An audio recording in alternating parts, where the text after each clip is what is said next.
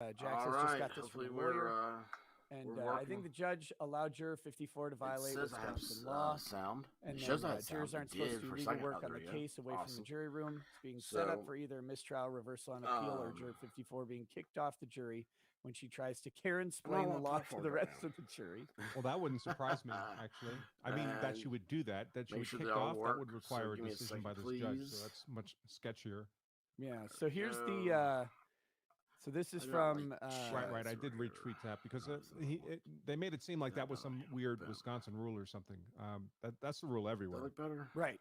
And so, No. yeah, the idea is you're not supposed to consult dictionaries, computers, electronic applications, Let's see. social media, the internet, or other reference Can I make that any materials bigger? for additional information. So there's no reason this person would need theoretically to take home a copy of the jury instructions Let's see. unless they are planning Sound? to diligently Ooh, review the that might be instructions it. themselves, devoid of any external input.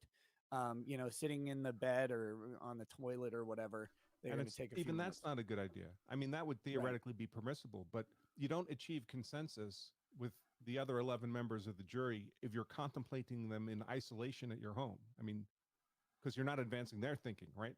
Right. Um, it's uh, it's just another All right, guys. bizarre I got twist. so many And inputs, for those in the I don't have outputs, and the everything public else. comments It's on. I try to kind of leave them off. frustrating. Actually, there's some pretty nasty people in the comments. Oh, but sometimes. yeah. But for lay people who may not know, the reason we don't want people to do like research outside is one of the functions, a core You function don't of want, a they're court, not is to qualified act to as a come up with answers. gatekeeper Why? on the evidence and the legal arguments that can be used to arrive at a verdict. So we all know that there's evidence that's excluded. That's happened in this case, of course.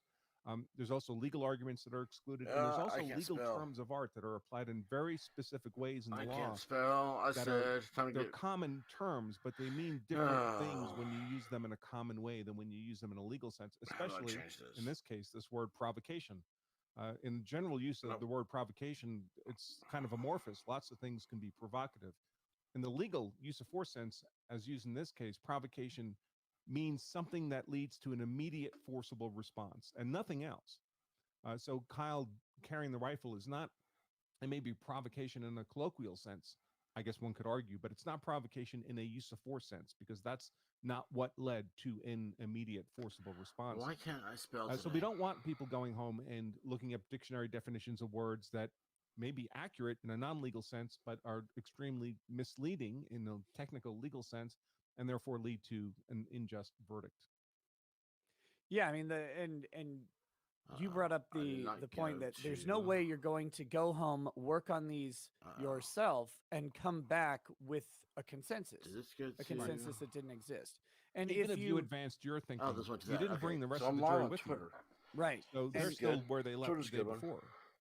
and you can I imagine need to a get live juror on taking YouTube. home a So copy that's of not these good. It's things funny because and Twitter doing like an English show teacher how many people are listening. sentence by sentence analysis, drawing the slash between the subject and predicate, bringing out little extra words that they would add in to help them explain, and then going back with a fresh set of word analysis argument that they're going to bring in to Or even convince worse, everybody. doing kind of a college level literature deconstruction of the jury instructions, right? What Now, not just if what they Twitter mean on has the a surface, but microphone, what's their I do meta not have meaning? control over it. What's Oh, the God. deeper, cultural, societal meaning behind these? What should they really mean? How should we interpret this in terms of, these were written years ago, but this is 2021 I'm gonna now. walk I over to the mean, we mic real have quick. different standards now. We should interpret these things differently. They fail to include things that if we wrote these today, it would include these additional words. So we should impute those to, I mean, you could go insane.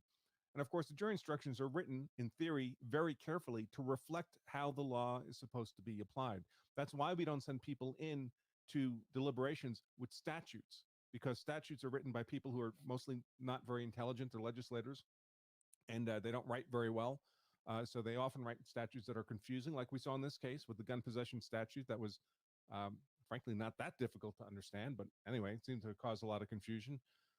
So we write the jury instructions to kind of, they're not law by themselves, right? They're not statutes. They're not case law. They don't have legal authority by themselves, but they're kind of a reflection or amalgamation of the statutory language and how the courts want that language applied to the facts of a particular case.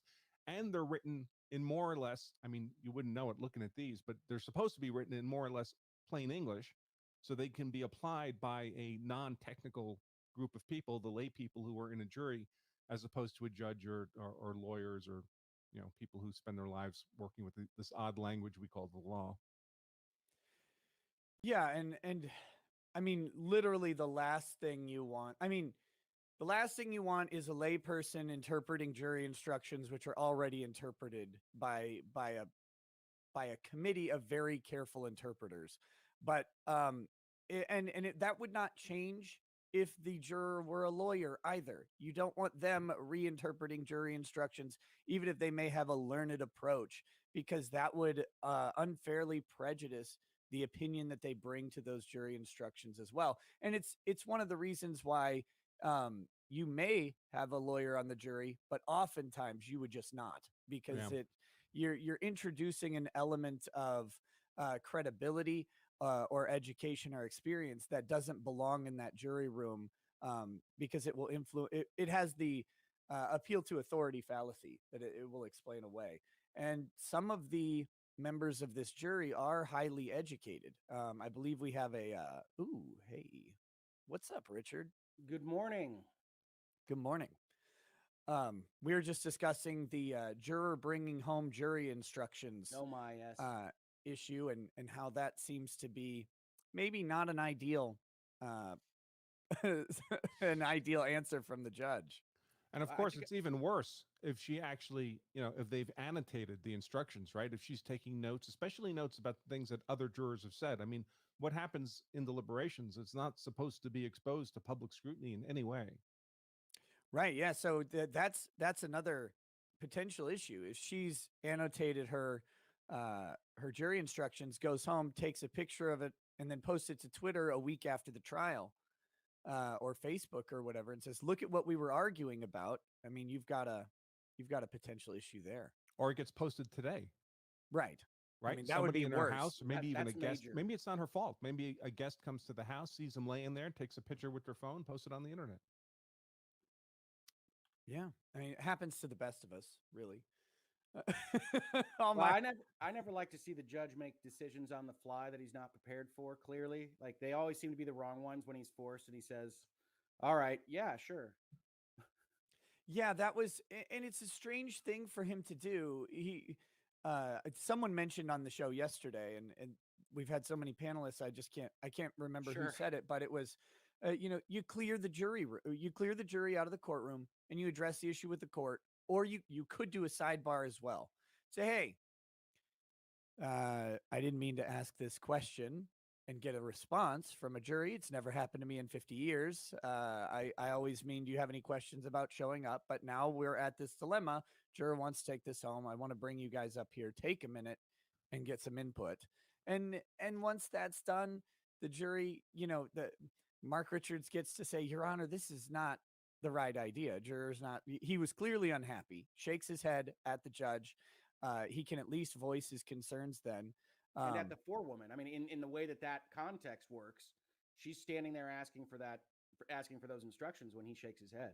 He's denying her. Mm-hmm. Right. He is.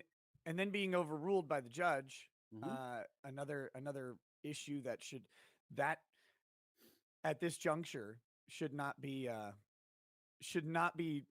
decided, or should not occur in front of a jury. It just shouldn't. This is the argument and testimonial phases of this trial are over. So But Richard should really know that. I mean, I don't want to pile on the defense this early in the morning. We've got lots of time, right? But I mean, he should know that. You got to control that head shake. This is an actual jury member, probably the forewoman, asking for something. Then you ask for the sidebar. Hey, can we chat about this? Yeah. Yep. Well, he doesn't always have the best judgment, does he? Oh, that shaking head. Well, we're human beings, right? I understand. I've been castigated in debate rounds in college for doing the full. My God, they're trying to take advantage of you, judge. But you got to control it. This is high stakes. Yeah, and it is. I mean, it's surprising that he's willing to do the head shake, but wasn't willing to say, Your Honor, can we talk about this? To me, that because I feel like it's his job at that point to do something. Yeah. You have to voice your opinion, but I don't know if his head shake is sufficient to preserve the issue on appeal. Like what what happens if they come back today and it's a unanimous guilty verdict within an hour based on the new four-person's note or the four-person's notes? Um, does Richards get to take this and say? I mean, he can obviously take it to clearly the court. expressed my discontent or whatever. Yeah, I don't know. Right. Now, the court did make a record of They did. his disapproval. So perhaps it is preserved sufficiently. You would hope so. I mean that the court is also admitting its own error in asking the question. So that seems like that would be something I would put in the appeal. You're the judge even acknowledged that he regretted asking this question because he got an answer when he would otherwise not. Yeah, he called it a So- bad habit, right? I probably shouldn't do that at the end of the dismissal. Yeah. Right. Okay, so other things that have happened overnight, and I would like to we'll get into talking about them at some point, but I'll preview them now. There is a new old video. I shouldn't say it's new. There's video of the car source at a prior point in the day, and Kyle Rittenhouse and Dominic Black are there at the car source. There's a van, and as the person taking the video walks past the van, you can clearly see the Kadiri, I think is the name, the two brothers.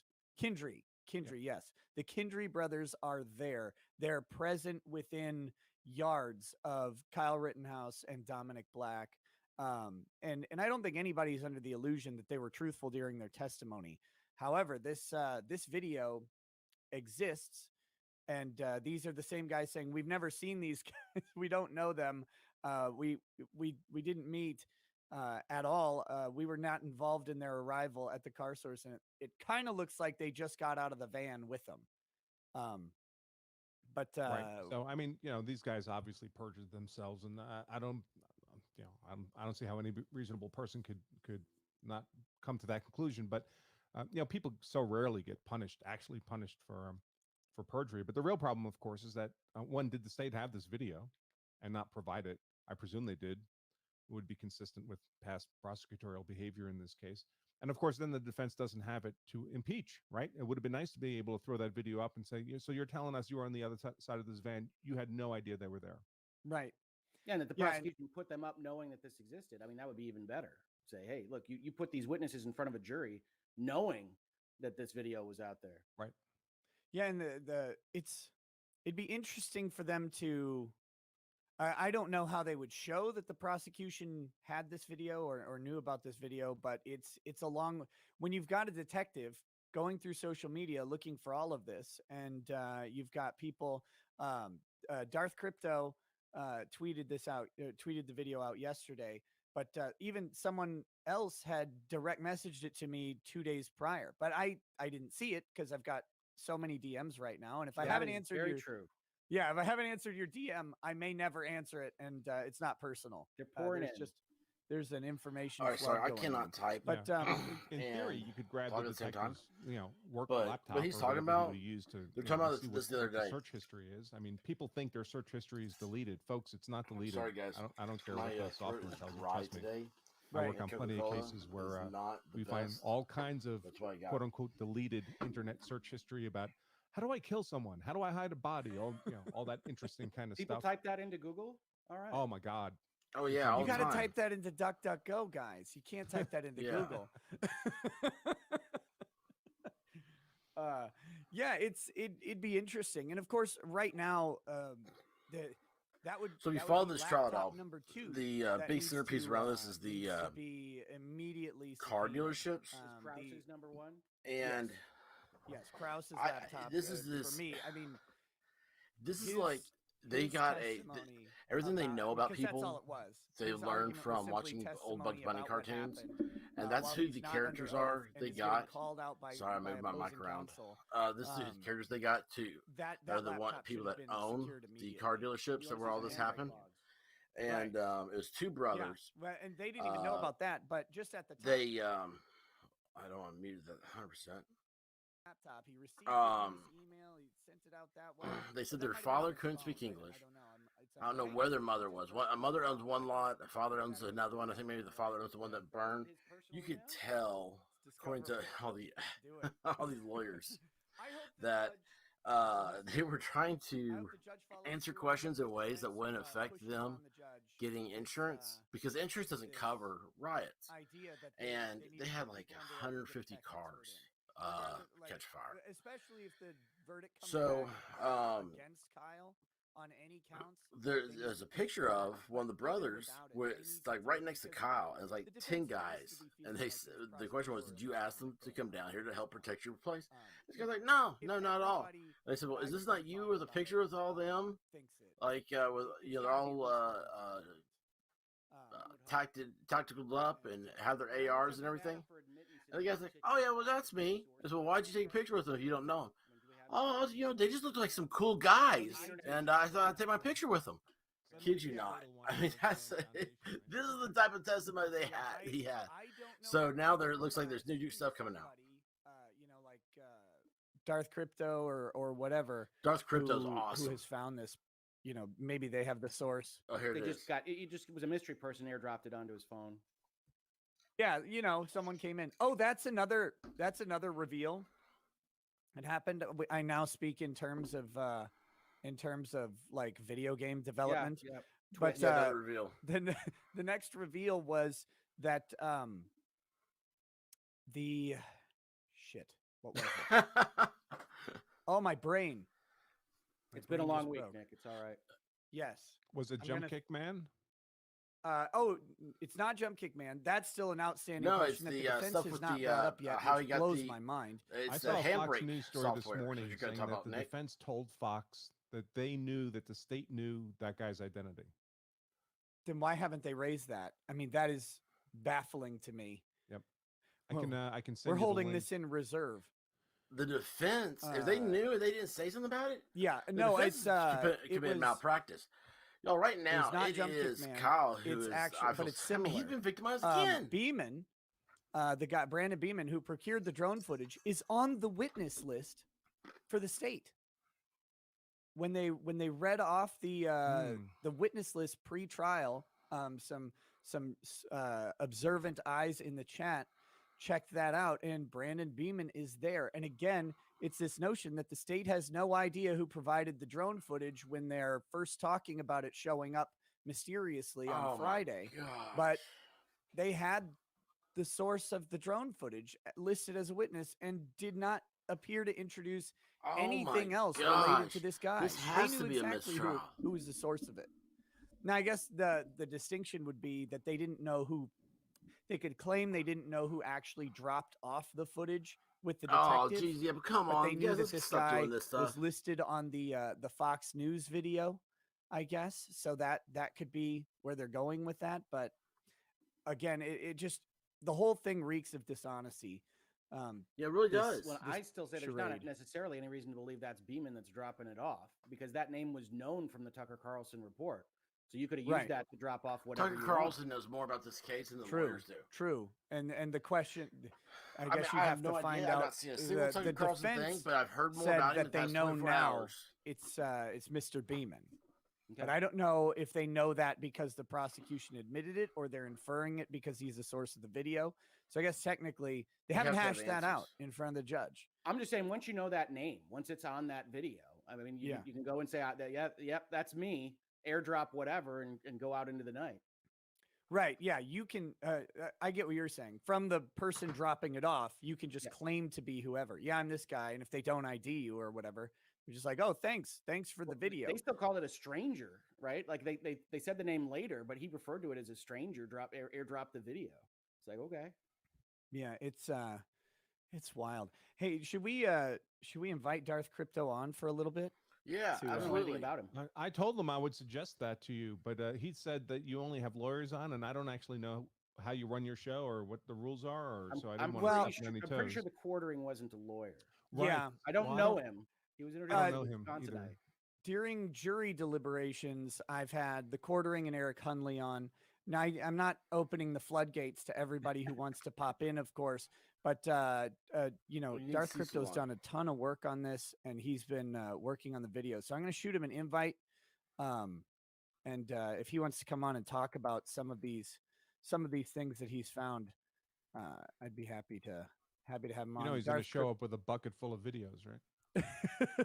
Darth Crypto, if you're there, buddy, I sent you the DM. So if you want to pop on, I know he was on Good Logic's show. So Darth Crypto He's, is in Arizona. he's at least What been time zone on are they in now? talking about this. But yeah, during the trial itself, I only had lawyers on because I really wanted to limit the amount of commentary to this is what's going on in the courtroom. This is the legal aspect of it.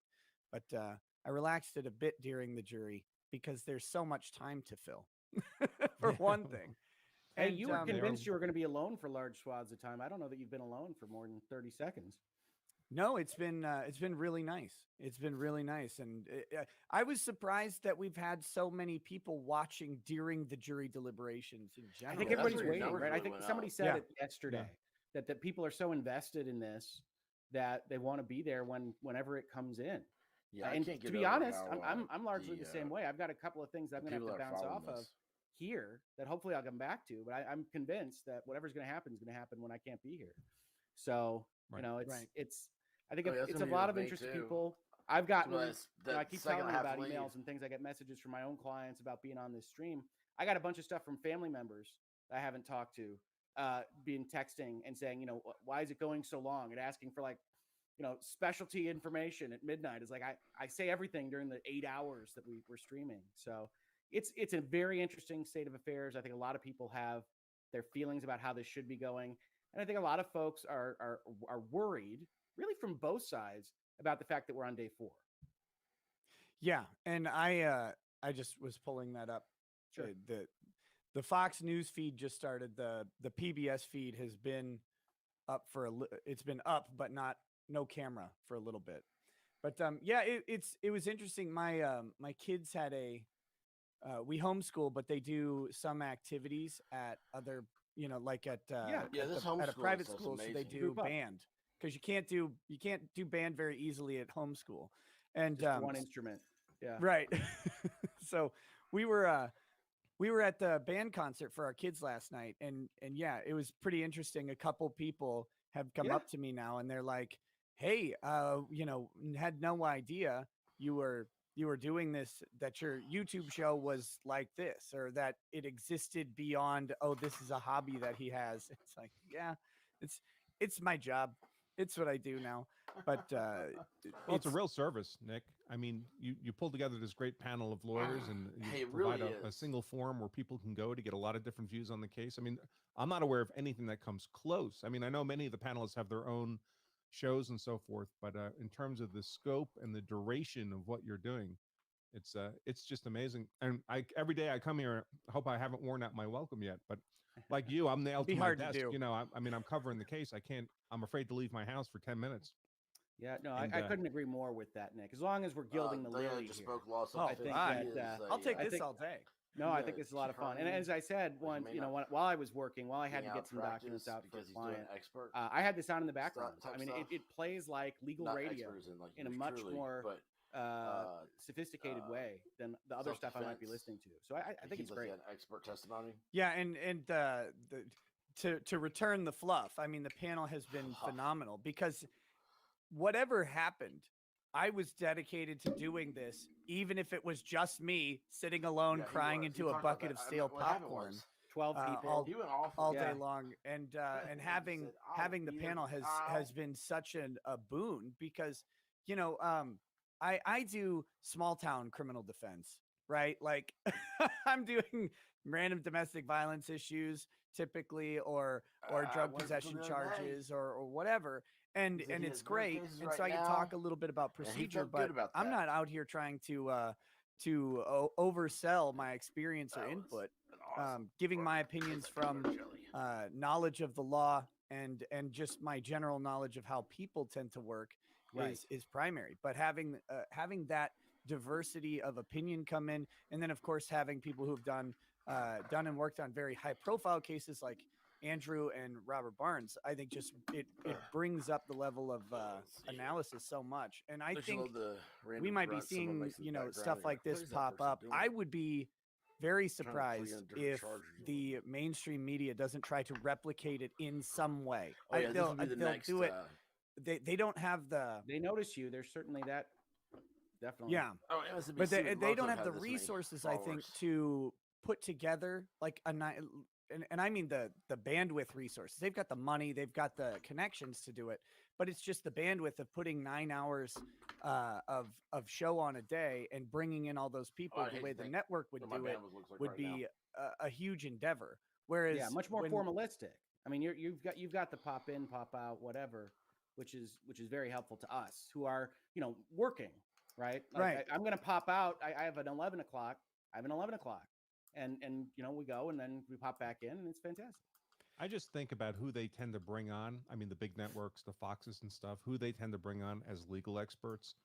And, it's like, what's the mental effect again? Where people think they know more than they actually know. Oh, the Dunning-Kruger effect? Yes, exactly right. And I know when they're speaking within my area of expertise, they don't know what the hell they're talking about. Yeah. And I'm sorry, but they just don't. They have a very kind of vague, ambiguous, generalized, generally mistaken understanding of use of force law.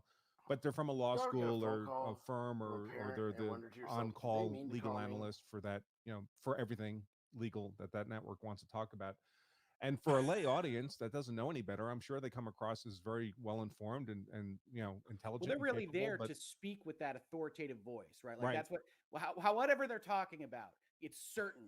That's I think you don't get that here, Nick. I think that's to your credit. You get a lot of questions. Like I don't have this experience at all. So I have a background in law, and I'm we're reading statutes and things that I do every day.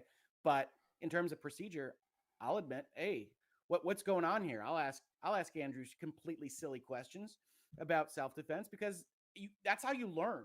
Sure. And that doesn't come across on networks because you can't show that vulnerability, right? It has to be afraid of it. You're giving them the information.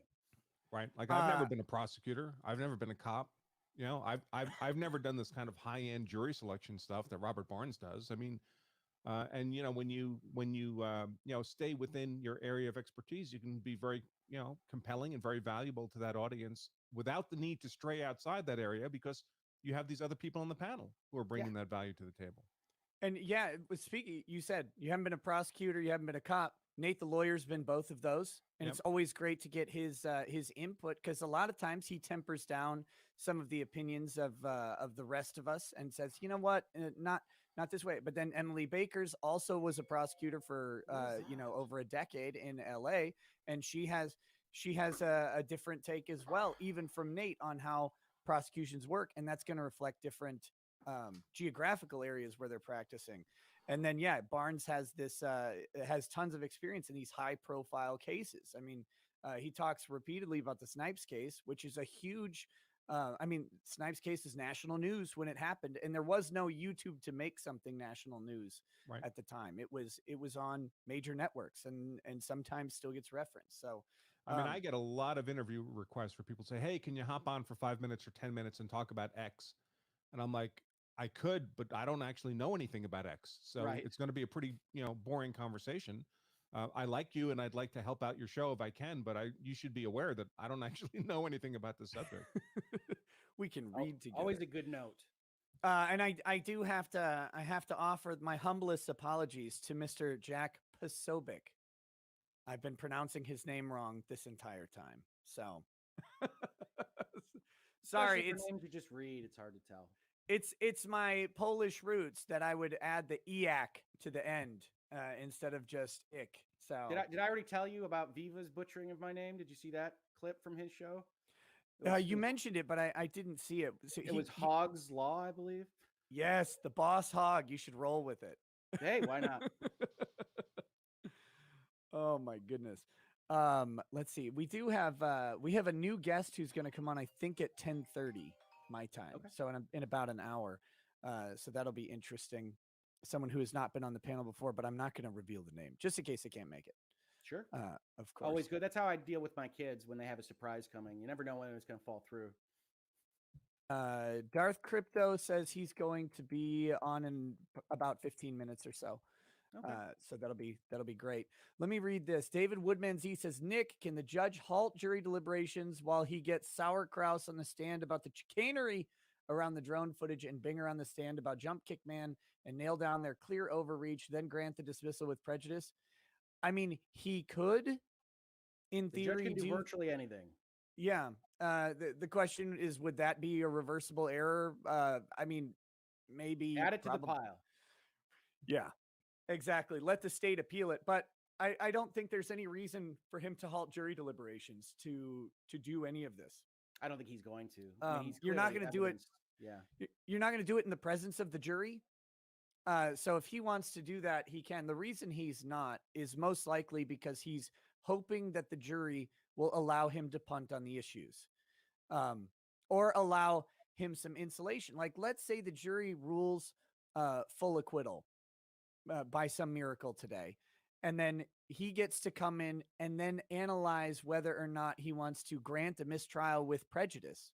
He can go ahead and do that after the full acquittal and make a record on the law with the safety of the jury's thing, I would think. But and then if it was appealed, it would just be mooted, I suppose. Why would you do that? Why would I have no idea if why if he he's would. Acquitted? Yeah, I don't know. Just to set a record of the prosecutorial misconduct, I would say. Oh, I see. Yeah. Yeah. Okay. Yeah. Fair. He doesn't seem like he really cares, though. I mean, I've seen nothing. Yeah. I feel like saying 6 times a day, "Have you seen this judge?" I mean, yeah. Is this the first time you've met him? Because he's a judge who doesn't like to make decisions, any decisions really, not. much less difficult decisions. The decisions he's made throughout the trial have always been couched. I'm going to put this down with a bias against admission.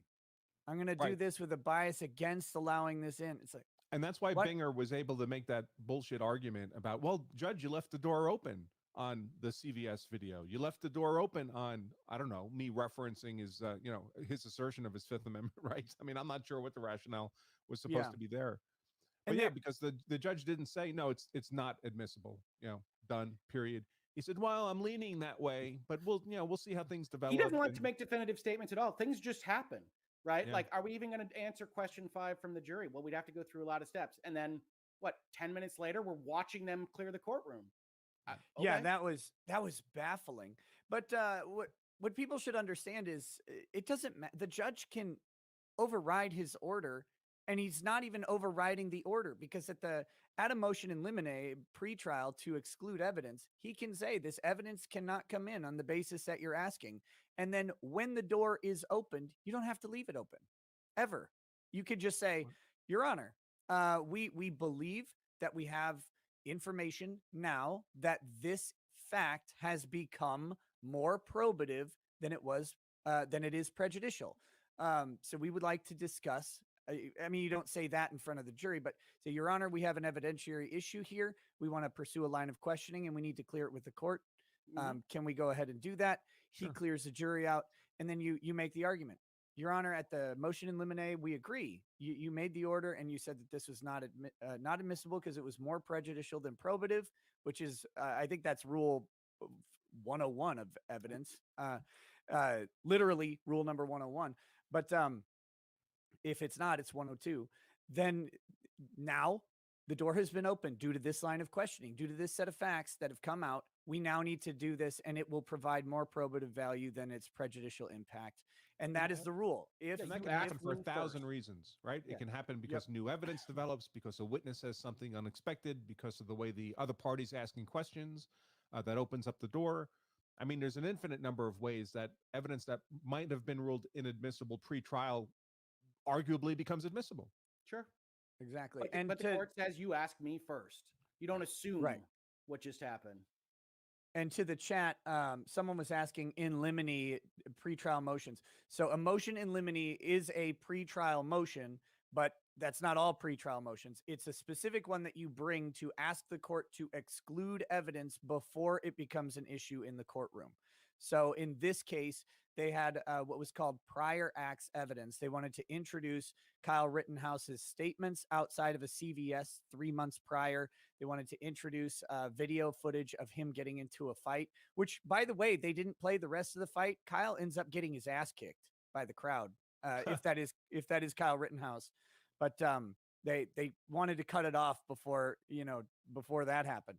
But they had these two unrelated events, and so you make a motion in limine that says before we even get to the courtroom, these are going to be excluded unless and this was the big risk, if they put Kyle on the stand and he gives the wrong answer on the stand, suddenly if he says, I'm a good guy, I'm not violent, I'm not a person who gets into fights, I'm not used to being in violent situations or fights or anything like that. He was very careful not to say that. But if he had said any of those things, they could immediately ask the judge, we want permission to go after these things because we get to impeach his credibility here. He's definitely done these things. And so that's how that would work out. So the motion in limine just says, prior to the actual jury presence and the testimonial presentation of evidence, we're going to exclude this. So I hope that helped clear that up for whoever in the chat was asking. Well, and you can see how that becomes more probative, countering a lie, because what they're trying to bring it in, the reason it's excluded is, he was doing these things, he was bad, and that meant something on the night that we're talking about. Right. And the court says, no, that doesn't. That's too far. It's too attenuated. It's too prejudicial. But if he does say those things that you were just mentioning, then it's not about kind of, I'm this kind of person, and that's why these things happened that night. It's, we need to show he's a liar. That you don't need to believe anything else he says. He's lying about this, and that becomes more probative. Or if he claims to have some kind of particular character propensity that's positive, right? Hey, I'm a peaceful guy. I'm not prone to violence. And then, now suddenly you get to counter that argument. Which it's funny you mentioned he got his butt kicked in that, I call it the sister fight. It reminds me of there was an episode, part of the testimony in the George Zimmerman trial. One of the themes the prosecution was trying to use against Zimmerman was he had joined a MMA gym, and they wanted to say that, he didn't need to use a gun to defend himself because he was trained. He was a trained MMA fighter, and they brought in the owner of the gym who had trained him. And they said, so when George came to your gym on a scale, this is the prosecution called this witness, and they're doing direct, and they said, when George came to your gym, how would you grade him as a fighter on a scale of 1 to 10? And the guy goes, oh man, he was like a 1. He was horrible. And after the many weeks he was at your gym, after that, how would you grade his ability as a fighter? And the guy shrugs and he goes, 1.5. Yeah. in the many weeks that he was there, he became UFC quality. No, and that's one of those big missteps. And we saw the annoying thing in this case is we've seen big missteps like that, that were not capitalized on by the defense. That's been my biggest frustration with this defense team, is when they had Huber's great aunt on. Hey, what's up? What's up, Kurt? Good morning, everyone. Awesome. How are you doing? This guy is like, I'm great. And of course, Nick, who I forgot. He's awesome. Hey.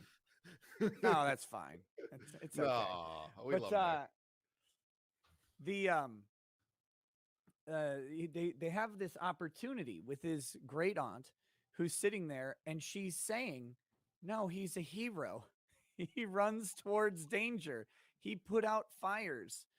And then immediately they hamstring themselves by objecting to that line of questioning.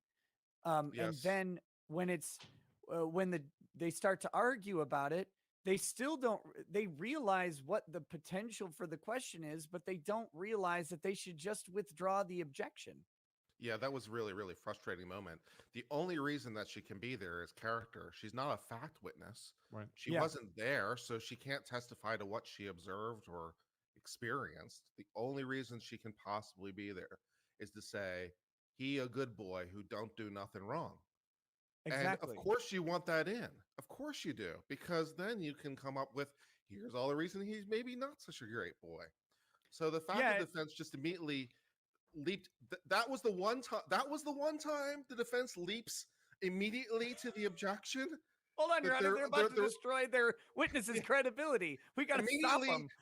It's like, well, I can't object to this, and like, oh, geez, now's the time I want to raise my voice. Objection! They're about to bring in this character evidence of this person who was shot, which would be great for me. It was so weird to see that, but and it's like maybe you think, oh well, we don't want anything good being said about this dead guy, and it's like I think you can outweigh he ran to stop a fire once with he held his brother and grandmother at knife point for not cleaning the house. Also, are we now saying that running to stop fires is now a good thing? I'm confused because I thought the prosecution said running to stop fires was bad because it's just a small fire. So is it good or bad? I don't understand. Yeah, I can't figure it out either. Hold on. Well, it's like going to a riot with a gun, right? That's a bad idea when Kyle Rittenhouse is doing it. Just common sense when Gage Grosskreutz is doing it. Yeah, well, of course you're going without to a valid or license, by the way. Zeminski or any of the other people that were there with the guns going off in the distance. And apparently his concealed carry permit was not merely expired. It had been suspended because he was carrying a gun. He'd been caught carrying his gun concealed while intoxicated. Yes. That's why during the testimony, they didn't call it expired. They just said invalid. Let's see. So there's new details on Maurice Freeland, who is the alleged jump kick man. This lady provided new alleged details that, while unproven, seem like something the prosecution would want to vet or either debunk. Most dramatically, she alleged to Wisconsin Right Now that Maurice posted on Facebook shortly before the shooting, writing, as she recalled it, at Team Reese, "Let's kill that white boy," with emojis of a gun and coffin. Maurice Freeland's nickname is Reese, which is verified by his Facebook pages. She could not provide rock solid proof of this, however, beyond her memory. So that the Maurice Freeman saga is very, very interesting because here you have the alleged jump kick man being identified seemingly without too much issue by news sources, yet the prosecution just could not manage to identify him prior, despite having the entire resources of the state at their disposal. And it's a weird question in my opinion. But yeah, just back to Huber's great aunt for 1 second. This idea that she's going to be up there should have been the full hat tip, that she's only there for character evidence. Cool. And it should have been a surprise if she brought a fact relevant to the situation. If the prosecution's going to bring her up there and she's like, actually, I received a cell phone from Anthony, a cell phone call from Anthony on that night. He was talking about it. It's like, oh, okay. Well, that's interesting to have this witness testify to this fact that was previously unknown that could change everything. But that's the outside chance, because presumably they would have a cell phone log from her or from him or something that would have been disclosed in discovery. So that should be a surprise to the defense. They should have been planning, oh yeah, they're definitely bringing her on for character. This is where we're going to get into this character on Huber, and we cannot wait for how that's going to go, because that is everything they wanted, was to bring in these acts of Huber. I mean, they had a fight over it pre-trial and argued for their relevance. Hey, what's up, Joe? Good morning. Oh, Joe's here. Gentlemen. How are you today? Excellent. Thank God. Really, really. Yeah, he was up with you had quartering last you had night. a big guest on your show yesterday, right? I think that's pretty offensive of you to talk about him like that. I mean, that's. I was talking about your nose. I would say he's. but- I would say he's healthy, a little bit on the larger side. So. I was talking about your nose. Did you have a different guest on? I did have the quartering on my show last night. Legal Vice joined us just to say burn. That's it. It's nice to know the quartering can lower Good himself. morning. How are you? Legal Bites. I feel like they should all be. But I'm good. Right. They should have bagels. So yeah, I had the quartering on last night, and Bagels are we were such a talking a little bit about superior Kenosha, breakfast don't you food know? over like a donut And or croissant or yeah, any other and things. his Not thoughts on croissant, but, Rittenhouse and Danish. There's too much and sugar on carrots and breakfast on my food. That's the theory. problem. If you It can was skip good the stuff. sugar for breakfast, Very cool, man. Today's perfect. Yeah. let's see. I never heard of him until I was drunk with you on your stream. When I was drunk Oh. with you. When I was drunk with you on your stream, and also you said, you know the quartering, right? And I was never like, heard it until I was drunk with you. No. Oh. And like the next thing, and then also the next thing you know, he That popped is- like $200 that's gonna be on the us to quote make of sure the that we took like channel. another swig when we were ready, like Where'd at it like go? shot number 7, and when we were in our drinking marathon. And you were like, "You son of a bitch." that was a rough evening. Let me read this. Larry Johnson says props. I'm going to try and keep up with some of these big super chats today. Susan Anderson says invite Darth Crypto. He's on chat but needs invite on your show. He's got the invite. As soon as he's available, he can pop in. Steve Weiss says, what can we do to ensure that the judge, 1, sees this damning evidence against the prosecutors, and 2, holds them accountable?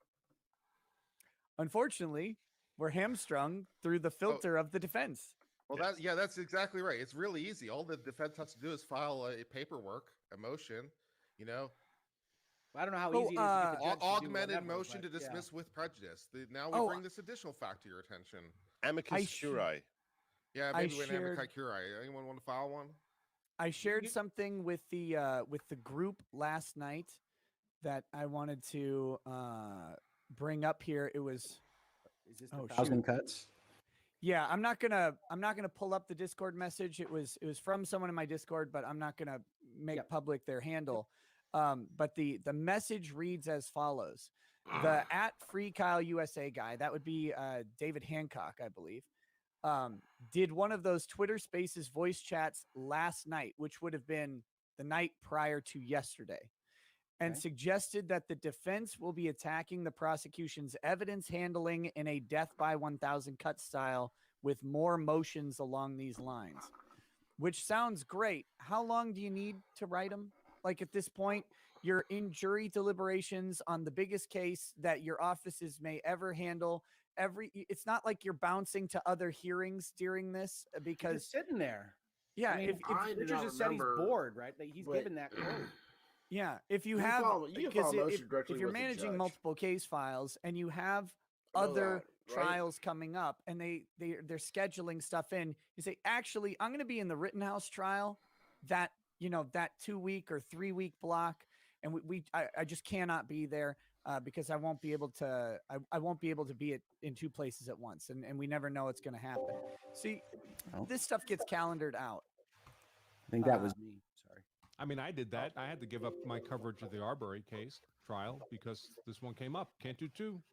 Right. And so not at this level of intensity. Yeah, I started watching this idea that they might have something else to do other than just Arbery, file motion after motion or supplements to their motions. I mean, you've got an existing motion for mistrial with prejudice. File supplements to it as this information comes out. Let the judge see every day you're supplementing with new information that all should have been determinable if the prosecution had been honest brokers. Put it out there, but don't just say you're going to do it. Actually start putting foot to pavement and file the motions. Yeah, no, I'll believe their motions onto the ceiling of the courtroom. The judge seems very interested in the ceiling of the courtroom. He looks up there quite a bit. Put it up there with some Federalist Papers, maybe a copy of Jeopardy. You'll get his attention. Absolutely. Yeah. How long is the list of bases to dismiss this thing right now? I mean, so you got the Fifth Amendment. You got them bringing in the CVS video. Well, the CVS video. Oh, that's when he was. That's you're saying the propensity evidence. The propensity evidence. We got that. We got them withhold. We've got the drone footage, which they never sent over properly. We've got withholding the identity of Jump. There's a lot of evidence that's withheld. That was, I mean, stupid things like this. Representing to the court in open court. That's the guy who's on the witness list. To the court. So that's and 4 not just so far. I guess the low resolution of the video, these but are the well fact that they apparently knew the These source. Aren't new right? surprise rules or mistakes or nails. Yeah, that they knew the source was Mr. Beeman. I would believe if you told me it was done if you guys because they knew they didn't have Kurt, strong Joe, case. and Legal Bites, you weren't on when we talked about this, but some sleuthy, astute viewers realized that Mr. Beeman, Brandon Beeman, was mentioned by the state in their witness list prior to trial. When they're asking the jury the question, do you know any of these people on the witness list? Because they had 200 names. So Brandon Beeman was on the state's witness list. Wow. Interesting. I think that makes it. I think it makes it much worse. Was Jump Kick Man on the state's witness list? Because that'd just be the only thing left. No, the reason, Yeah, it would be. I don't know if Maurice Freeman. The reason it makes it much worse is because it's now you have the DA like directly lying, or the DA's office like pretty much lying. I don't know how they get around them lying to the court, because if the police, Beeman comes in and turns that evidence into the police, so now that there's something in law called constructive knowledge, which is when it's in possession of the state. So in that case, the state has it. So even if it's one agency has it, there's sort of an implied constructive knowledge in theory could be attached to the prosecution's, the district attorney's office. They should have it no matter what. When you think about something that's going to the state, it's going to end up in the district attorney's hands. The district attorney obviously would ask the police officers, police station, where'd you get this from? How'd you get it? And they didn't. It wasn't just thrown. It's not like someone left this, as Nick has said, on a brown paper bag. You have to transfer a file. It's got to come in some way. But the point is this: there may even be a log. Does AirDrop preserve a log on the source somewhere of the? Not to my knowledge. So every time I've used AirDrop, it's just been. The point is that for one reason or another, it's theoretically possible that they did not have actual knowledge about this Beeman individual. But once we know now that they actually came in and asked the jury, do you know this what's his first name? Beeman? Bob Beeman? Brandon. Brandon Beeman. Yeah. Let's go, Brandon. Remember that. Yeah. That's a fair point. Once they've been asking the jury, do you know Brandon Beeman? And now they come along, and when it comes to the drone footage, they say, we have no idea who's behind it. That's basically an out and out lie to the court. And that there's no excuse for that. I mean, there's really no excuse in that for that. sequence rings his lie. Everything he said. How would they, if the video just showed up in the middle of the trial, but they already had this guy's name? This is a big deal. Pre-trial, right, during jury selection.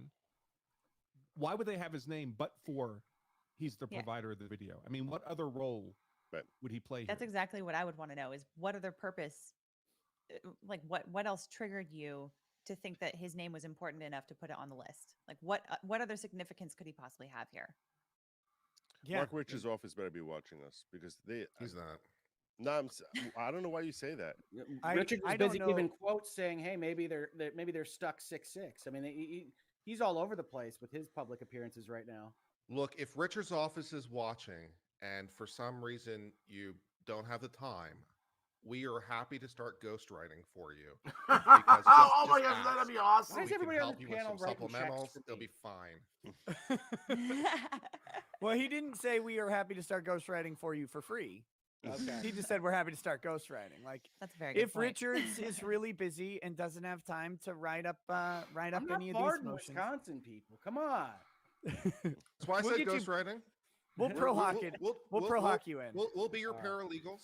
All right. And we'll start ghostwriting for you, and you can sign off. It's totally legal. It's all above board.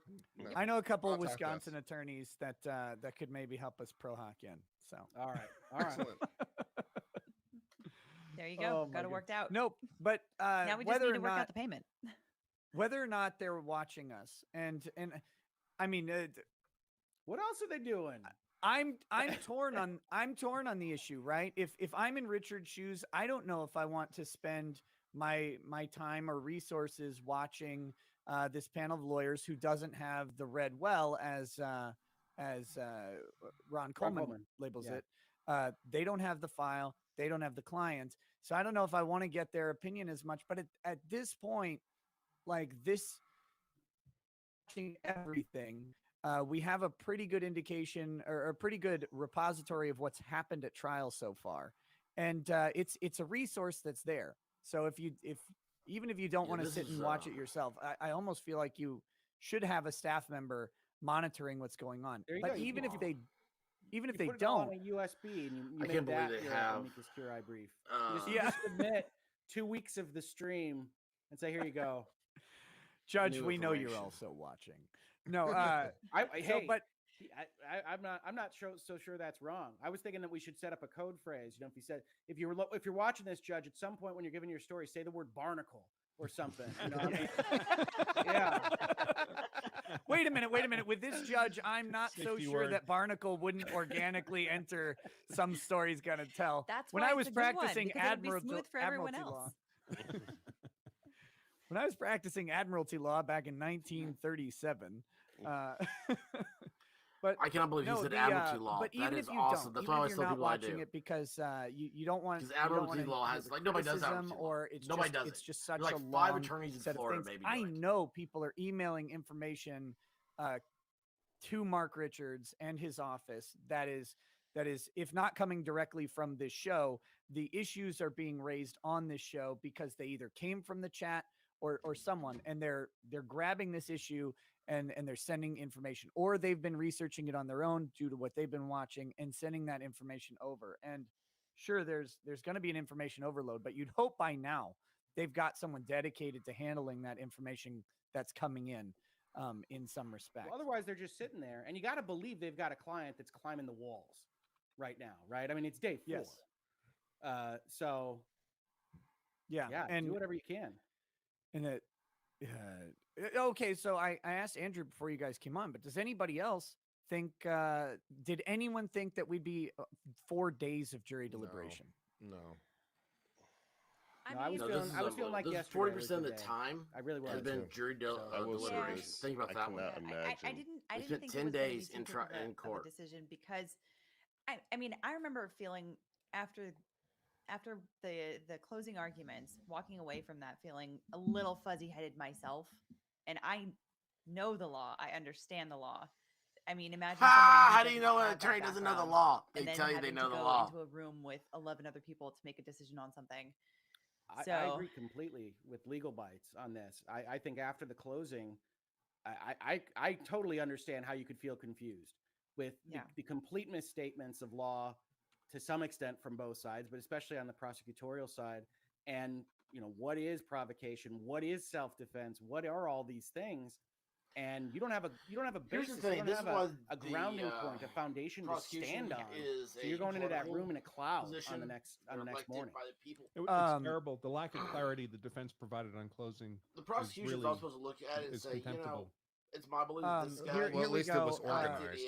K-Town native who lived through riots, which I assume would be Kenosha native, sent in a super chat that's really, really interesting. On 11/18, so yesterday, per the CCAP, state's response to defendant's motion for mistrial and state's response to motions for mistrial were filed. If anybody is in Kenosha, or would be willing to procure these from the clerk and send them, if you can get them and scan them and send a PDF over, it would be, we would love to look at those motions. I can almost guarantee they're better written than the defense motions were. That doesn't mean they'll be dispositive. But K-Town, I think, I'm pretty sure stands for Kenosha, only because she's super chatted me on my show and identified herself as being from Kenosha. So assuming she's telling the truth, which I have no reason to suspect she is. Take a look at the docket. Right. So she is a Kenosian. Folks, I do have to bounce. I have to do some legal work, but I will be back. Thanks for having me. All right, buddy. Yeah, talk to you soon. Usual suspect, thank you for the donation. DD says, thank you for sharing your knowledge, praying for Kyle. Yeah, and I mean, that's the main thing people can do is just keep watching, keep your attention up. I mean, I'm not saying that you have to pray for anybody if you're religious. I mean, sure, if you want to do that. But if you're not, just the mere fact that people are watching this, paying attention to what's going on in our legal system on this scale, it's something that it's encouraging, but it's necessary, because we, the people, are supposed to be the check on government, on government misconduct. That's why the open trial system exists. That's why public access to the courts has been protected. Although I would suggest humbly that public access has been eroded as technology has expanded. They've kept up this old idea, like the only people allowed to watch are people who are literally within travel distance. And aside from that, they close more and more courts. and a closed court to quote unquote protect a victim or protect the defendant, which is even worse, does not do any service to the defendant's constitutional rights. This is very disturbing. And we've seen in this trial the disparity between what happens in the courtroom and what the mainstream media is reporting is happening in the courtroom. That transparency is becoming more and more critical. This is a high-profile case, but that transparency and interest should be brewing at every level of the criminal justice system, if not the civil justice system, because the state's action in criminal justice leads itself to the ultimate two deprivations of rights, which is liberty and life. And under normal circumstances, I would say that, it probably is enough, at least as far as the, constitutional rights are concerned, for the courts to allow themselves to be open physically to just the media. But I mean, the fact that we clearly know, especially this case is a great example of how we know that we can't trust the media to report things properly and accurately. It definitely calls into question, I guess, the wisdom of that policy in serving those needs and serving those policy goals. So totally agree with you. I mean, what's really offensive here is I think I mentioned the first day you had me on this kind of group environment. I said, listen, I'm not married. I don't know these people, right? I don't know these defendants. I'm not friends with them. I don't have a personal invested interest in any of these people if they get convicted or they get acquitted. Now, as I look at the evidence as it's presented in court and I apply my understanding of the law to it, I definitely come to firmly held opinions. There's no question about that. And I firmly believe that Kyle Rittenhouse has earned an acquittal based on this evidence presented in court and the relevant legal law. But what's offensive about this isn't so much if he gets convicted per se, but the process. The process is broken and corrupt. And that's not justice. I mean, justice is not supposed to be about the outcome per se. It's supposed to be about the process that's applied to get to the outcome. And if the process is fair, impartial, applied with an even hand, with the blindfold on Lady Justice, then you accept the outcome. That's just, and outcomes are not perfect, right? Innocent people get convicted. It happens. Right. But if you trust the process, you can accept the outcome. If the process is corrupt or the key actors in the process, like the prosecution, are acting with misconduct, then there is no justice in the outcome. 1 year ago, we all heard this almost exact same conversation when it came to election integrity, where people had issues with the process, the lack of and the lack of integrity, or even if not the lack of integrity, the lack of transparency of integrity in that instance. And we all were all screaming about, like, if there's any institution where you need that sort of, healthy process and the ability for us to see what's happening there. I mean, is there any more right that we were saying is more important than our right to vote? And I don't think that there's really a right or wrong answer there. I don't think it's really matters. I am not the one saying. When you're talking right to vote, you're talking about your life and liberty, which is what we're talking about. It's wherever you're looking at it's like it's contextual. Talking about anything to do with the elections. For Kyle right now, there's no more important right than his rights to due process, his right to an attorney, and his right to essential liberty pending the decision of the state otherwise beyond a reasonable doubt. Right? Like that is what. Right now, I don't think Kyle cares about any right other than what matters towards him not going to prison for the rest of his life. Right? Like, I don't think he cares about. And through an unfair process, that is, because it's like, like we should all be able to agree that, if the facts there speak towards conviction, then we would be saying that he should be convicted. But, in a fair trial on these facts, I think we all agree on this panel that he should not be. But our processes are really screwed up. It's unfortunate, and the more I think we're getting a more candid look at our processes and seeing these glaring flaws, and that's what's, I think, horrifying us. That was my point in comparing it to a year ago. Obviously, which one is more significant doesn't really matter. I cut you off, Nick. Jump back. No, it's fine. I was listening to what you had to say.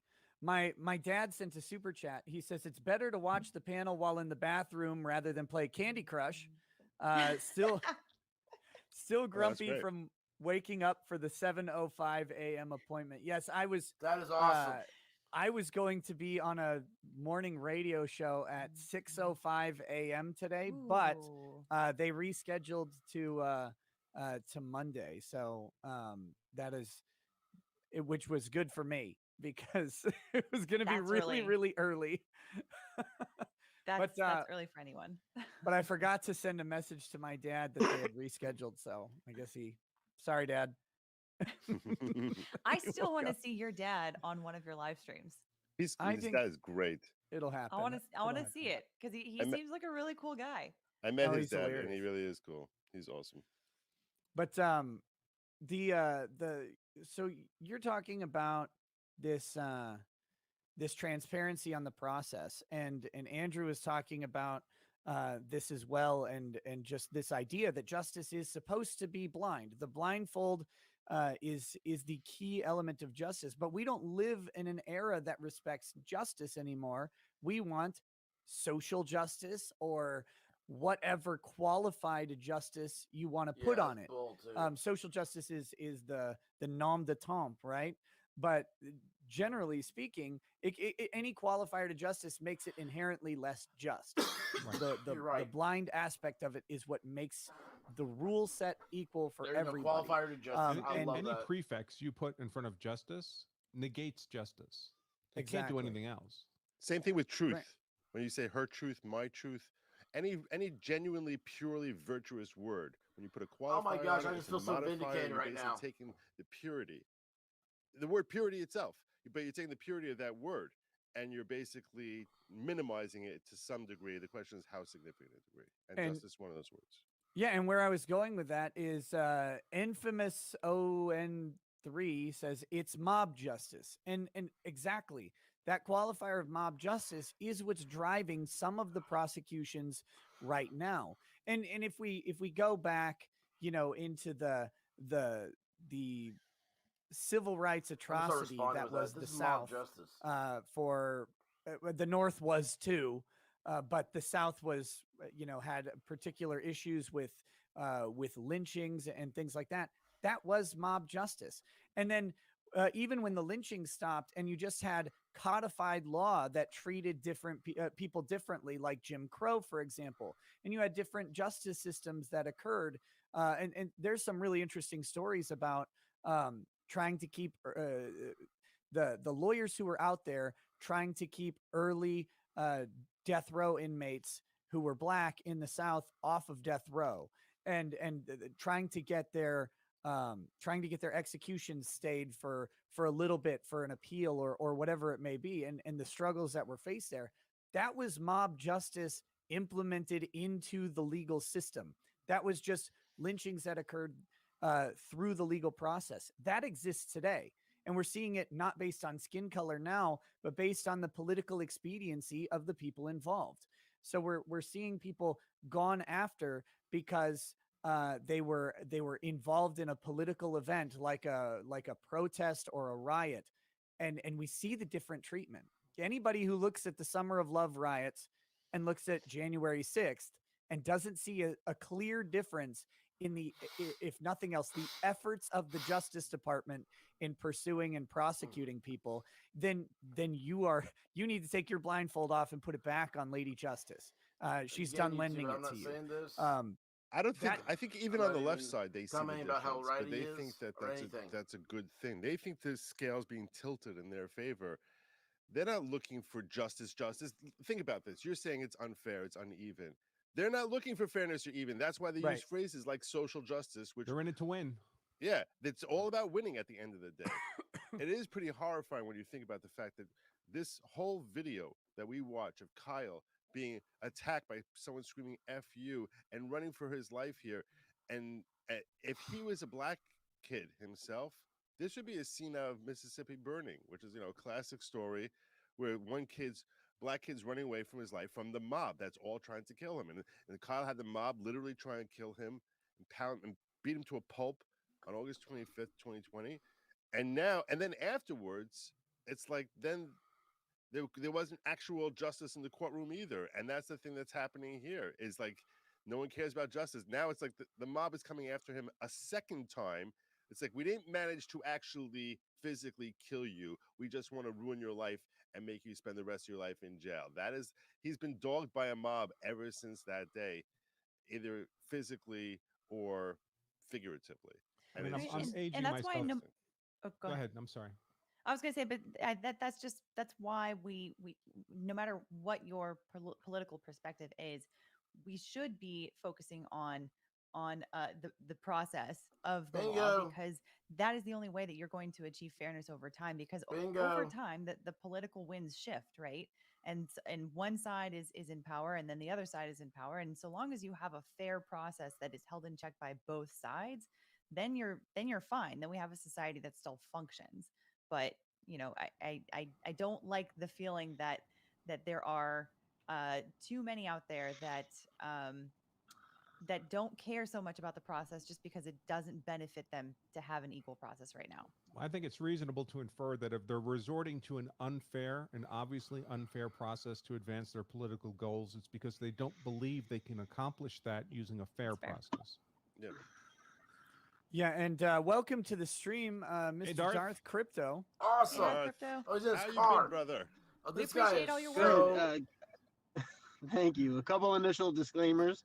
Anybody who's critical of the fact that I look mostly like a homeless person, 3 kids under 3, and the 3-year-old twins have a birthday party tomorrow, and the last week I've been a little bit busy, so I apologize for not shaving. But I'm also sitting at a Dunkin' Donuts because I'm not picking up stuff for the party, so I was like, I really wanted to jump on. I'm just going to get mobile and just do it and catch up for a few minutes. Yeah, well, welcome to the show, man. You've been putting in the hours on this video stuff and producing really good really good stuff. And the one lament I have is like, I can't put it into the court. It's like, I know. We're all at the mercy. We're all at the mercy of Richards, and it's like, no, I know.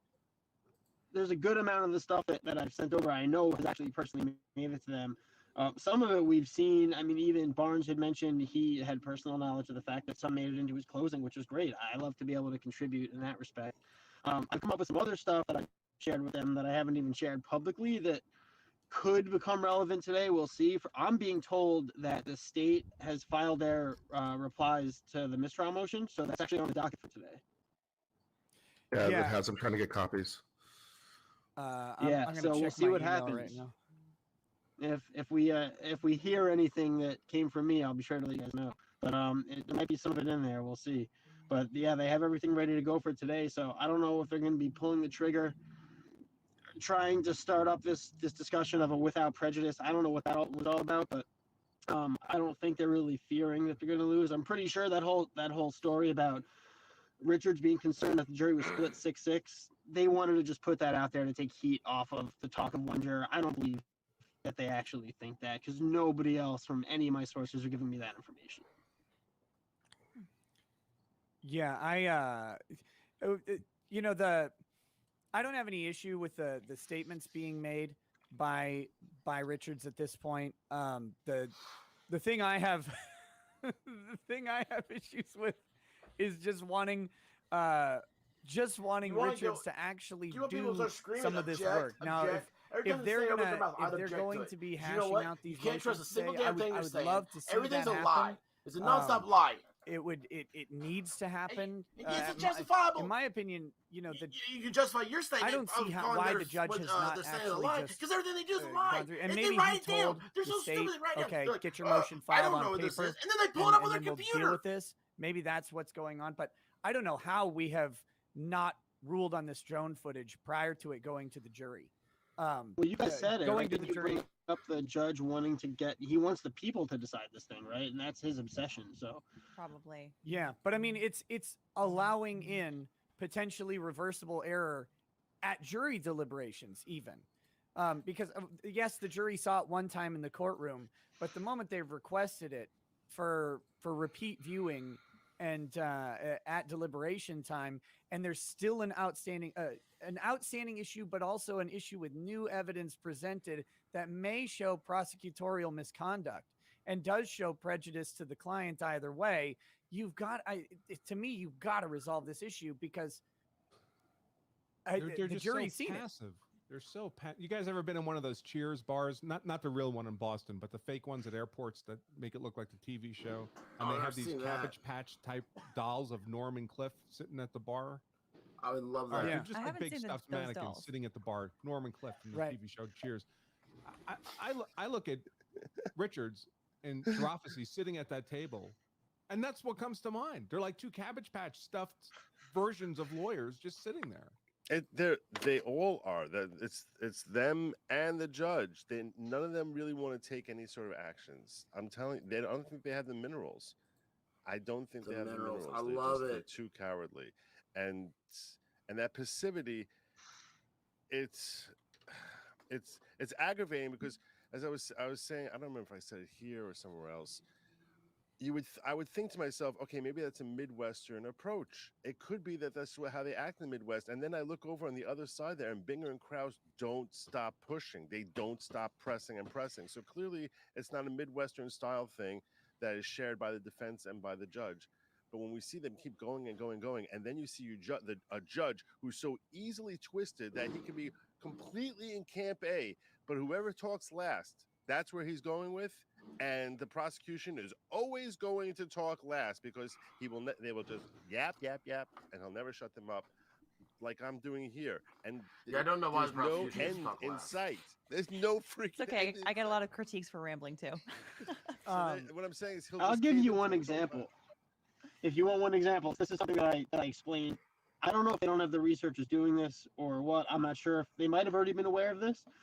But I explained and I sent the footage. I did all the clips. I clipped out and sent it to the defense that when I was on the stand, he never denied aiming the rifle. So one of the justifications that the state gave on why they want the jury to repeatedly view this video is because they're impeaching Kyle's testimony and claiming that he lied when he denied doing it.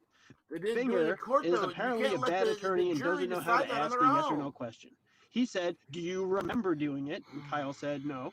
And he said, "Kyle, see this video? Do you see yourself doing it?" And he said, "It looks like I'm holding it downward." And those are the only two questions. There was never a yes or no question, did you or didn't you? So even if they're making that claim, he still didn't lie, even if they're claiming that he did. So even the state's justification for having the jury repeatedly view it makes no sense. I actually have the transcript of that portion of the cross. Darth Crypto, your mic's like really it's popping and staticky. Can you maybe it might be on the software side from StreamYard. Can you pop out and come right back and reconnect? I would actually recommend maybe just if you have your headphones in, take out the headphones. It could be that it just has bad headphones and they're creating static. So I think it's coming from his phone. I wanted to pull this up. Oh, here we go.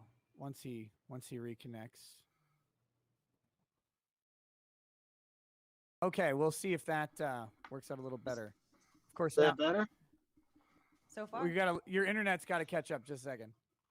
It's choppy, but the crackling isn't going on, so that's good for now. I'll let you know. I wanted to share this. He's talking real quick. It's not better. Yeah. Now you're a robot. I don't know. That might be data related. Yeah, I think that's connection. We'll see. Let's give it, because when you first joined, I noticed before pulling you in that things had to catch up a bit. So we'll give it a second and see. I tell you what. Would you mind come back? Go ahead and come. If you're gonna, I assume what you're asking. Go ahead and come back when you're able to. That would be fine. Okay. All right. See you in a bit. Okay. So I had asked this question. And one of my, I'm waiting for a different answer from someone at Apple, but one of my Discord users sent this in, and this is from I think an attorney, Archer Hall. I don't know if they're an attorney or not, but it's written in that way. Here, let me get Joe back. Welcome back, Joe. Inked out by Darth. It's sort of like this whole. Don't overlook the significance of AirDrop logs and iOS analysis. So the question is, does AirDrop maintain logs? Yes, it does, although only for about 2 weeks. But AirDrop logs are stored within the sysdiagnose log archive on iOS devices and contain a plethora of valuable information. These logs can contain useful information showing files transferred to and from the device via airdrop. Depending on phone use, these logs can show data going back a few days to possibly 2 weeks. Time is an important factor when analyzing them. In any investigation or e-discovery matter, obtaining a copy of the sysdiagnose log archives is a good idea. However, obtaining them can be challenging if access to the device is limited. These logs can be generated within the device and then, ironically, airdropped to an Apple computer for review. Alternatively, the logs can be obtained from a forensic image if the device is jailbroken. If the device is jailbroken, that means that a physical image can be acquired, which pulls many additional system logs, including the sysdiagnose log archive. So the short answer is yes, a log is apparently created that could be used to determine where a file came from. Now, who knows if it would just provide a MAC address, but either way, there is diligence that could be done by the state to find out who airdropped this thing. Because if, for example, you get a MAC address or an IMEI, I don't know what it produces from the log, you can then take that as the state, you can take that to Apple, or you can take it to the wireless cell phone provider and say, who is this? We need help identifying this person. And, depending on the request, you'll either get it or you won't. Or you can provide it to the defense for them to try and obtain it. But at least make a showing that you've made the request. Yes. Yeah, that's exactly it. Make the showing that you've made the request, that you've done some work. But instead of going into the court and saying, we have no idea, Your Honor, who sent this, and consequently, and we'll never find out because we don't want to, that's not an acceptable answer. And this whole e-discovery thing, they have bungled through it in tremendous fashion, but it's of critical importance in the age when anything can be faked. Yeah, this definitely highlights the need for every practicing attorney that deals with any kind of communication in this way to really understand it and understand how it is that they are getting the evidence that they're getting and how it is that they're sending the evidence that they're sending. Yeah. And that's the trick. Or, there is the old-fashioned way. The state could just call the detective who received it and put him on the stand to lay foundation for how he received it.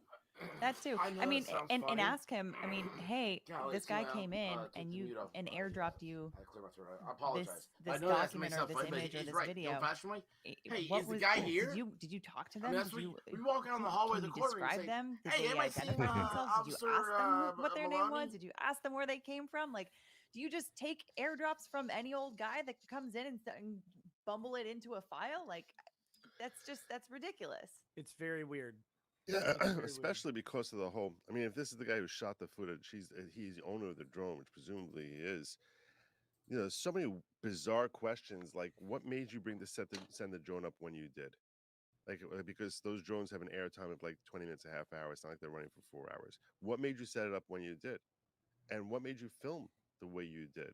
What made you just start looking? The whole thing is, there's so many questions. I mean, it sounds almost conspiracy theorist in ways that make people uncomfortable, but it's just very bizarre that the drone happens to be where it is and what it happens. It's trained on exactly the perfect thing. If it was a federal, I first thought this is a federal drone thing. Like, I don't know, maybe the government's watching what's happening there. So then I'm like, okay, if they have like 6 or 7 drones, 10 drones watching what's going on, that's probably a good thing, because they can monitor criminal activity in an area that they may not be able to proceed in safely without agitating the crowd. So I can sort of understand them doing that. And the defense has a right to know, has a right to be able to ask for completeness. Did you take any video before this clip? Did you take any video after this clip? Did you take any video in any other locations this night? I mean, because any other clips around that or other clips taken that same night could provide an important bit of context for that video that no one can see because it's just this tiny little clip. James Norrie says Detective Howard submitted a sworn affidavit yesterday about this exact line of questioning, which I would assume would be in the response to the motion to dismiss.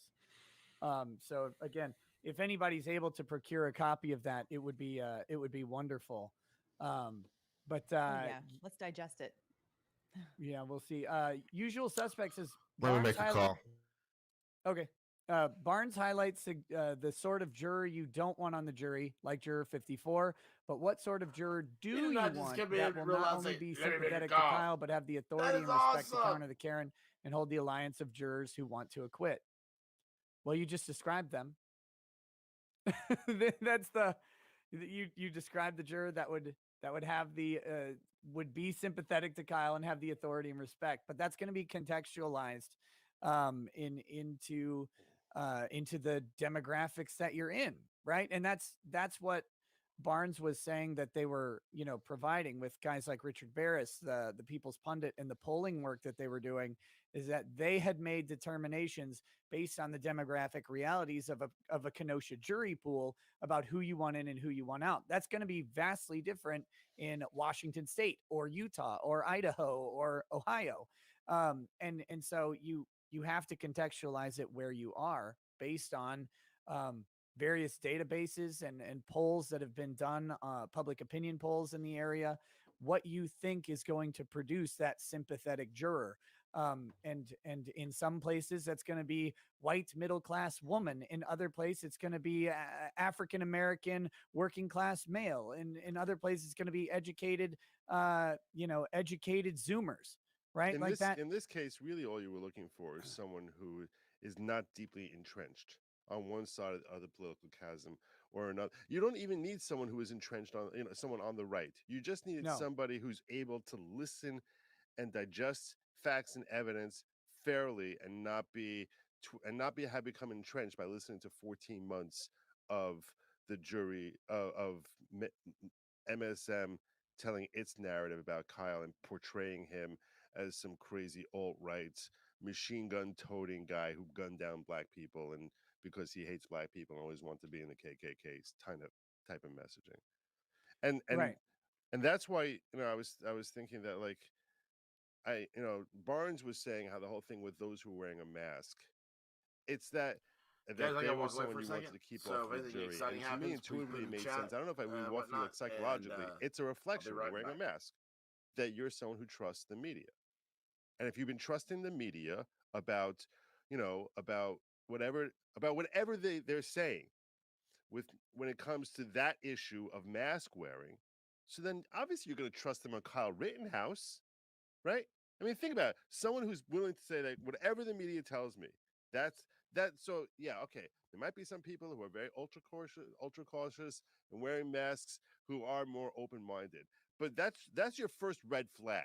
When you see someone wearing a mask, to me, more than skin color, more than anything, that would be a big red flag that I'm like, I want to know if this is someone who hasn't spent 14 months absorbing and entrenching within their own belief system what the narrative has been about Kyle. Yeah, I mean that's a big part of it, and just at this point in time, you can make a prejudgment, and it may be inaccurate, but it's an effective when you've got a limited data set to go off of, and you say, okay, if we take the person who's wearing a mask, and there's an 80% chance that they're going to be politically aligned opposed to Kyle, and a 20% chance that they're just a person who's overly cautious but would be sympathetic, you take the 80-20 and unless you have some other data. And that's the trick. That's the reason that we would suggest that a mask might be an indicator. I mean, Joe laid it out more thoroughly, but when you boil it down to what's the likelihood, what's the propensity that this person is going to be sympathetic to my client, you've got a good chance it's less if they're wearing a mask in a courtroom that doesn't require it. Paul Craglio says, Nick, can you cover the provocation issue again? Like how it squares with definitions, etc. Thank you for what you do. To borrow a line from Arthur, it doesn't suck. P.S. Your area looks great for duck hunting. Yeah, our area is great for duck hunting. Unfortunately, you can't do it on my land because my land is government waterfowl protection area. Or wait, no, that's the next swamp over. Never mind. But yes, the provocation issue. The provocation issue, as a matter of law, as Mr. Branca has laid out several times, is in Wisconsin, it requires a predicate unlawful act. So this unlawful act that is likely to produce to provoke a response and then does provoke the response. This is the legal standard for it. So go ahead. Yeah. No, you nailed it. Oh, okay. Perfect. Thank you. And the issue is that unlawful acts are not provocative. People do them all the time, right? Pirating a movie is not provocative to 99.99% of the population, even though it could be a felony. That doesn't provoke a violent, some sort of response. Jaywalking doesn't provoke a response unless you're jaywalking in front of a car that has to stop short and stuff. It can be contextualized. So it has to be an unlawful act. That act subsequently has to be likely to produce the response, and then it has to produce a response. Those are the three things. So with Kyle Rittenhouse, the state's argument is that his mere presence illegally, even though that's wrong, and then his ownership of the gun illegally were provocative, doesn't jive, because mere possession of a firearm in a public place in Wisconsin is not a provocative act. Open carry is allowed. And even if Kyle were illegally carrying, it would not be inherently provocative unless he did the brandishing or something like that. Because, well, we know it's not, because he carried the gun all night. He only got attacked by Rosenbaum once, right? Right. And everybody else, lots of other people were walking around carrying ARs. They were not attacked, as Binger will repeatedly tell us, right? Yes. So the mere open carrying of an AR rifle, just on the known facts of this case, is not provocation in the legal sense that it's provoking an immediate violent response. All right, we've got a new guest to the panel, and I'm very happy to welcome Mr. Will Chamberlain. Let me bring him on here. What's hello, up, folks? sir. How's it going? Nice to meet you. Good to be with you. Man. Nice to meet you. Yeah. Thank you for joining us. Really happy to have you on. You've been following along this case, and you, I think, like me, have been called a charlatan. Right. Well, I mean, I think, like, I don't know if you were one of the first people. I think you were one of the first people too. But like, I think the gun charge thing, like within 2 days of the charges, I think Brock also would have had this too. But people are like, it's like, oh, you were prescient and saw that the gun charge was invalid. It's like, no, I took statutory interpretation in 1L and know how to read a law that's like more than that's like 1,000 words long. It's like, yes, I can do that. We don't even have to get to the point where you have to like read up on judicial decisions to figure out what the law means. It's literally right there in the statute. So yeah, and unlike ADA Krauss, you know that when you get to the part of the law that favors you, you don't stop. You have to keep reading through all of it just to make sure there's not a big section that says exceptions. Right, exactly. And there's no variables in the law that are ambiguous. There's no reasonableness. It's just definite facts. And the facts are known. There's no fact in dispute. It's just an algorithm. Maybe they couldn't get their hands on the weapon. Maybe that was no. They definitely knew. They knew exactly how long the weapon was. I mean, they were just pressing a sort of soft legislative purpose view of the law, like ignore the plain text. They clearly wanted to ban kids from owning rifles, so judge, ignore the giant exception thing and just go with the title of the statute, which is thing number one you're told not to do. Which, to be clear for all of the people watching, is when the statute is clear, when the text is clear, it's unambiguous, you don't go any further. You don't start looking for other interpretations of it. Yeah, which to the defense's credit, their motions, pretrial motions on this, I haven't read the motions, but their arguments were solid, and they did not actually reference the legislative history until the judge indicated that he thought that the law was ambiguous. And they said, well, Judge, we can supplement with the legislative history, and that was their motion to reconsider, that they wanted to show this law was not intended in any way by the legislature to prevent a 16 or 17-year-old from carrying a rifle in Wisconsin, something that goes back forever.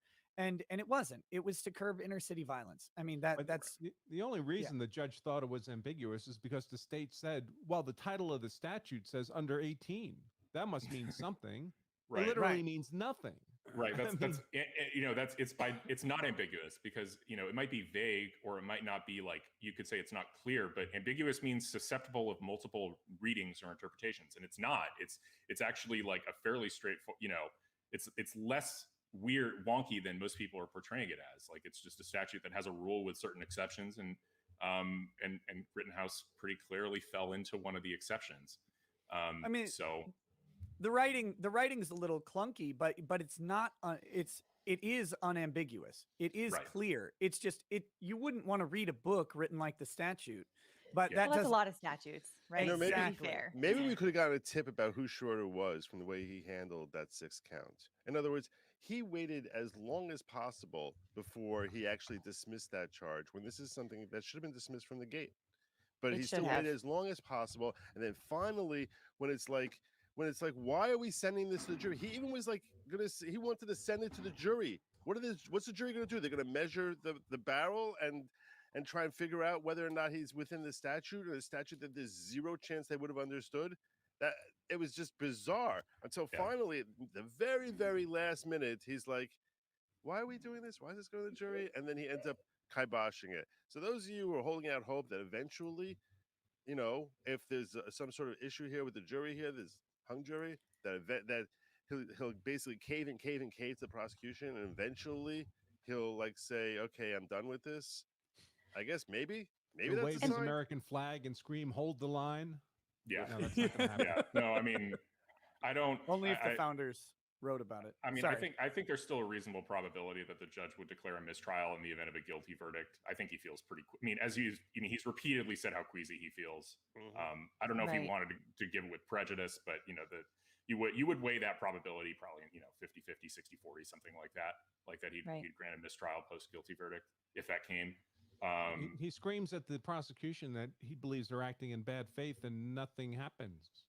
Yeah, that's a weird thing. I think you guys, I've been watching a lot of your streams lately, and I think people have done a pretty good job of highlighting that, when a judge says something like that, you should probably immediately press for a mistrial, at that moment. Sounds about right. With prejudice. With prejudice. The day of reckoning. I mean, and then come on. You should persist. You should persist continue in pressing that until you get a ruling on the issue. Because once you get a ruling, you've at least preserved that persistence on appeal. If the ruling goes against you, and you say, the court has said bad faith, the court has said, I feel queasy about this, and as you talk, I'm getting more queasy about it. The judge has said, I forewarned you, a day of reckoning. Your case is a house is of built cards, and the top is getting heavier. You know this, Your Honor. And by the way, your intuition isn't failing you. You know, Your Honor, it's not just all the bad faith by the state. He also should have been issuing a directive verdict, because there's no way that a reasonable jury could possibly come back and find him guilty. There's no way a reasonable jury could look at that thing and say it's beyond a reasonable doubt that Rosenbaum was provoked, that he waved a gun, A, that the gun waiver was at the Zeminski's, B, that Rosenbaum saw it, C, I'll be right back. 1 second. Or that he was, or that's what was the provocation which led Rosenbaum to charge him. For those bases alone, he could have said that there's no way that this is not self-defense as a matter of law, and that half, if not all, of these charges could have gone out, aside from the issues about the violations by the states. So I want to take a brief step back. Will, just in case people are not familiar with you, can you give a brief bio, who Sure. you are, what you do? Let's see. I'm Will Chamberlain. I'm the co-publisher of Human Events. I'm also senior counsel at the Internet Accountability Project and the Article 3 Project. I'm a lawyer. I graduated from Georgetown Law in 2015. Practiced briefly at Quinn Emanuel in Los Angeles, and then practiced for Ted Frank's competitive Center for Class Action Fairness. So I was doing objections to unfair class action settlements for briefly in 2017, 2018, until I decided to shift into politics. But that's kind of where my background is. So I didn't end up practicing. I haven't practiced law for that long, but one of the things when I transitioned to politics, I still do legal analysis and commentary on Twitter. And, there are places where I feel like that lack of practice experience shows up. So I'm reticent to criticize trial tactics, for example. It's I didn't have any trials in my career, but when it comes to the kind of stuff that would fit into the things that clerks do or legal research and writing, I feel very, very comfortable giving analysis. What does this law mean? Okay, I did that for 4 years. I'm pretty good at it. So, and so that's kind of where I come from this. And And so, yeah, I've done a lot of commentary both on the Rittenhouse trial and the Chauvin trial, and especially during the Mueller investigation, I did a bunch of stuff there too. Yep. And we won't get too far into it because of our overlords today, but you also had significant commentary on election lawsuits and stuff like that was going on at the time, which of course plays into the political overlap that, elections every 4 years are some of the most important political events in the country. Yeah, no kidding. Yeah, I mean, I was actually, I filmed, if you guys remember the video of the poll watcher in Philadelphia who was kept out of the polling place on election day. I was there. I filmed that video of the poll watcher being kicked out. So I saw firsthand the shenanigans that went on. That said, I also was a person who was not like particularly down with the sort of, kind of a very aggressive strategy proposed by a lot of the Trump people towards the inauguration. I thought by November 30th, it was pretty clear like where everything was going to end up. So yeah, there was a tide that was not going to be turned around by much. It would have taken some pretty significant. It would have taken incredible legal work, a massive team, really on top of things from the get-go. And honestly, I mean, the work that needed to be done in the run up to the election. Like once the results come out against you, the idea that you're going to win these lawsuits about how terrible things ran is just. Like, is this something that was foreseeable pre-election? Oh, it was? Okay. Like a judge is going to look at you like, nah, I'm not giving you this relief. Sorry. I'm not overturning the election. Find something else to do that. And so just so YouTube knows, we were not talking about anything specific other than legal strategy around that and how that legal strategy was obviously ineffective since nothing happened from it. Sure. But keep watching to make sure the live stream doesn't get muted. I was trying to be, No. Like, you're fine. Yeah. I'm just overly cautious because I've gotten a channel strike for agreeing with Joe Biden on COVID stuff one time, and I was like, "What the hell?" Yeah. So, I just put in the disclaimer statement as required by the terms of service and my virtual bondage masters. Gene Durkin asks, why didn't the defense show the drone footage of Zeminski shooting into the air right before Kyle shot his gun? Who knows? Did they not? I mean, I don't know. There's. I don't know if maybe they mean in closing. I don't know if they did it in their closing argument. I'm sorry. What did you say there, Nick? I missed it. Sure. Why didn't the defense show the Zeminski shooting his gun into the air, presumably in brackets, during closing argument? And I mean, tactical choices. I don't know. I think Kyle had testified that didn't play a role in his decision making. Yeah, he did definitely testify. Well, 99% he testified that. I remember him saying that. I personally think the defense, the way they used video in closing, I personally think they could have done a closing without video at all, and could have made it very, very effective. I don't. The jury had seen the videos so many times at that point. I'm not sure that one more showing was great. I think it tends to be this crutch that you go to with any visual aid. I think a compelling speech about self-defense, maybe with incorporating a lot of the suggestions that Andrew, I believe, has brought up about just clarifying the jury instructions in simple layman's terms for people would have been a very effective approach. So. Yeah. Also, I mean, you gotta. There's. I think two. They're kind of related issues. One is like who's on this jury, right? Like we have pretty decent word that there are a couple of like people wearing masks in the jury at least, right? Okay, and that I think is just a massive tell, right? One, that probably is a peremptory strike, I would assume, right? Like if somebody's, that's actually a giant tell. Like I am a Democrat, right? If you're wearing a mask in whatever November 2021 inside, you're a lib. You're probably sitting inside watching MSNBC all day. So that should have been a tell to the. I mean, I don't know if they ran out of peremptories, but like whatever happened in jury selection, like the fact that we're even talking about this group of people, maybe they weren't doing it in jury selection, so they wouldn't give off a tell, and then all of a sudden the mask comes on because they're, they were paranoid about COVID the whole time. But and then that also correlates to like how do you persuade, I think someone who how do you persuade an MSNBC viewer? And I think that if in a sense I feel like the closing was persuasive to those of us who already were inclined to agree with the self-defense case, but I don't think they necessarily they weren't going to ever do a very good job of persuading somebody who's like entrenched in the MSNBC narrative. There had to be kind of more of a a very fluid and detailed explanation of how self-defense law works, why we have self-defense law, like why, like the sort of underlying justice of it, and maybe to sort of bring some of these people around. But I don't even know if that does it. It just seems like the most likely outcome here is a hung jury. I don't know what you guys think, but that's what it feels like by now. Both arguments, both from the state and from the defense, were preaching to their own base. They were both directed at their base, because the state's argument was really telling the people who were walked in with thinking conviction from the get-go, hold.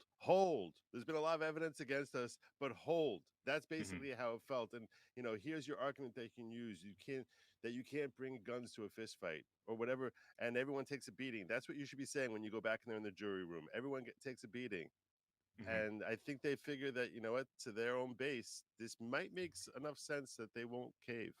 But sure. I think that's one of the that's one of the things that you should be doing during your closing argument, arguably, because when you finish talking and then the jury goes into the jury room, you have your people that you've deputized, right, to argue on your behalf. So as much ammunition as you can give them to continue that line of reasoning and that argument, the more that you can do that, the better, I would think. Right. Well, the difficulty, though, is that everybody takes a beating is not the law. No. Right. So you would need 12 irrational jurors to just decide they're not going to apply the actual law in the jury instructions.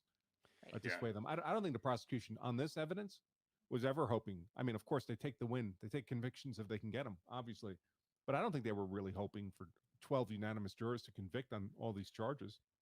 I think they were just hoping to get 1 or 2 holdouts so they get a mistrial, so they can do it again, so they can have more theater. It's the, normally, I've said this before in the show, but normally, from my perspective, a mistrial is a win for the defense. I mean, it's not as good as an acquittal, but at least you're not convicted. Right. But most criminal defendants are pretty dirty. And when you have a case like this, where you have a defendant who's remarkably clean and clearly, on the evidence of this case, well within the bounds of lawful self-defense, a mistrial here is actually a theft of an acquittal from Kyle Rittenhouse, and it's a win for the prosecution. Yeah, the fact that, they can hold this over him again for another year, or however long it takes to do the trial over, that he has to go through this whole crap again. I mean, it's really sad. Meanwhile, these are important years in his life. Yeah, right? Like he's 18 years old, 18, 19. Like these are important years for anyone, for a young man or a young woman. And yeah, the process itself is so unbelievably destructive. I mean, so I didn't know George Zimmerman at the time he went through his trial, but I've gotten to know him since then. He lost everything. I mean, his job, his marriage, his life. I mean, it's 10 years later now, and the guy's still trying to pull the pieces back together. And he doesn't have anything like a normal life even today. Yeah. Yeah, and the other thing they want to extract, is hundreds of thousands of dollars on a retrial. We talked briefly the other day about how much this stuff costs, but you can imagine that this initial trial, ignoring the bail and all of that stuff, has cost north of $250,000. I mean, easily. And a retrial isn't going to be.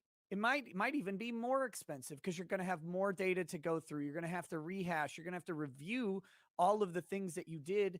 You're going to have to rewatch the record or reread the record and go through and say, okay, we made errors here, here, and here that we can fix up.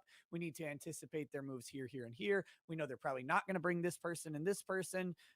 You've got to redraft motions in limine to get rid of things. You're going to have to maybe requalify your expert witness. You might have to hire another expert. I mean, it's perfectly reasonable that a second trial would cost hundreds of thousands more dollars. And I mean, I would say that this first trial, could easily have cost a multiple of $250,000, except they were so passive. There was so much stuff they didn't do that they should have been spending money on when they were doing those things that they did not do. So it's bewildering to me with the resources they clearly had to bring to the table that they left all those boxes unchecked. Hopefully they wouldn't make the same mistake a second time around. Right. Yeah, but that requires them to dump even more resources that could be spent on rehabilitation, or resources that could be spent on, some sort of, if he wanted to pursue some sort of lawsuit against media company or something like that, which even though he may lose, and I think a lot of people have looked at this and said that you got long odds on any sort of defamation claim. However, the media attention that will precipitate from that can be rehabilitative for him in a different way, even if the ultimate outcome is a loss. And so, because it's going to rally people to support him, it may get him more exposure for something like having to figure out what career this persona non grata 18-year-old is going to pursue for the rest of his life. When 10 years from now, like George Zimmerman, 10 years from now, is he employable in a lot of places? No. I mean, there's just, you have to find a friendly, and that type of campaign and that those resources could be expended in service of that cause. And now they're going to be given to the state of Wisconsin, and they're going to be given to defense attorneys instead. So another anecdote from the Zimmerman case. Let me preface it by saying, in Florida, the judges switch back and forth between criminal court and civil court. They go back and forth that way. Right. But anyway, so George Zimmerman had, after his acquittal, he went to sue NBC and some other media because they had done things like doctored photographs to make him look more white. They had released doctored versions of 911 recordings to make it seem like he had spontaneously brought up the issue of race, various other things. They clearly didn't use the original recording. They muted stuff out that was relevant, that was favorable to the defense. So he sought to sue them civilly, and the judge who was his judge in the criminal trial, who in my opinion was clearly biased in favor of the state throughout the entire trial, when he went to sue the media civilly, guess who the judge was for a civil case? Yep. That same judge. And she dismissed the suit on the grounds that he was a public figure, as if he chose to be a public figure. Yeah, it was outrageous. And then here's a real irony. A few years later, he was on his way to a doctor's appointment, George Zimmerman, and some lunatic saw him in the car and fired a shot at him with a pistol, missed his head by inches. That lunatic got arrested, charged with attempted murder, and George Zimmerman had to show up at his trial as a witness against him now. And guess who the judge was in that criminal trial? The same judge he had for his own criminal prosecution and his own civil suit. What was the result of that criminal trial? Did the guy he got convicted? Good. But unilaterally decided to shoot people in cars. He was a lunatic, apparently. He'd had a lot of issues in his life. But yeah, he got convicted on that charge. Well, that's good at least. The one shining light. But it doesn't, it doesn't help Zimmerman that much. I would not want to be in his shoes or Darren Wilson's shoes.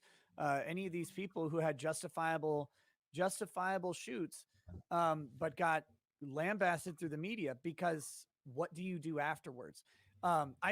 I still say I can make Kyle a millionaire if we just reopen his 4 Doors More Horrors TikTok. I think. Yeah, I think that's the better route here. Like, let's go. I think I'm with you guys in terms of like, I don't think the defamation claims are going anywhere. Like you've got, I don't know who pointed this out, but it's like he was charged with murder, right? So when people like, use the, there's sort of like when you're trying to prove actual malice on the part of people defaming him, it's like, they can just point to the indictment and be like, no, right. I didn't have actual malice. That's what I thought, and I had a reason for thinking it. Like, that's so that's really the crippling aspect of the state's oppression, right? Yeah. Like, and is that now everybody can rely on that and say, well, I mean, even if he's fully acquitted, well, he was acquitted, but O.J. Simpson, right? Right. He was charged, right? Like he's a murderer. Charged. Acquitted doesn't affirmatively prove innocence, right? It means not guilty, right? Like, so, yeah. I mean, and I can say I think OJ is a murderer and not risk defamation. Like that's I have a very reasonable basis for saying that, even if. Although to be fair, before that trial, OJ was, I mean, he was a football player. He was pretty well known. He was even an actor, right, in some movies.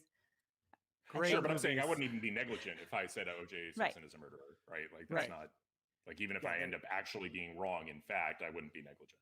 Right. Curiously enough, the day that George Zimmerman was acquitted of all charges, including second-degree malice murder by jury, the prosecutor in that case, Angela Corey, had a press conference following the verdict, the acquittal, and in the press conference, she repeatedly called him a murderer.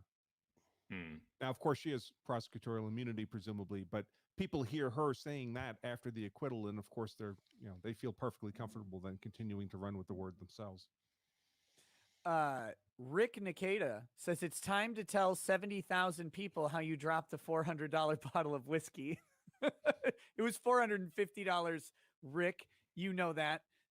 Thank you. Yes. That was fun. I still have it. I was down in Florida, and someone had retrieved. Someone was holding a bottle of whiskey inside a box in their car for me because we were at a bar and they wouldn't let me bring my own bottle of whiskey in, which I thought was ludicrous. And they handed it to me, and somewhere in the shuffle, one of the clasps on the bottom of the box got removed, and I grabbed the side of the box, and the whole thing fell to the ground. It's like dropping a PlayStation 5. It was horrible. RZEQDW sent me a little bit of a longer message. And he says, I was thinking yesterday, we all live in a social simulation where all of these institutions and cultural norms are confusing and opaque and imposed on us from the outside, and where our leaders intentionally try to keep us ignorant to keep us compliant. Most normal people have no idea how the legal system works. Most normal people will have a single-digit number of encounters with the legal system in their lifetime. To normal people, it's as arbitrary and capricious as praying to Zeus in ancient Athens. Your streams are fighting against this. You're taking this extremely important, extremely opaque institution and making it accessible, understandable, and legible to normal people. You're not the only person who pulls that off, though. PBS does that too. The difference is you aren't just educating us, you're interesting and entertaining. You're not just making us know about the legal system, you're making us care. Society was better in the past when regular people were more involved in the institutions that dominate our lives. You're working against that dynamic. You're one of the very few people, and it's a beautiful thing. That's very good words. Thanks, Mom. It's true, though. I mean, that's, you know, Who whenever wrote that? I think I'm sure you've experienced this, Bronca, and how we've, you know, I know I've experienced it, but just people grateful to be like given understanding of something they don't otherwise understand, like the law is, and it's just, it keeps coming up. Like we're in this very, like, essentially in an era where it's like we're constantly fighting things out either in the courts or through quasi-legal political procedures, right? Like the Mueller investigation. So, you know, they bring into this kind of expert, you know, there's an inherent jargon to all the discussions and the inherent authority of legal jargon that people use. And so, I mean, listen, the area of the law valuable. I cover is not rocket science, and I'm not an exceptionally bright guy. I have a knack for translating legalese into plain English. I mean, that's really our core mission here, is to make these things understandable to normal people so they can apply it in their normal lives. And hopefully, heaven forbid they ever have to defend themselves, do it within the legal limits so they don't end up going to prison afterwards for just because they didn't know where the boundaries were. And that's how we all found each other on YouTube. Right, is because all of us have our own channels where we're basically doing exactly that.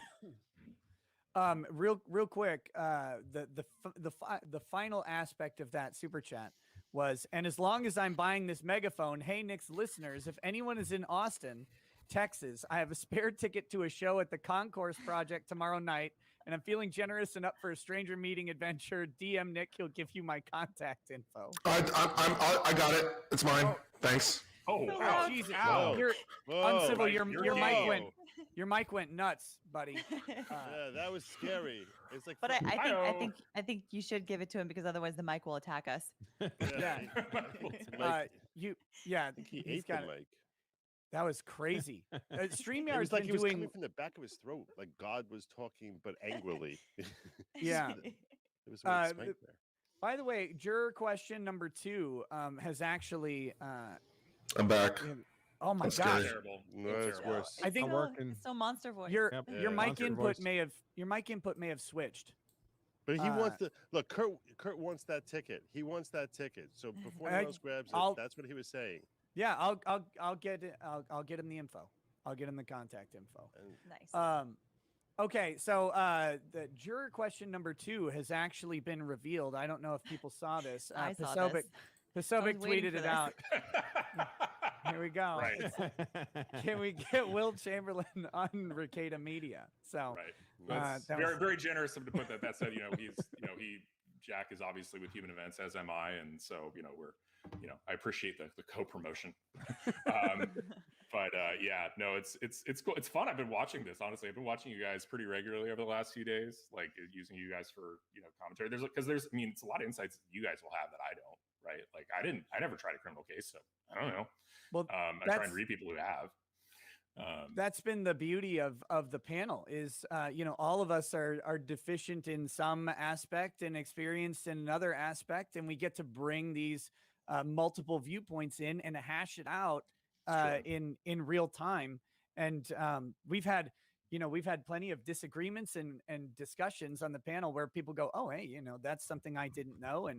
And that's the thing that I love about social media and YouTube is we're able to collaborate like this and create something we were talking about earlier. You cannot get this on any sort of public channel. The resources required to bring something like this together would be astronomical if you were doing it in the way that regular legacy media has done things. And they don't have the hubris. I mean, not the hubris, the humility to. They don't have the hubris that we have. All the hubris in the world.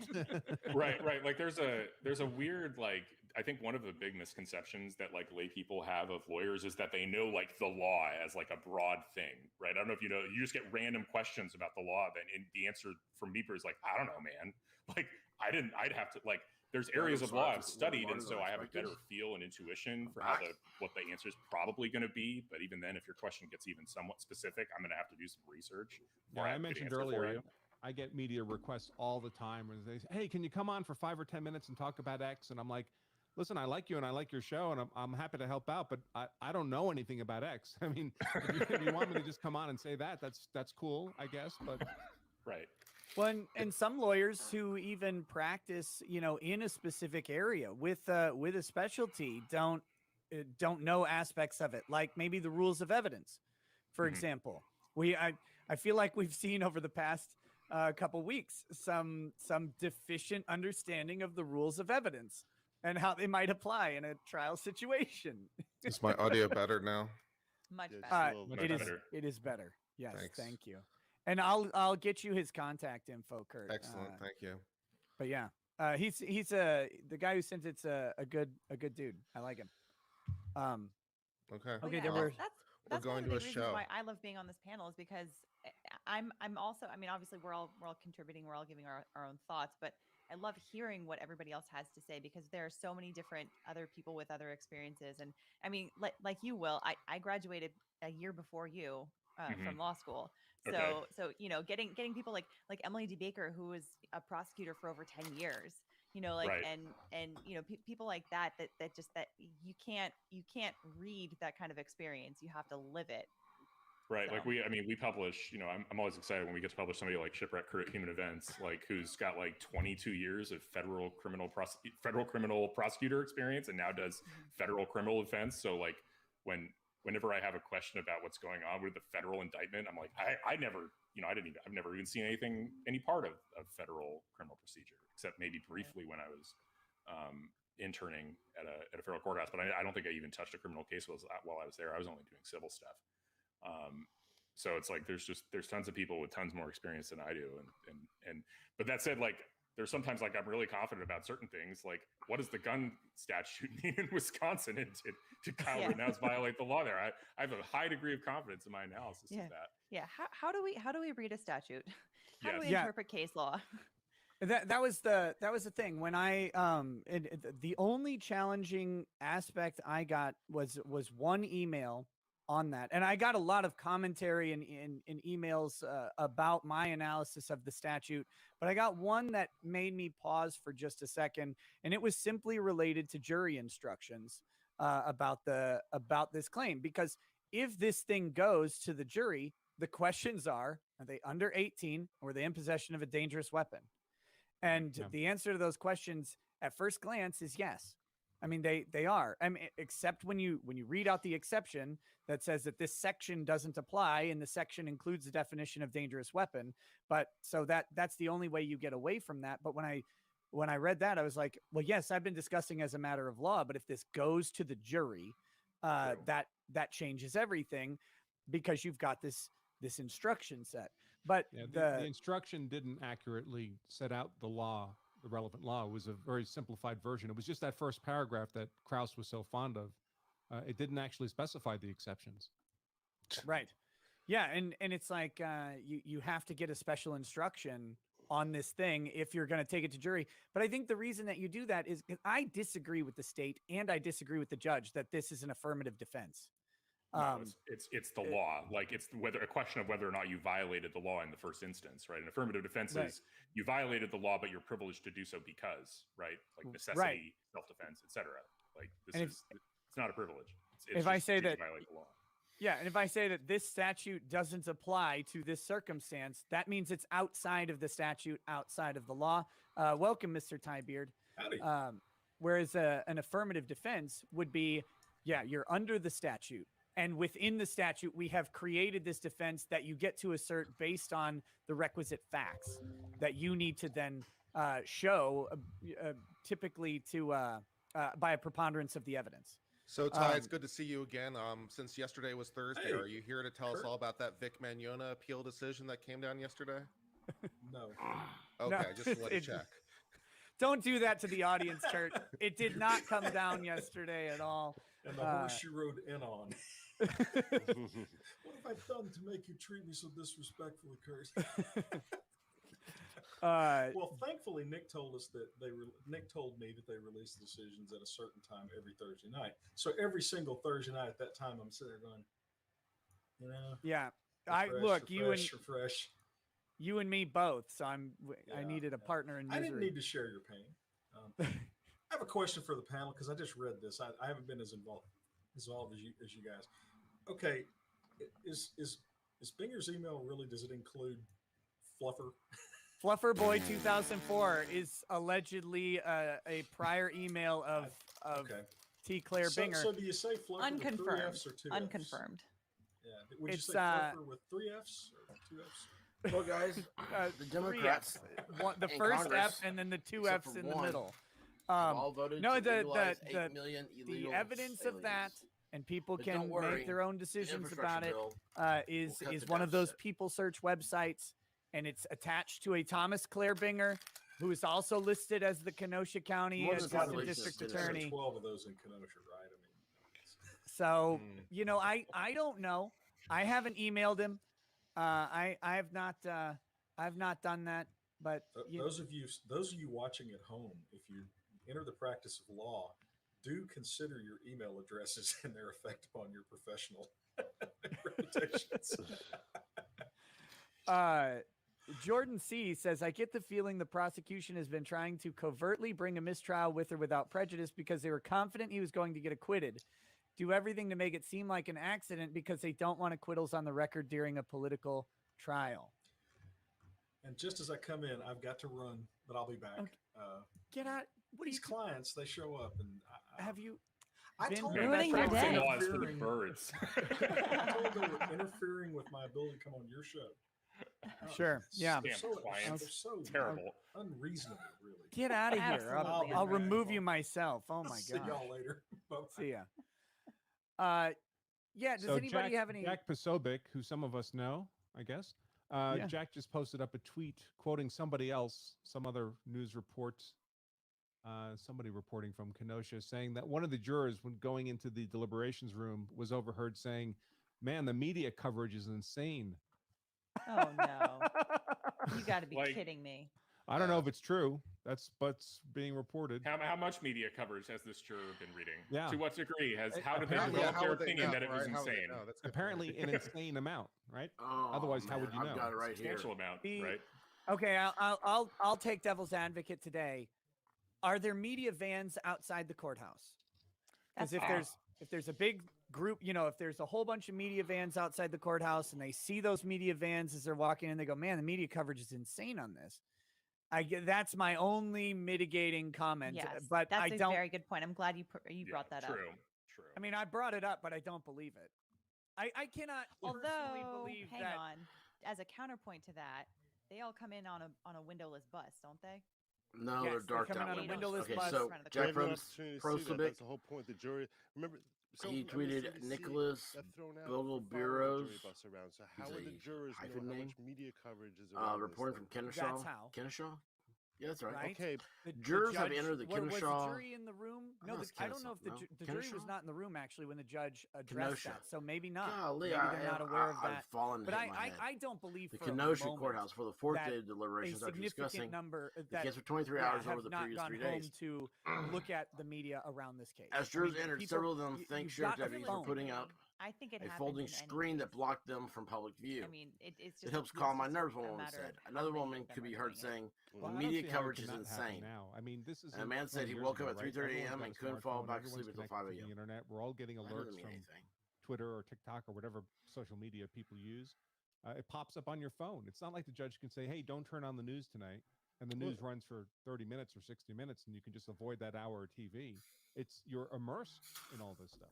And your spouse is going to let you know. Your friends are going to be You're texting you saying like, "Oh my God, if you don't acquit, they're going to dox you and ruin your life." Or what? That's going to happen. You're getting text messages and conversations with other people who are on the outside. So even if you were trying your best not to watch the media directly, it's going to be thrown in your face in whatever WhatsApp group you're in. People will be sharing it with you. You're going to. It's all. There's no way to incubate that, really. Yeah, no, that's certainly true. I mean, I know what I do. I'm just constantly immersed in Twitter and Facebook and all sorts of social media. And imagine if you're somebody a person who is, and suddenly you're on this jury and you're like, wow, I have basically, to try and comply with the judge's order, I need to completely delete like everything off my phone. So I'm not even tempted to just open up Twitter, because if I open up my Twitter feed, I will probably see some coverage. Like I have to just kind of sit at home and go back to like trying to read books and be completely disconnected from the internet. The judge should probably say that to jurors nowadays. Like, you should probably not be using the internet and be deleting any sort of news app off of your phone. Like, not just don't look at coverage, but like, here's how not to do that, given what that's like. I think some jurors will have psychiatric problems if you do that. Yeah. I mean, I think people, it's part of their emotional makeup now. You take their phone away from them for a day, and they'll go out of their minds. Yeah. I'm used to never being bored now. It's a very weird thing, right? I used to be bored at times. And now I realize boredom is almost something I never feel, because I constantly have like news access. Okay, talk about emotional. Yeah, Jack just problems texted me actually. He says that without your cell phone. Correctly, So jurors this don't true walk story, into the front I'm in doors law of the school, courthouse, so they wouldn't and necessarily see all those. we broke up into groups for something dumb. I don't know. I never pay attention. Yikes. And but anyway, I don't think it's me. I left wouldn't my expect any phone on ramifications from that quote that Jack Priscilla this put up there. classroom said that he had like a desk. From yeah, Nick given that we on haven't the seen desk, many I'm over there, ramifications from I'm like probably- substantially more dramatic I don't know, 10 feet away infringements from my phone. I can on see the it, so fairness on of my the desk. jury or the Well, he fairness of did the trial. remove. It rings. He removed a juror for telling a bad joke. No, it vibrates on silent. So, in that And this sense, girl I over there think he's a little picks up and says, quicker "Your to cell phone's observe ringing." the jury Picks it if he up, feels holds that up there's over her head. I'm like, misconduct. But I think you're being kind of judgmental about the joke there. just put it down. oh, I agree with you. I don't think It's okay. I don't Put think, it down. I honestly I'll think get it that later. If you actually She broke goes, down what the I mean, joke like, was, evidently it that just offended her. wasn't really. Well, a I joke didn't know. about black Maybe you people. were It was a expecting a joke call. I was about like, no. police. I'm in class. I'm not If expecting you calls. could actually take the joke She as said, being the well, I exact didn't know. Maybe you opposite. had When a I was on child or Nick something, and it was Rekieta an emergency. I'm like, shortly after that juror was removed, if it was an so we emergency, actually had a they whole don't discussion need to be about calling whether me that in joke law was school. anti-black or anti-cop. They need to call 911. Because Sorry. She did not like me. So we never had we another were talking class about together. this She juror. was looking Were you here pretty when we much were discussing Jack hallway Posobiec's tweet about either, this? but Oh, you were. Yeah, you were here when we were she's talking very about that. You were successful giving attorney an now. excuse for the juror, And me, a potential I make excuse that YouTube you yourself don't videos. believe, that maybe it was Sure. the media coverage. That I Awesome. wasn't talking about watching news, but that they had, news Has anybody else outside. seen this article? I just want to read the title of it. It's incredible. Kyle Rittenhouse's defense was strong. It's also a threat to the rule of law. Oh my god.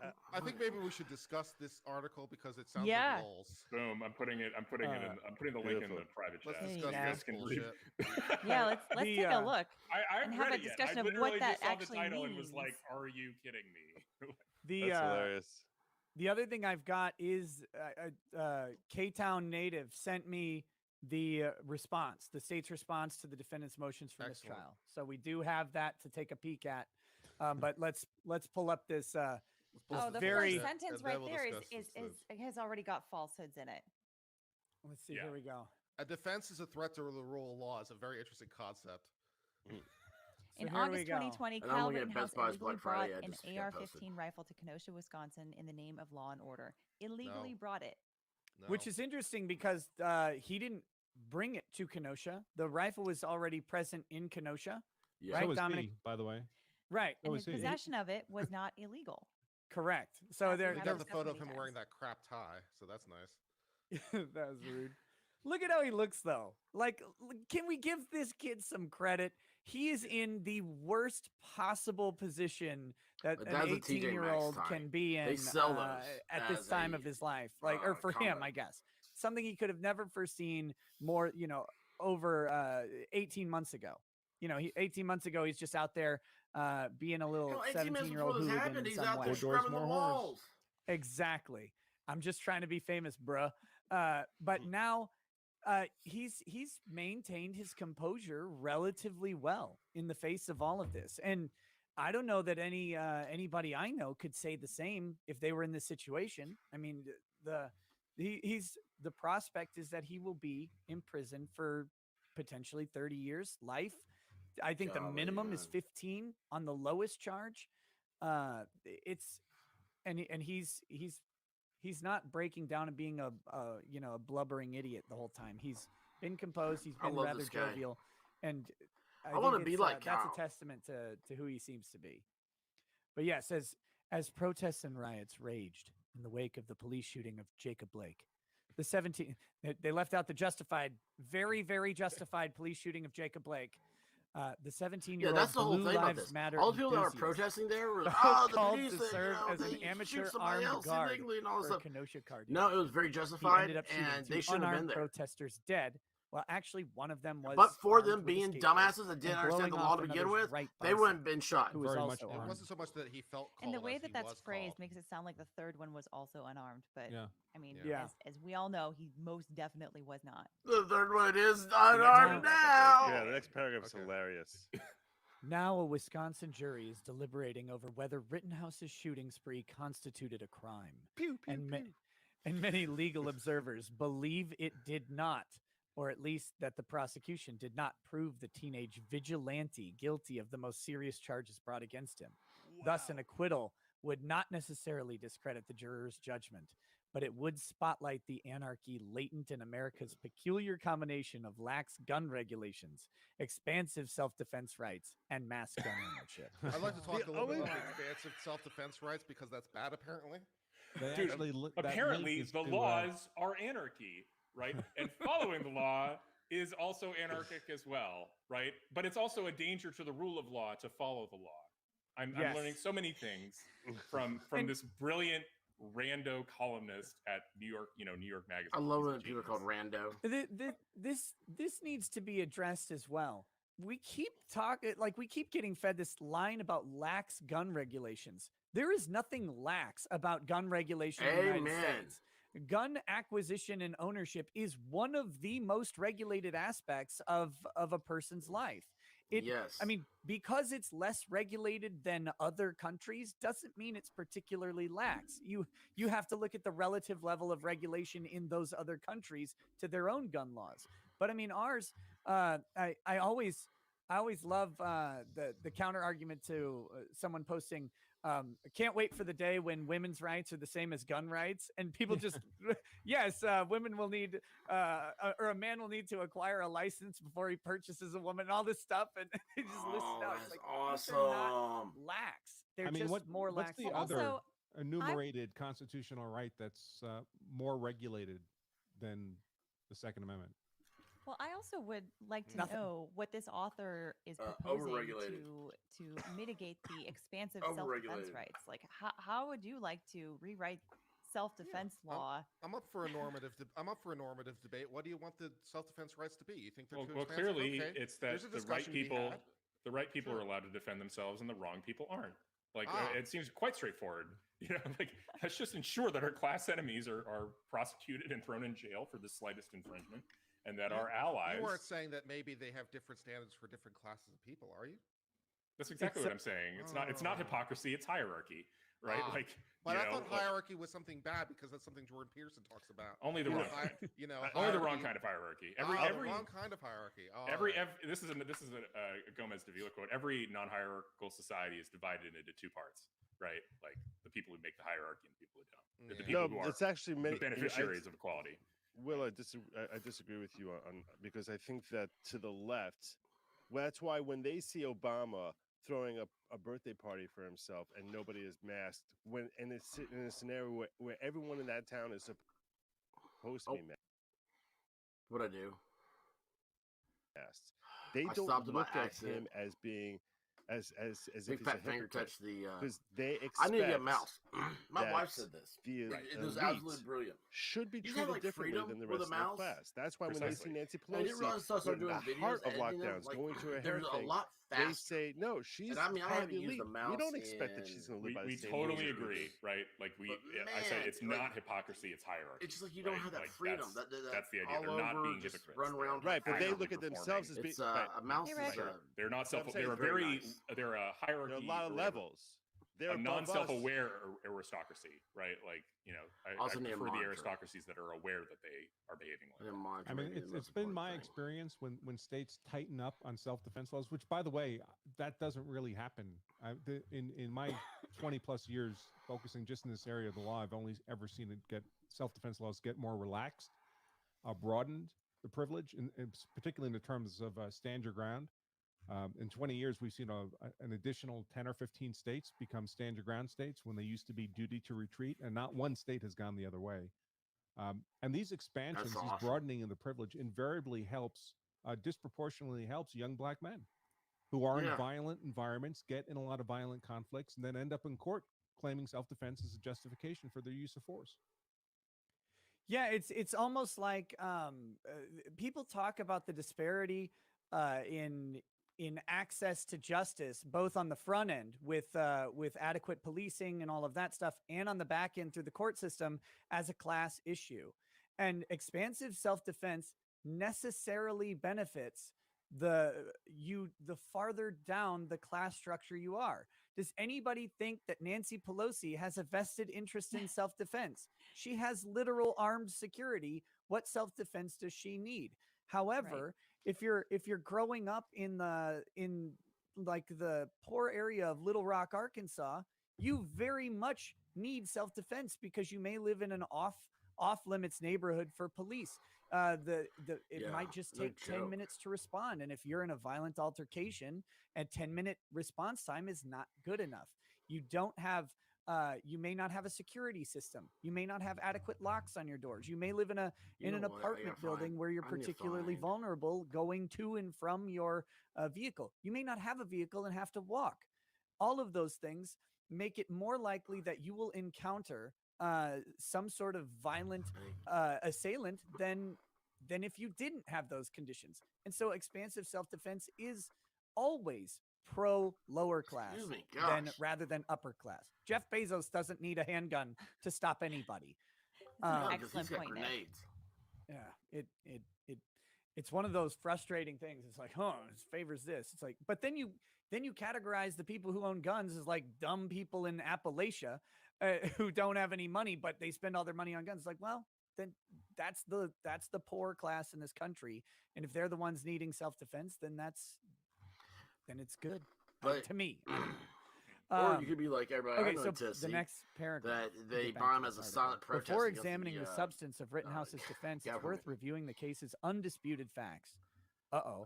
Bystander cell phone videos established that 36-year-old protester Joseph Rosenbaum chased Rittenhouse into a parking lot, shouted "fuck you," and threw a plastic bag at his back. They left out the reach for the gun thing, but that's also an undisputed the earlier fact. Threat, although that's disputed. Okay, we're talking undisputed facts. Right. Although no, the earlier threat is not actually disputed by evidence. That's fair, right? Because there was no witness that came forward and said, well, actually, that's not what he said. Right. The state disbelieves Kyle Rittenhouse, but they don't have anything on the record that suggests they have a reason to disbelieve him. The only argument they have is, we don't have any video evidence of that, so therefore, lack of evidence means evidence of their own witness said it was true. Yes, the state's witness said it happened. Right. Okay. That a different protester fired a gun into the sky, and immediately following the shot, Rittenhouse ceased fleeing and turned around. That Rosenbaum then moved towards Rittenhouse, who proceeded to fire 4 times. They've got their order of events wrong there. The "fuck you" came after the gunshot, and after Rittenhouse turned around and proceeded to flee. The "fuck you" came right before the shots. Those shots attracted the attention of nearby demonstrators. One ran up behind Rittenhouse and hit him in the head. Another kicked the gunman to the ground. Then 26-year-old Anthony Huber No, this is again bad. He didn't kick Kyle Rittenhouse to the ground. Kyle Rittenhouse was on the ground when he kicked him. Kicked him in the face. That's a again misstatement. Then 26-year-old Anthony Huber whacked Rittenhouse with a skateboard and appeared to reach for his rifle. Rittenhouse shot Huber through the heart, instantly killing him. Not true. He walked several steps before dying. That's true. Gage Grosskreutz, 28, approached and pointed a handgun at Rittenhouse. Rittenhouse nearly blew Grosskreitz's right arm off. That's fair. Yes, that is accurate. Yes, he did indeed vaporize his bicep. Sorry, Surprisingly Gage. accurate. Yeah, he approached him and pointed a handgun at him.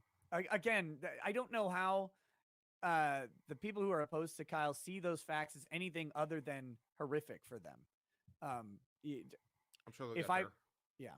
Under Wisconsin law, you can kill people in self-defense if you reasonably believe that doing so is necessary to spare yourself or others from imminent bodily harm or death. Correct. This belief need not be accurate, correct? Correct. Nor must it be reasonable from an objective perspective. Incorrect. Incorrect. Must well, be. There is a fine point from a between third the first party, degree and from second like degree. from like a drone, like God level view or whatever. It doesn't have to be reasonable, say but objectively reasonable from the perspective of the defense. No, there are half right under the first degree statute. It does true. not have to be objectively reasonable. So even Correct, if it's objectively stupid, if he believed it, it's fine. That's the imperfect self-defense. What? Is that it's the statutory? Oh, that's not an acquittal. No, it's not. It's not. No, then you go to the lesser included of the second degree, where then you do bring in the reasonable person. So right, yeah, right. It's just, So it's just actual for the self-defense, perfect self-defense requires objective reasonableness in the circumstances. I mean, this the is how found this is himself total nerdism right here. There's just a technical way for them to be right. So that was all. Oh, I love it. Listen to him. Yeah, so Listen they said to him. it needs only be reasonable from the subjective point of the shooter in the moment he or she pulls the trigger. That is a misstatement of law. Mostly, don't get your legal advice from MSN News. There is one caveat to this. We should say. There is one caveat to this rule. If you engage, quote, in unlawful conduct of a type likely to provoke others to attack, then you can't kill the attackers whom your unlawful actions provoked. Also incorrect. Though even here there's some ambiguity, as Wisconsin's statute appears to directly contradict itself. No, it doesn't. You just stopped reading. Ah, that's awesome. It is legal in Wisconsin for an adult to openly carry an AR-15, as Rittenhouse did. Since Rittenhouse was 17 on the night of the shooting, however, it was unlawful for him to personally be carrying such a weapon. Incorrect. No. But there was no way for those around Rittenhouse to know his exact age. You carry which anything. Is, even assuming I'm that telling this were, you, arguendo that this guy were correct. I know. Yes, that means it cannot be a provocative act. If you can't determine that he's in violation of the law, then his violation of the law cannot provoke you. And as Harvard law professor Noah Feldman explains, provocation is in the eye of the beholder. I mean, to a certain extent, but there still has to be a certain amount of objectivity there, right? Yeah. Like you can't just say like, well, from a subjective standard, pineapple on pizza offends me to the degree that it provokes me into violence. That's a given for everybody, though, isn't it? Ridiculous. But so you only there has even to be get some to that level of question. objectivity. You only get to that question of whether it was perceived as provocative if it also triggered an immediate forcible response. Exactly. Kyle walking around with the rifle did not trigger an immediate forcible response. I need to bring on another guest. Some of you may know him. This is welcome to Mr. Jack Posobiec. Oh, awesome. Dzień dobry. Егор Populski und Jacek Posobiec. Dzień dobry. Jak się masz? I assume you're speaking Polish, and I don't speak any of it. Or is that like Kazakh? That's awesome. Rekieta. Yeah, what's up? Now, ladies and gentlemen, folks, I know everybody's talking about this piece of information that I've just pulled up. It was actually a New York Times report about this juror walking in and talking about media coverage, right? Lot of very shocking stuff on there. But there's actually something that's even more shocking to me. that's on that report that's even after the media coverage section. And I want to draw everyone's attention to the end of the report. It says, a man said he woke up at 3 a.m. and couldn't fall back asleep until 5 a.m. And that tells me that he is not getting the best night's sleep in the whole wide world. And if he needs needs a better sleep, then I have a way, a tried and true proven method, and that is to go to mypillow.com and utilize promo code POSO for jurors, for justices, for corrupt prosecutors, for Kenosha defense lawyers, everyone. Please, we can all come together on this singular issue. You're worried about percentages of the voting blocks in the jury room. Well, the only percentage you need to worry about is the 65% that you can get off with promo code POSO. Go to mypillow.com right now. That is the way, ladies and gentlemen. Get it out before the Christmas shipping lines, thanks to Brandon, are all screwed up. Go there, get your order in today. Oh, that was masterfully done. Look, I won the King Grifter Award of 2020, and now I'm sitting here taking notes. I'm in the humble steps of the master. That's awesome. You knew it was coming. All right, that's awesome. You invited me on the stream, bro. Man, thank you for joining us. Your coverage of the trial has been phenomenal, and I mean, I've just been stealing all your guys. Actually, this makes a lot of sense. I wasn't gonna bring it up. People have been asking, like, there's a lot of donations. That's my thing. That's what I do. Like when I say, if I pipe full, like, oh, it's up, it's crypto. Really, that's all up to Nick. Hey, and I'm glad you shaved, because I was texting him. He said, Jack, I might go on early. I said, dude, you gotta shave. You gotta shave. He told me to shave. You gotta come on the stream. You gotta do it. These are lawyers. I noticed. No, I didn't shave, and Will didn't shave. But this, I'm telling you, doesn't crypto look so much better this way? That's awesome. If somebody's playing this in the background, I can hear it. I agree. Yeah, Darth does look better. Crypto, do you have? It's called Darth. No, is there? Oh, hold on. Do you guys still have a loop? Say something. Let's see. I know. No, I'm. I think I'm it went not. away. I'm good. I think I'm you good got now. it. My mic. I had the wrong mic on. This mic actually filters out loops. I know that. I know that feel. Happened to me earlier. I don't know. So I was driving and hurrying to get back. I got pulled over. So rushing. I got out of it because I always do. You got pulled up. Were you weren't chasing the juror van, were you? How's he always out? Now wait a second, we gotta stop this. I don't care about the jury. Actually, I don't know how he gets tickets all the time. But are you aware that Gage Grosskreutz changed his name on Twitter? His handle? Yes. Oh, I saw it. Oh, I didn't see it. What did he change it to? His new handle is clearly a troll. You hear that, guys? What was it? He changed it to 4 doors. More something horrible. 4-door more. Oh yeah, he did. Yeah, he changed his. Hasn't tweeted since. Holy cow! On the stand, which brings me to my other point. Did you, by any chance, to lighten the mood, play my my Gage video, Nick? I have not, but you hear that? If you want to pull it up and share screen, Twitter handle.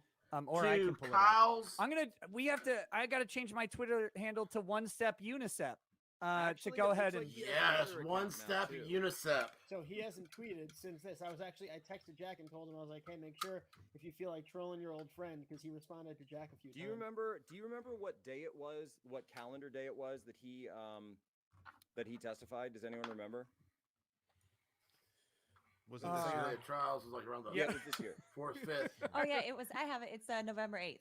Okay, so on November 9th, there's a tweet up from a separate account called Dawn Patrol MKE, so Milwaukee, because of course he's from Milwaukee, which is further away than Antioch to Kenosha, and Dawn Patrol MKE _, and it says Gage Grosskreutz as the display name, but then the account name is Dawn Patrol MKE _. Wow, it took me literally 2 seconds to find you, Gage. Really, really tight OPSEC here. And he wrote on November 9th, so this is the day after he testified, right? And he wrote, finally cleaned up my trollers.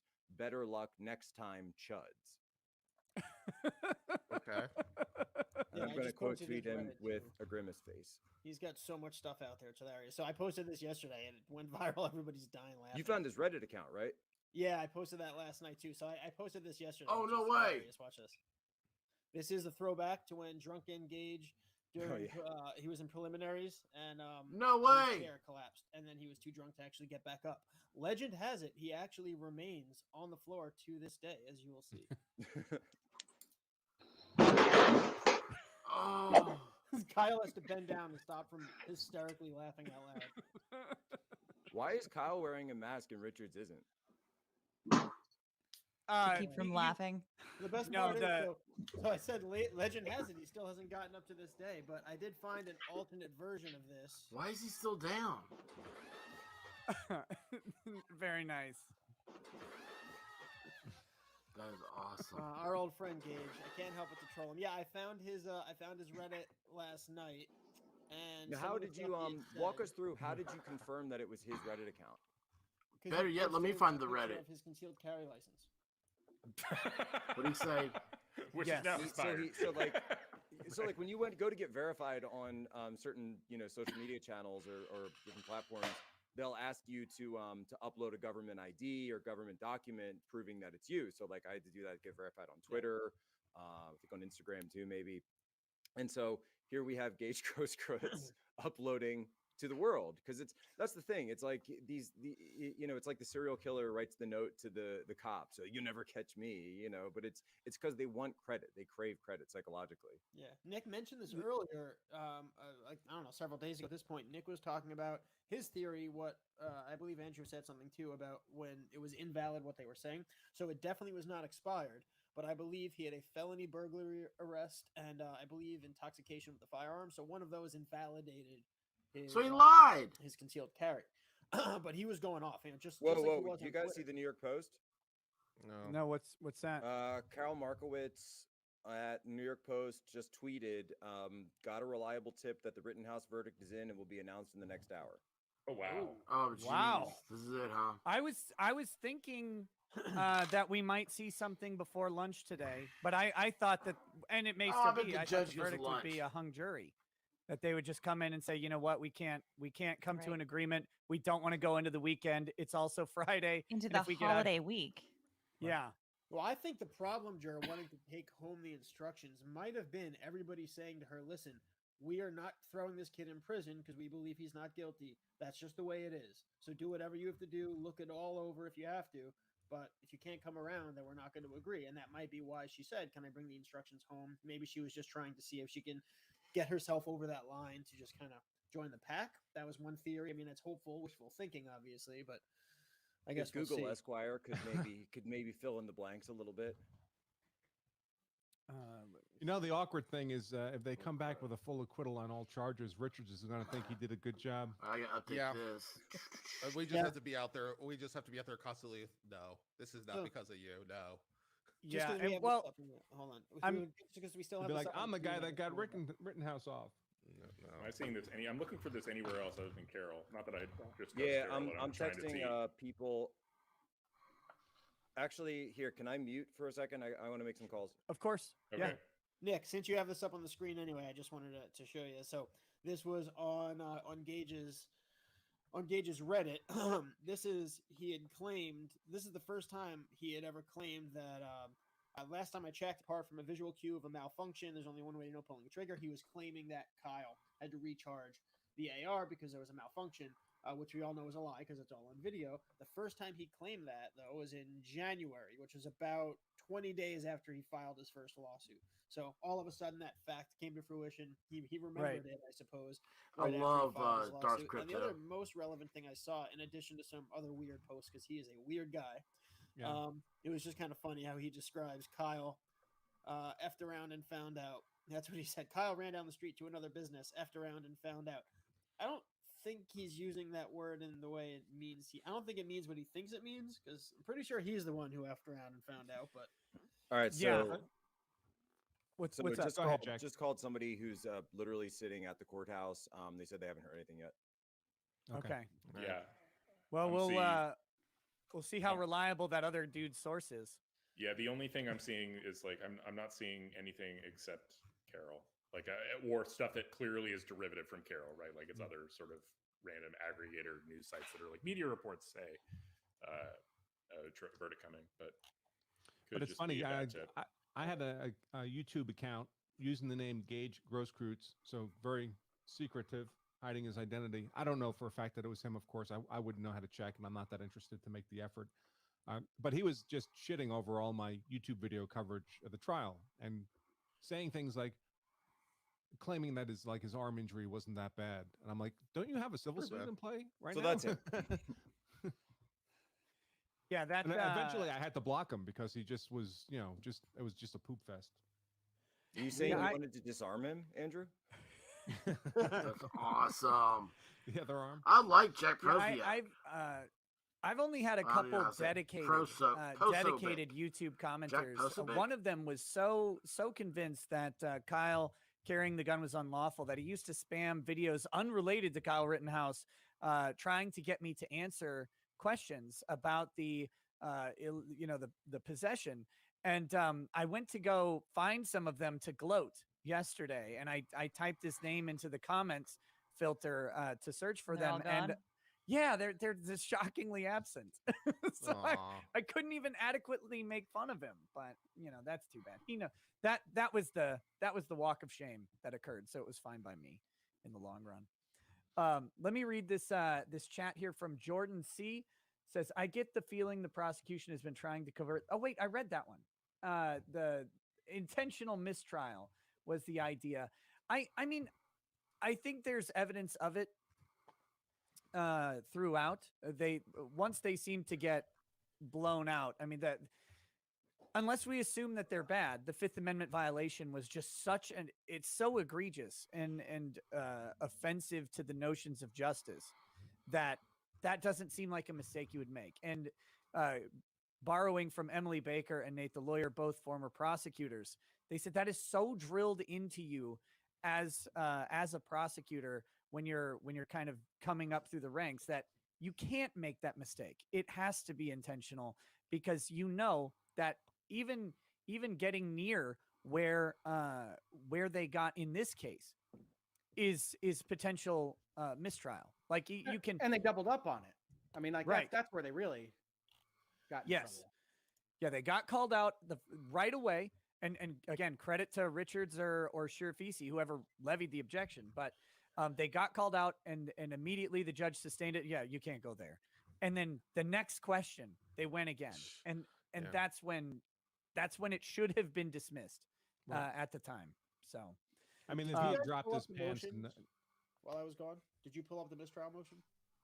I've got it. We were going through the article. We got that far. I'm still looking through some of mine. Lower places I go to. Yeah, someone emailed it to me. The Kenosha native or K-Town native sent it to me via email, so I do have it all the here. Stuff I that can they're pull going it over. up. This thing's whole thing's imploding right now. Whoops, that's the you wrong cannot one. have That's a juror out there me. saying all not juror, but a K-Town native. Oh wait, one more thing. Evil Bunny says, "Let me simp for law of self-defense here. Take a class from Andrew Branca. He makes it easy to understand. He put up with my endless questions about curtilage in my class. Oh, and bunny. So thank you. That's from a fan. Hey, is this before we dive into this, can I plug my book? Of course you can. All right, folks, you want a plain English explanation of how self-defense law actually works, you can get our book, best-selling. If you look on Amazon, it's 5-star rated, over 1,000 reviews. They sell it for $25. I'll give it to you for free at lawofselfdefense.com/free book. We ask you to pay the shipping, but that's it. lawofselfdefense.com/free book. By the way, after I made that offer yesterday, I saw sales rather explode, and I called our warehouse guys just to make sure they were okay, and there was crying in the background. If I could follow up on that, when I had Law of Self-Defense, Andrew Ranka, on my live stream, there was one testimonial after another from people who have taken his course and swear by him. So I haven't personally, but I can probably name 30 people who have, and I just wanted to if you have a gun, guys, I'm trying to get on that website right now. Law of sure Self-Defense. It's not about protecting yourself physically merely, but about protecting yourself from the law, if in fact you have to use that gun. So I highly recommend. Wait, Andrew, say the line. Say the line. Oh, if you have a gun, so you're hard to kill, make sure you know the law, so you're hard to convict. Boom. There we go. I myself, Andrew, I myself. Line bar. I've been meaning to do it, actually. I wanted to tell you I was going to do it. I also wanted to just. Oh, I'm sorry. I didn't even cut you off there. Yeah, you did cut me off. You jerk. That's why I'm here. Go ahead. I just wanted to mention, Pozo, while you're here, the one white pill from this whole mess that I keep pointing to is the popularity of this channel and Nick Rekieta individually on his channel, but also the voices of the content creators here who have really been putting in day and night, like Legal Bites, like Uncivil Law, like, Rich Hogue, Ron Coleman, myself. You've been promoting that, and we've seen an explosion of popularity where this channel now has become the go-to place, and it's because you've been promoting it in large part because you've been promoting it. And I want to express my gratitude to you for that. And I think it's helpful to the overall cause of people recognizing that, hey, mainstream media has been dominating us with whatever slanted narrative they want to give us, and that there are outlets out there, and their voices rise and rise against. I'm going to go out and say right now, that's a white pill congratulations, Nick Rekieta. You have become the Rush Limbaugh fact-based truth rather than just being YouTube. spoon-fed whatever slant the media wants to give us. So I want to express my gratitude to you, Pozo, for that, and ask if you can also call out some of my individual peers here from time to time, like Legal Bites, who are maybe like a little smaller, because those smaller independent voices, like Uncivil Law, I never call out Uncivil Law, but this guy, day after day, constantly putting out content like that. I don't know. I think I've heard you call out Uncivil Law, Joe. And I keep meaning to do this, and I just haven't, because in the links in the description, I was looking at it, and it has the YouTube links, but I was going to go through it when I had some time at some point and find everybody's Twitter account, and I wanted to make sure to like maybe put together a tweet where I could have, or maybe just DM me if you have it. And I'll send follow it us back so we can DM you. Yeah. And then I'll get it to you. We'll get it so that way, because I do want to be able to get this out, because like, look, I'm a national security guy by trade. I do media now. I've got sources throughout. Been to Kenosha numerous times, so I've got some pretty good contacts there on the ground. But for me, working with Will Chamberlain, that's been my legal thing. Andrew, I think we connected through the Floyd trial and some other stuff. And it's like, when I know that I've got somewhere where I need to get the expert advice, you got to go to the experts on Rekieta Law, and you're all here. Right here, the experts. So he said, he's talking about me. Listen to you guys hashing it out, and even the back and forth, and Ron Coleman's there as well as someone that I've known for years.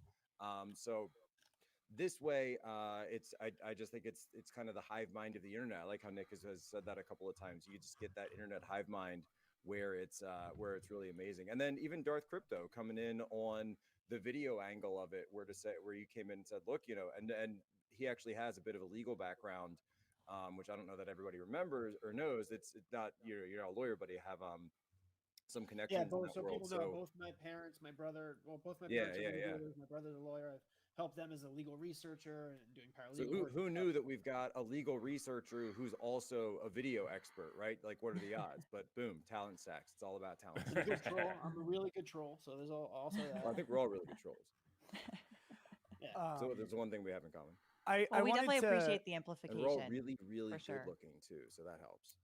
Very no way, he's still in my line. I wanted to circle back to something we were talking about a little bit earlier, and this is still in my line, I know man. someone who I'm used good to looking. work pretty heavily at Apple, and I had sent them a message asking about the logs for airdrop, because we were discussing how this random airdropped file, like how the prosecution is claiming they don't know who sent it or didn't know who sent it or whatever. I think that was just a lie in general, but I got an answer, and they said personally identifiable information is masked, so you shouldn't see IP or MAC addresses. Masada Yada's forward to Andrew Branco's book. They went through and did this. They went through an airdrop to check it. You do see my email address as the user and the file name when it completes. So if you're asking in a legal context whether that can be discovered in some type of forensic analysis, I guess I would have to say yes. It's just a text file on your system. Oh, I wasn't supposed to say a former Apple employee. Uh-oh. Oops. Oh no. You But, gotta put that in the front of the email. Yeah, it was, but it was the this law of information was self-defense. I'm also looking at corroborated by Amazon right now. what was said earlier On Kindle, it's that $10, the and by paperback the is $24. whatchamacallit, the law you firm get that did the free e-discovery from, and talked specifically about Andrew that same Branco's type site, of stuff. The only difference is a little bit more selfdefenselaw.com. context Or to it about what lawselfdefense.com. actually comes through, which is like a username and address. So, wow. But yeah, sorry, I should have read the whole 306 thing. pages. My apologies. But anyway, one more shill The Dragon's Treasure says it's the last week to use coupon code 4 Doors More Whores. Help support Rekieta while getting yourself some quality loose leaf anime themed tea for yourself or friends and family. You'll also be supporting a business that doesn't bend the knee to the woke mob. If there's not a 4 Doors More Whores tea blend by the end of this week, I'm going to be disappointed. Yeah, you got to have like 4 different loose leaf teas. Yeah. There's got to be a tea blend. Dragon's Treasure, keep up. Come on. So I don't know if what? Oh, sorry, I just randomly to jump in. I'm all about 4 Doors More Whores. Seriously doubt the idea that we have a verdict within the hour. I have not seen any sort of other independent confirmation of the I Carol think they're just reporting. part of the chat that's just trolling us constantly now. Now they've gone pro. Right, Well, but like I've been looking, I tweeted saw it some out. people say like that there was a News Nation guy who said a couple minutes ago that it's like jury asked for lunch, so they're still deliberating. So, That's what they're deliberating on is making a decision on lunch. I was just told that everyone is coming back to the courtroom. Oh, maybe I'm wrong. All right. Back to the courtroom right now. Maybe I'm wrong. Feed. Yeah, maybe you want to pull up the feed. Yeah, I've got it pulled up here, and this is what I've got. Please stand by. I mean, so lawyers on the panel, would you agree? I cannot imagine. I just simply can't imagine that they can have a unanimous guilty verdict. It's just, No, if I'm there's, that would be amazing. I mean, Not on the if legal there verdict. were- Come on, where's my There's thing? lesser included. I'm worried that they bargained I down think that's throwing one those lesser possibility. included.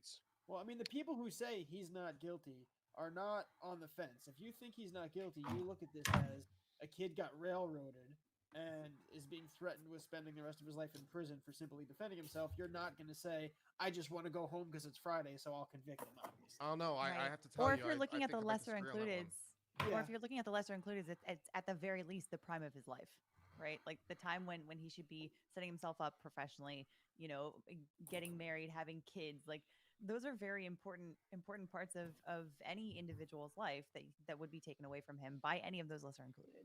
I mean, I'm sure they would win on appeal most likely, given everything that happened. But I don't want him spending a day in prison because he's going to get killed in prison. I always assume the chances on appeal are 0.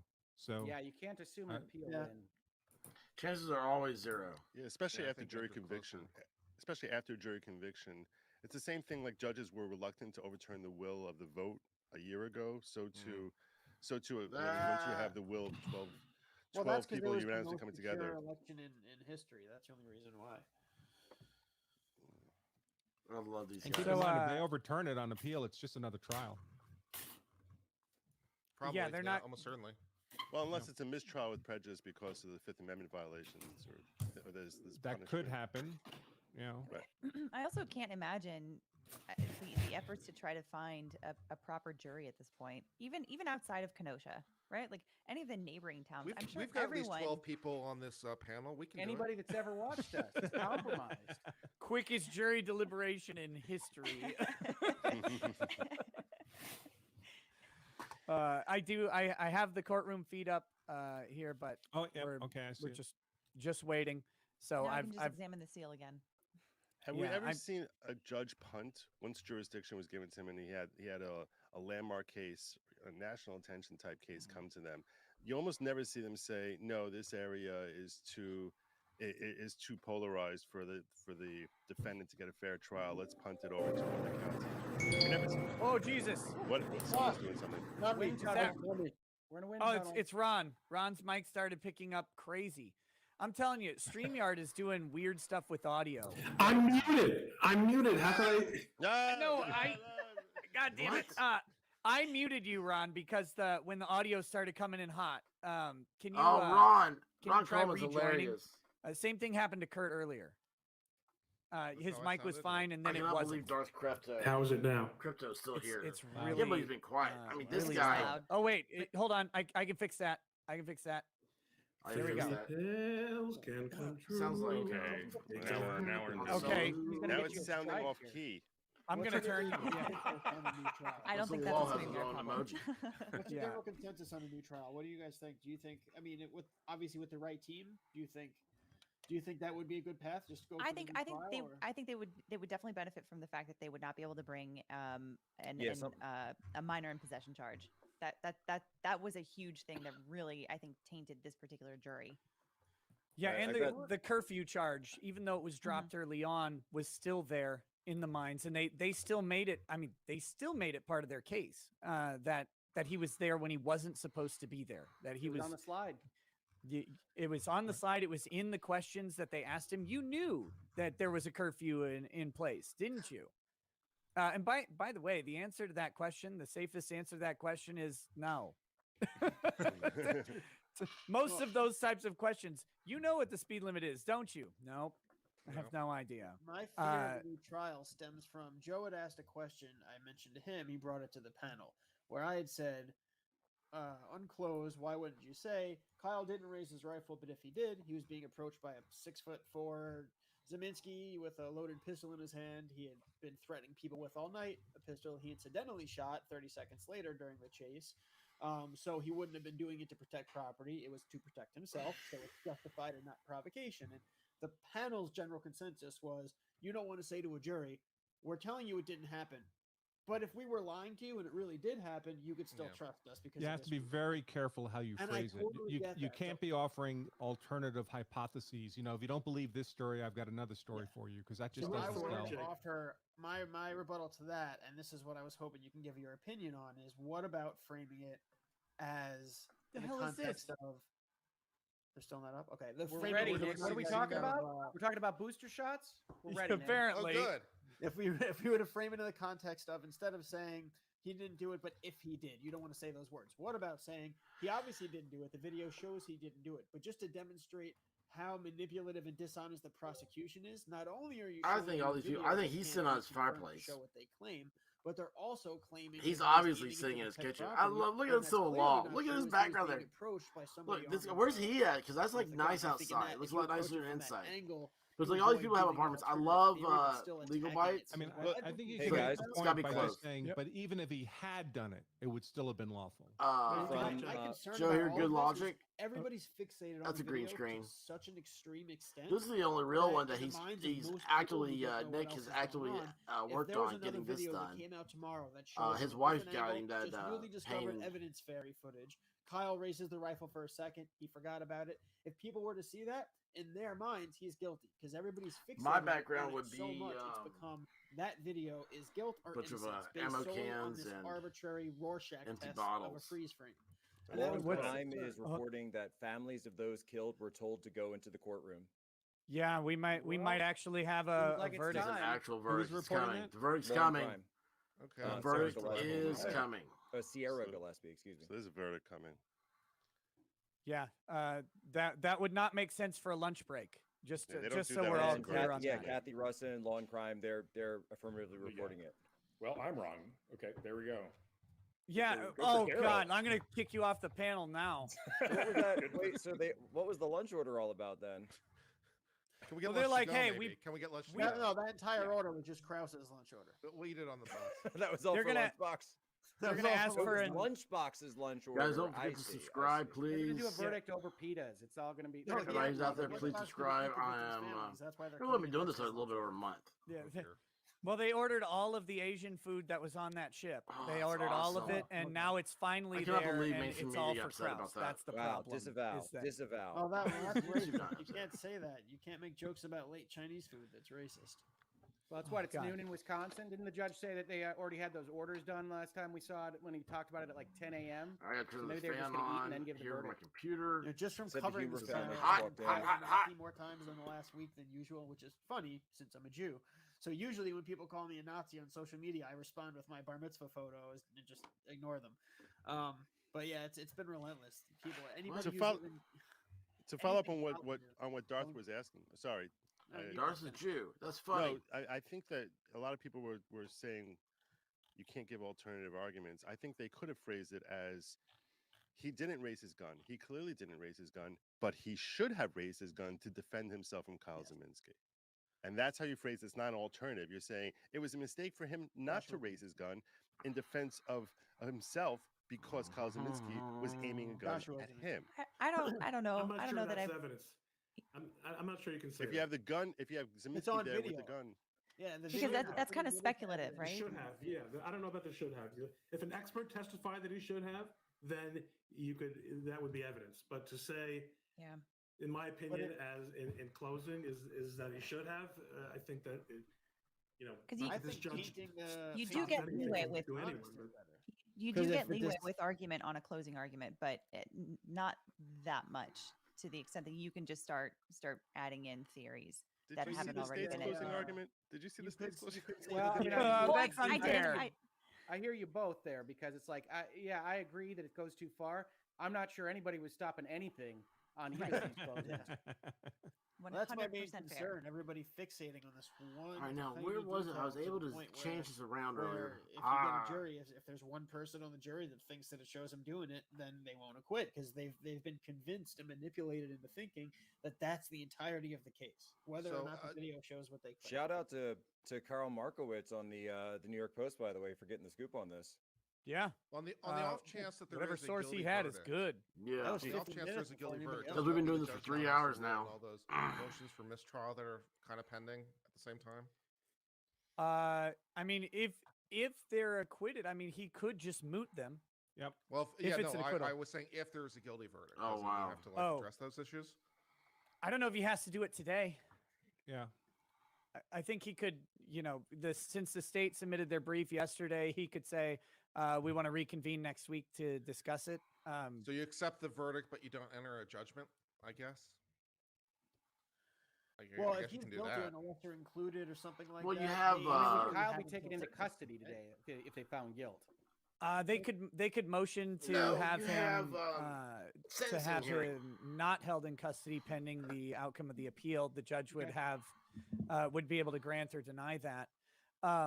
Unless you're a judge in Minnesota who apparently determines that they have no authority over the sheriff's office and their custody determinations. That was news to me that the judge couldn't order the sheriff's office to. We got that in Pennsylvania. We got that in Philadelphia when we got an order from the appellate court there to let observers into the counting room, and the sheriff refused to come out and enforce the order, and a team went back to the judge, and the judge said, well, I'm nervous. I'm nervous, guys. Mine was recently so my client had a sentencing hearing. Really nervous. And we had a motion for a downward departure, and I also can't my remember client's how to family and visitors were turned away by the bailiff because of COVID restrictions. Turns out the bailiff was incorrect. So my client was in the courtroom alone while the other party was not alone, right? They had all of the victims and a couple associates in the courtroom. And so then when the judge sentenced my client, I humbly requested of the judge that my client be allowed just a few minutes so that they could see their children before being taken into custody. And the judge says, I have no power over the sheriff's department. And that, I can't order them to do that. And so they didn't. And I was like, are you serious? You can't give us 15 minutes. Yeah, but, you do. So I found out that judges in Kansas County apparently have no without power. even asking for anything. So I'm hearing, I think, so in another between 30 and 45 minutes or so, is at least the source is saying the trial, the verdict will be given, I think at 1:30, maybe 1:30 Eastern. That's what I said earlier. It says in about 45 minutes. And the source had said that 15 minutes or so ago. So yeah, I would say enough time to give the call to all the people who are visiting Kenosha for purely peaceful reasons to get the assemble shield, as well. get your U-Haul. 1:30. See the leaves fall. That's all. Okay, the more I think the fair interpretation would be give time for all of the family members and Of people course. who need to be present in the courtroom I an cannot opportunity believe to show up, Legis but also for brick pallets to be delivered. I mean, they gotta cart those things in from Chicago. The pallets of brick. Have y'all heard about this? It's about 65 miles to the center of You know, Chicago. talking But they about got last some in time. the Well, north now they're suburbs, so saying- they'll be fine. So what do we think of an early verdict here it was after the fake. written That was, instructions went home pictures yesterday? taken out like We think Dallas, they're related Texas. at all?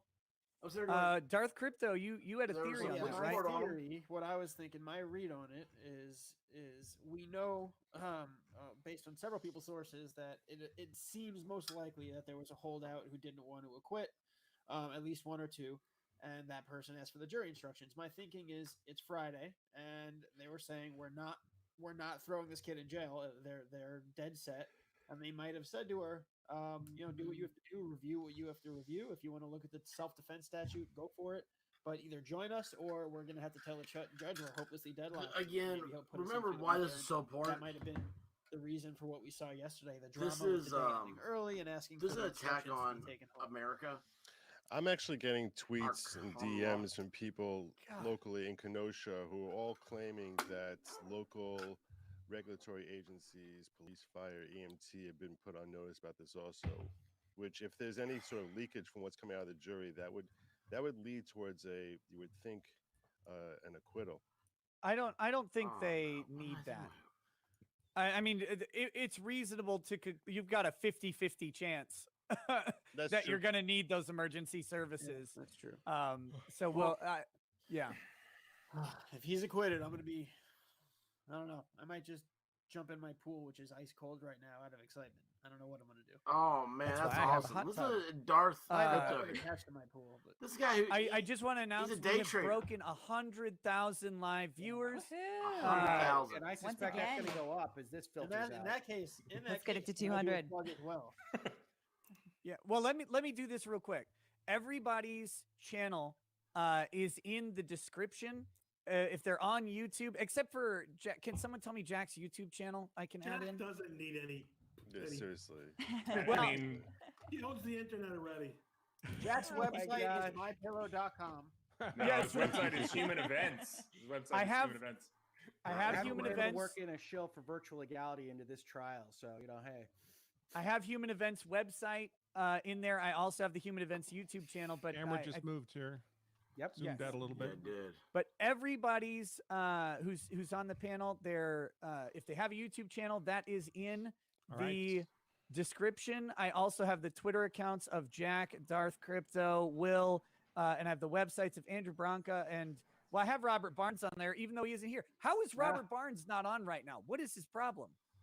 Maybe he's working. Are we locked out? Do we have 10? Ron, stop pretending that Barnes works.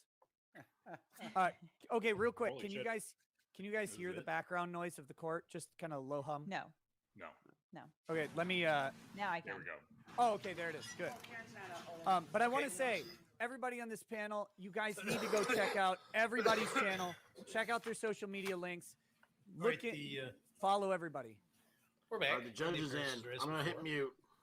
With the jury upstairs, and they have notified us that they have reached a verdict. Oh, baby. Before we call the jury down. Okay. Lawyers in the group, is there anything like this moment when you're sitting in court? There's nothing like it, and I don't mean in a good way. That's Yeah. horrible. No, this feels like impending doom. You never know. Yeah. Right? It's Like you're just horrible. like Any apprehension you feel right now watching the show is amplified a billion times for those idiots at the table on all sides. Like they're sitting there, they're all just like, Binger's like, I'm gonna have to be Fluffer Boy 2005 if I lose. I mean, I don't know what to do. I'm feeling like Richard's got his first trial win of his life today. That's what I'm feeling. I hope think you're right, my friend. I think this, to me, this indicates maybe an acquittal, that they came back before lunch with the decision. Yeah. The problem is that Binger wants to be I don't know. Fluffer Boy I'm prepared for this to go 5000. either way. I'm prepared to be massive. This is, I mean, it's Schrodinger's cat, right? We don't know until we know. No, I'm just Yeah, I'm it just is saying. Schrodinger's I'm saying cat. my. I'm, Which I it's not didn't binding. know. I'm just. This is my feel. It's my Look at gut. Sheriff Feces. Look at You Sheriff need to be Feces' held leg. Sheriff Feces' accountable leg. for that. Runkle, you're muted. Yeah, I've actually got other people here, so I'm trying to stay muted just to cut down on the back chatter here. But I'll Well, unmute welcome. mute as needed. Look at Welcome. Sheriff Glad to Feces' have you Glad here. you could make it on. Kyle Yeah, looks no, like I- he's going crazy right now. I mean, look Show at me, Kyle's sir. face. Can I drop my show really quick before we get any good news? Yeah, go ahead. All right. Unfortunately, I don't have a book to promote, but I've been literally spending every second every waking hour on this. So my normal sources of income have been completely neglected. All I can do is if you wanted to help out in my pinned tweet on Twitter, I asked for a little bit of help, a couple bucks if you don't mind. Every little bit helps. That's all I got. I don't have a book, unfortunately, but who knows? One day I will. I you don't go. think Andrew's selling any, as best the chat can tell. I think his website's down again. So And you should look for It could for be. Darth, Me, I'm doing a DDoS attack. You got to beef up that infrastructure. and look for Darth Crypto's book under his pen name Bradley Cooperstein. So Well, I and tend to your agree in work on terms of this has been predictions. I think there's going to be at least some acquittals here. Maybe a few minutes while we. God, come on.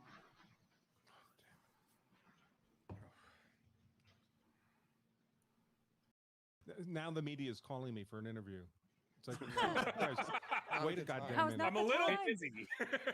Just They want to. mild. They want Talk to 'em get you through it in. real time. Oh God, man, my food's gonna be here in 10 minutes. What terrible I'm time. dying. I'm dying here. I can't even imagine how stressful that is for the defendant. Yeah. Oh, I'm sure It's only- this is the worst moment of his life right now. It's only Well, your entire second. life. It's only all of your life waiting in the balance. God, In the I hands of love 12 Kyle. strangers. I don't even have my ringable phone with me. So I don't know. I didn't want it down here buzzing and bothering me. So if anyone's trying to take advantage of lawofselfdefense.com/free book, my IT person's losing their mind right now trying to keep the website up. So if it Yeah, it's been doesn't work, busted. we're going to keep the offer available. So don't worry about it. Just try again in an hour or tomorrow or something.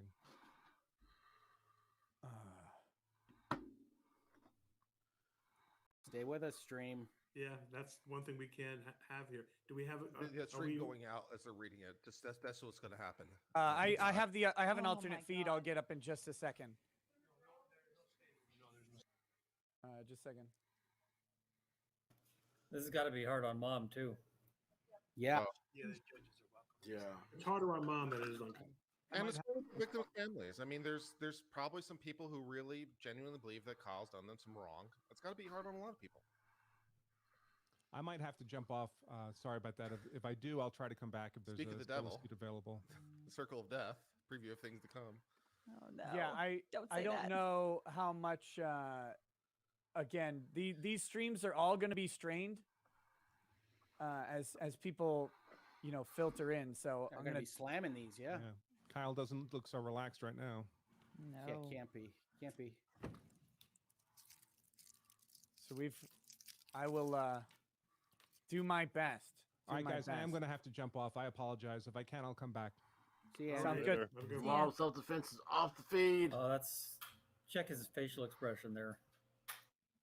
I can't even imagine. I can't imagine what any of them are feeling. Well, as So look at Sheerfisi. I don't know. What is he? His leg was literally shaking, like quivering, when he was standing there. My leg's quivering. So, I know. So I'm why sorry, does it I'm have to like, be live for like 2 I'm minutes? bouncing with nervousness, and I yeah, have, yeah, I have a nothing source. personal on the line. A source actually just told me, who knows who is in a position to know that the defense feels. Why are they out here mowing yards today? I was told. They look. Yeah, I mean they optimistic. should. They should feel optimistic. I think. Feels up. Wait. I think they're happy to not have it go right to the last minute Expecting because good they're news. Wait, what's about going it on being here? over. Why? Don't wanna I jinx- had. Oh, I went over 4 hours. I Say- bet. expecting good news. Can't say more. I don't want to jinx anything. Oh, I'm no longer Right. recording. QAnon says trust the plan. We don't know. Let me read while we wait in with bated breath. I'm going to read some of these super chats again, guys. If I haven't gotten to your super chat, I'm going to be recording all of them, which is going to take a long time. You guys have been awesome supporting the show, and I really do appreciate it. Christopher Penza says, "I love For what you're those who, doing." In the audience portion, I'll wait for the judge. no, it doesn't need to be. There can't be any reaction at all, no matter how strongly you may feel. And it's understood that many people do have strong feelings, but we can't permit any kind of a reaction to the verdict. And as you can see, there's quite a bit of law enforcement here, and you will be whisked out of here if there is any. So just be aware. Christopher Penza says, "I love what you're doing. I'm wondering if you can help me make law better. I built Gavel Book, which I hope will be an amazing way to connect clients with lawyers focused on transparency. I love your and your audience's comments. Gavel Okay, Book. so email me. I've got me. 4 We hours. can talk about it. Jack and it Steinbeck resets Jr. itself, thanks for the sticker. and that's Alan what says, just "White happened pill, here. wanted, not So I'm guilty gonna just verdict resend read out my early feed. in the day, not in the evening. Woman juror reading instructions overnight equals making What is sure she happening? is comfortable." Corey Boatwright What says is happening? they're calling the jury. Go it down, sounds like. please. Yeah. Thank you. Corey Boatwright says, speaking of lives being destroyed by the process, could that be the motivation behind the no secrets defense approach? Seems flawed, but they can at least try to say there wouldn't be blocked evidence that would have proved the guilt after all. I mean, yeah, it's a strategy. It's just not a legal strategy that I've agreed with personally. Value Air, thanks for the donation. Little Rock says, I had no idea this many attorneys do videos. I'm a 53-year-old attorney. I was an engineer for 17 plus years with PhD in engineering. 2012 went back to law school. I've joined all of your sites. We'll have to hire someone to keep up. Thanks all. Awesome, nice. Little Rock. Thank you. Thank you. 120,000 watching us, by the way. Oh my goodness. 120,000 people are watching. Where else would you watch? I like Joe's tweet, Rittenhouse verdict coming, watching with 9 lawyers and Def Not Darth. With 9 lawyers and Darth Crypto. Well, to be honest, I'd say like 70% of the internet actually believes I'm an attorney. So. Yeah, I've not done this the whole time, but obviously while they're reading through the verdict, let's all try and stay silent. We might even want to mute our mics because we might be inclined to cheer or cry, my mic. And you don't want to be on a live stream crying. All right, we'll go mute. All right, members of the jury. I'll stop the camera if I start crying. Would you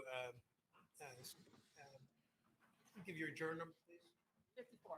54. And has the jury reached a verdict as to each count of the information? Yes, we have, Your Honor. One verdict and one verdict only? Yes. Would you hand all of the paperwork to the bailiff, please? This is the ones that you didn't know. Everything. Okay. Yeah, thanks. One verdict. Can you guys mute Logic and Crypto, please? May I see that too, please, Mrs. Chairman? Thank you.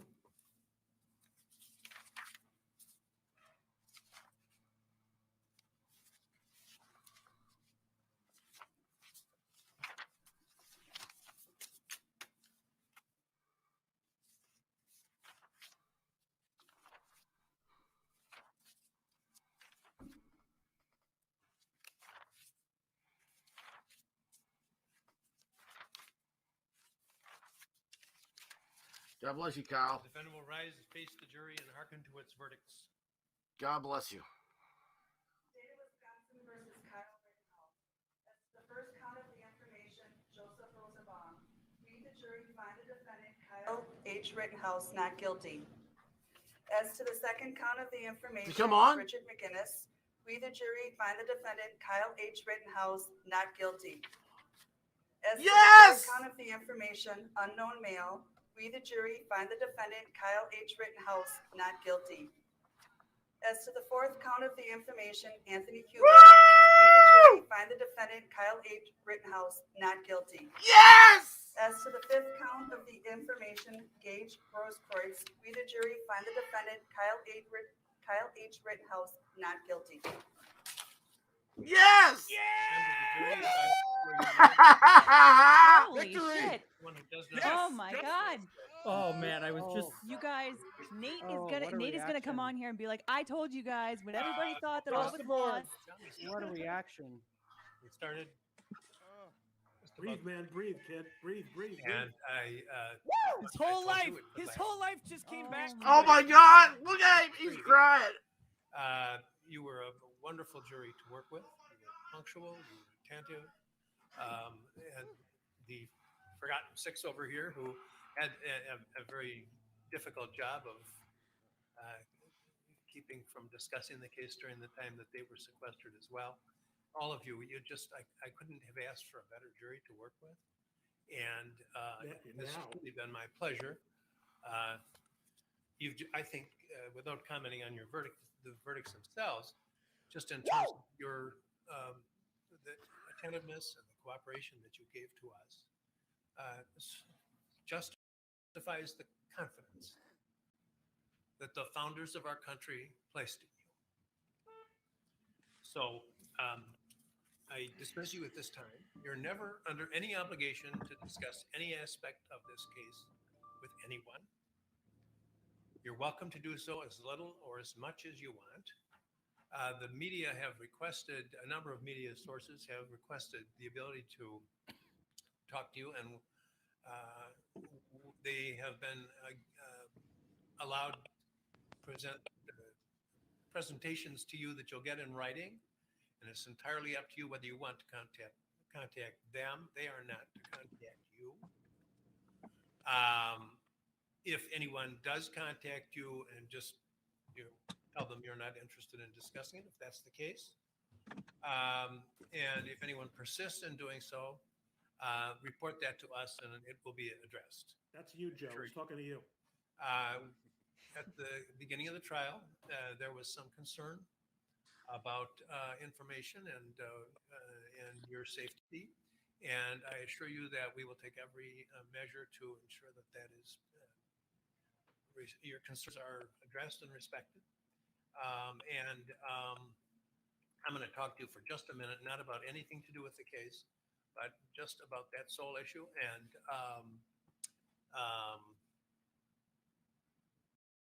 you, as I say, you're welcome to discuss the case as little or as much as you want. Any questions, anybody? We have lunch now. And you're after 4 years, you're eligible for service again. It would be my pleasure to work with you. Thank you. Yeah, get him out of there. Get him out of there fast. Yeah, please. Or in the they can attend in the library. It's not going to be more than a minute, or maybe it will be. Yeah, take him upstairs. That's fine. That's fine. Of course, he wasn't guilty. This is the correct verdict. This is the 100% correct decision. The only shock and elation I have is that they actually got there without a holdout. Yes. I concur.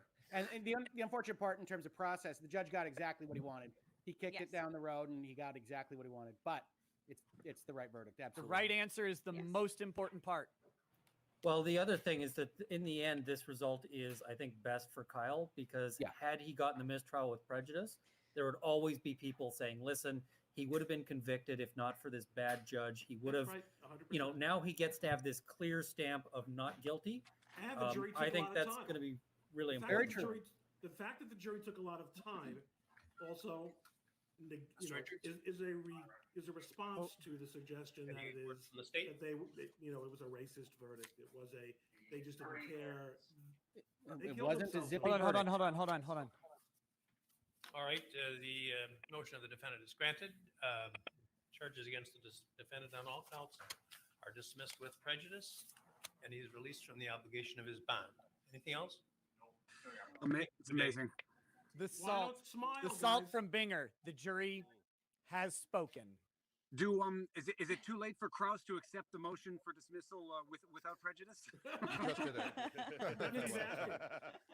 And again, I'd like to accept that motion that Shirafisi offered the other day.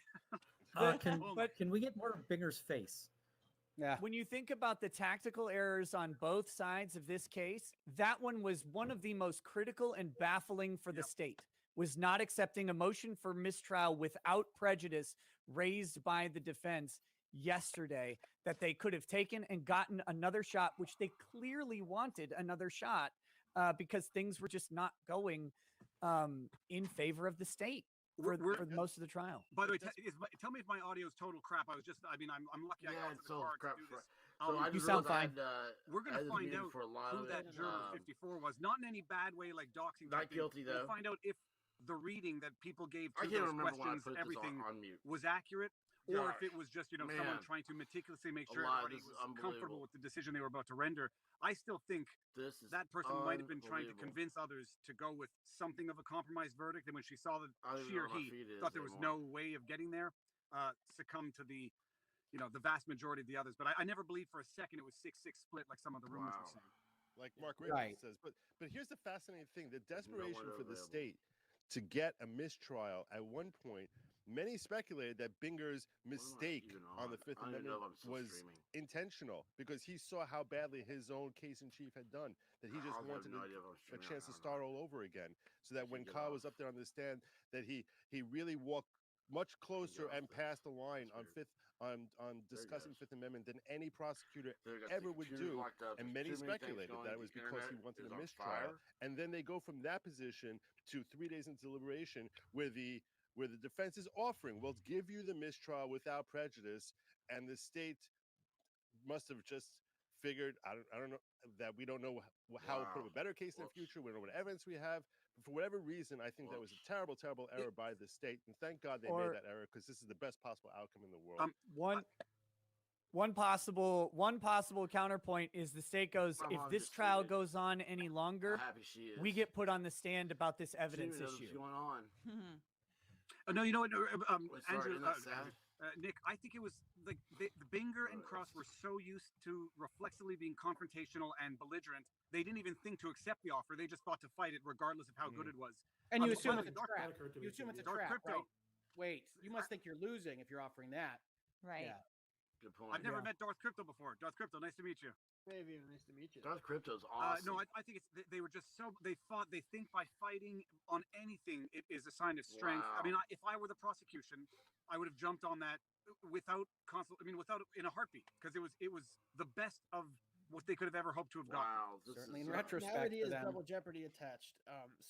Earlier before you came on too, I was explaining how I've been yelling about this, how it's been really frustrating that everybody's fixating on this video, because it's gotten to the point where people who don't know about the other details and the other particulars might say, oh, if he's raising the rifle, he's guilty. If he's not, that's provocation. That's the whole case. Say some new video footage comes out tomorrow that shows, oh, he was raising the rifle very briefly. He forgot about it, but it's no big deal because it wasn't provocation. He wasn't protecting property. Zeminski was approaching him with a loaded pistol in his hand. He was protecting himself, and it was justified. No provocation. But they didn't emphasize that, so that was my concern about another trial. And I haven't mentioned this. Now that double jeopardy is attached, I've done a job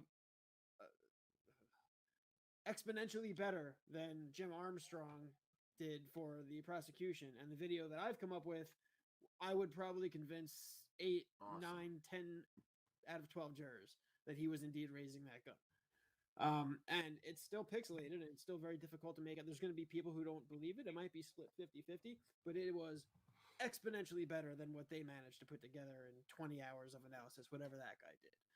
So that was why I was, I didn't even want to talk about this until he had double jeopardy attached and he was safe. But now that he does, there probably are going to be videos that come out that show that. So I was concerned about a new trial for that reason. That's why I was so fixated. Given the loose cannon nature of the federal justice department, my dog's coming in and saying, like, what is going on? No, there's been he didn't violate any federal law, and there's no civil rights violation. Right, she only shot white people. Exactly. If he shot white people, they could go after him like they threatened to for Zimmerman. You never know. I have seen them. I have seen them threaten based on political alignment on a federal. Runkle, you're muted. If you were talking to us, if you weren't, that's fine. Yeah, no, there's other people here, so we're just discussing the verdict.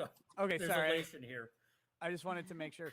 But am I wrong in thinking that I've seen just deprivation of civil rights not being related to race as a protected class being threatened, at least in other cases? So I certainly could see DOJ intervention. I don't see them winning because the obvious problem is it's typically going to be based on race, and there's no evidence that he acted in any way based on any of those factors.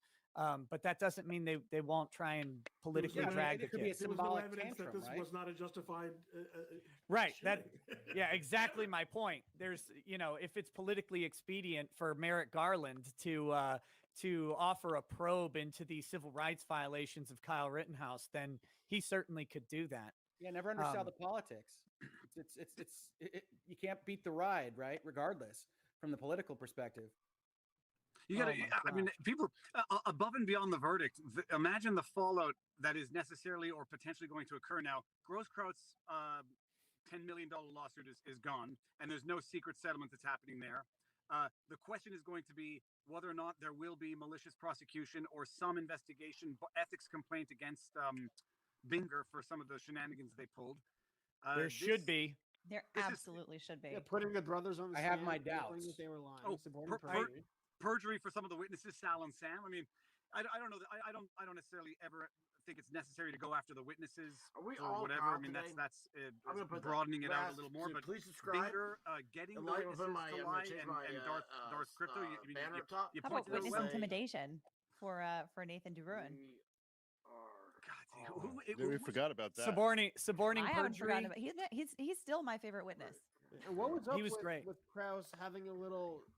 He honestly sounded like a high school girl having a little tantrum about this journalist that picks on him in the DA's office. That's the Kenosha County. Too. Why are you talking about this? I hope for his sake that he hasn't been watching the stream then. I hope he has. I hope that he feels deep shame. What really is encouraging here is that there was jurors who recognized the very obvious truth. I think you could make the case the defense proved self-defense beyond a reasonable doubt, let alone the state's failure to prove the opposite. I think the facts are so clear, and we'll find out for sure what they went had on. to. They Yeah, had we'll to find out get what 12 unanimous we'll probably in their find out what favor. went on in that jury room, but I wonder if that was what happened. We had to convince this holdout. 3.5 days is interesting The defense for proved their for case. full acquittal. It's 4.5 days. It's Well, on. it's Today Tuesday, is Wednesday, 4. Thursday. It's Tuesday, Wednesday, Thursday, and then half of Friday.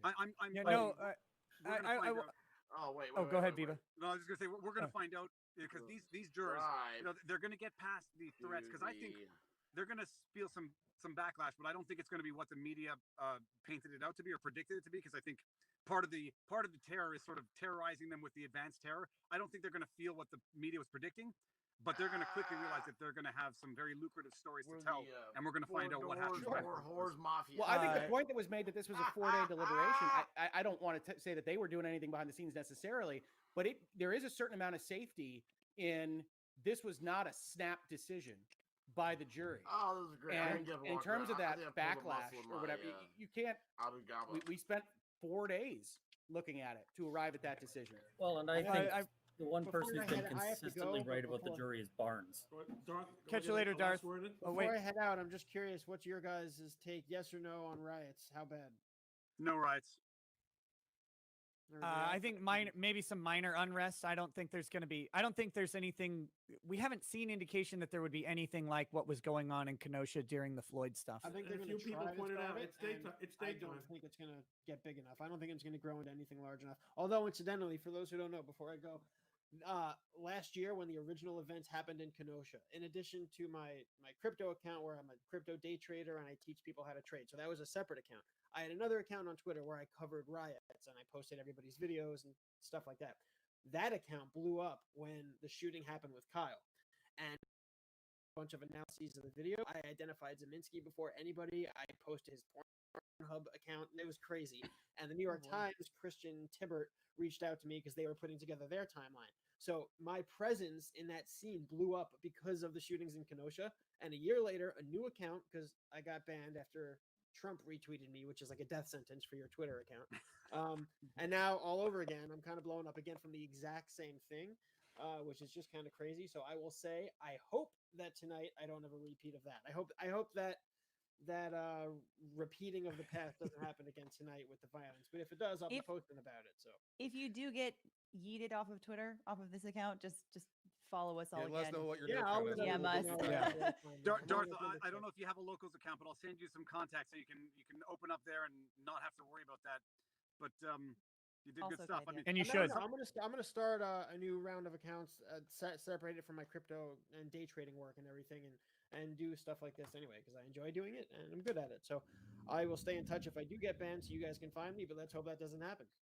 All right, buddy. Right, Peace. have a good one. Peace. Thanks for having me. Do the defense lawyers now get to come out and say, "Shut up, Nick? You've been on TV nonstop for 2 weeks." You should come out of the stream and say, "Why are you complaining?" They're welcome. If the defense lawyers want to join this group and tell us how great they are, that'll be fun. Yeah, you see, we knew what we were doing. We knew what we were doing. They were Look, the whole time. If Richards wants to come on here and be like, you see, we had this in the bag the whole time. You guys are wrong. I'm going to dress you down in front. He can dress me down in front of anybody. I will this whole praise. case was a bunch of havoc. And this is the thing. We all have disagreements with how, and Ron, you talked about this. I loved your tweet the other night. We all have disagreements with how this was conducted. At the end of the day, the guy with the red well, the guy with the file, the guy with the client got the acquittal, no matter what we say about it. Absolutely. And to Kurt's point, you mentioned this like 30 minutes ago as I've been going, trying to get a word in, but they did put the facts down to support this. The facts were always in Kyle's favor, but to their credit, they put the facts in front of the jury. That's one thing they did do, and they got good facts out there. We have tactical disagreements. We might have been annoyed that they got that the state got evidence in that shouldn't have come in, but to the defense's credit, they put the facts on the record necessary for a self-defense acquittal, and they got it. They got exactly what they needed to do. I'll just say one thing. Some mistakes are, well, some disagreement is strategy. Some of it's like gray zone parenting. Like I say with parents, it's like there are no right or wrong answers, just disagreement. But then there are certain objective mistakes, which there is no strategic benefit to having risked it in the first place. The motion for mistrial without prejudice that Sheriff Feasy put in verbally, that could have ended it before the jury if they pounced on it and said, yes, we're done deal. No strategic benefit to that. And the state should have. The state should have done it. And I can't think of any other disagreement we may have had with counsel that was objective. No strategizing. The admission of the evidence, the failing to object. Some people could see that, not looking antagonistic, not looking like you're trying to prevent evidence from getting in might make you look better to the jury. Like, we can agree to disagree on that.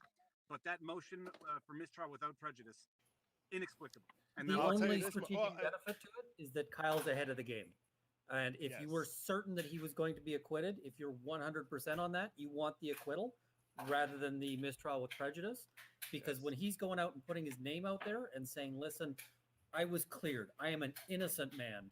Not because there's going to be there's already all the rhetoric about bad judge and all of this. He's going to get it anyway. Oh, we got to welcome back Mr. Jack. What's going on, buddy? Jack, what's new? To all the people out there who are so upset about this, the salt mines are open, the tears streaming down your They're faces. Not watching this stream, Jack. The lies are gone. Those I people know are not you're watching probably this stream. sitting there thinking, how can I sleep tonight with Kyle Rittenhouse at large? How will I ever get to sleep staring at the walls, staring at the ceiling, contemplating oblivion, contemplating your own existence, and contemplating your own poor life choices? Well, I'll tell you, it's quite simple. You just go to mypillow.com. You use promo code POSO for the up to 65% off. And even you, a doubter and a liar and a spreader of false narratives about this young man, can still get a good sleep tonight. And so that is my offer to bring all of America together. We all at least unite over a good night's sleep. God! I defer the grift skills. I defer on the grift skills. Yeah, Joe, I thought you were our grifter here, man. Everyone was saying that I'm like the major. Jack comes on, it's a whole new ball game. Who are we kidding? Jack takes to a whole new level. I love how Jack, he sends me a message. He's like, "Oh, my connection dropped," and now we find out exactly how that connection dropped was so he could run another MyPillow plug. Amazing. It was. No, welcome, Ty. Ty. Check in with Lindell, while I was in the meeting, the press is going double because we're going to be doing the Kyle Rittenhouse specials. To me, honestly, like, all that aside, we were talking white pills earlier, right? What a white pill, right? This showed us the difference. This showed us the difference between, can a jury be swayed when you have this much evidence in front of you? Can 12 people of different backgrounds, and Barnes and Barris have talked all about the class issues that play here and so many different issues in that town.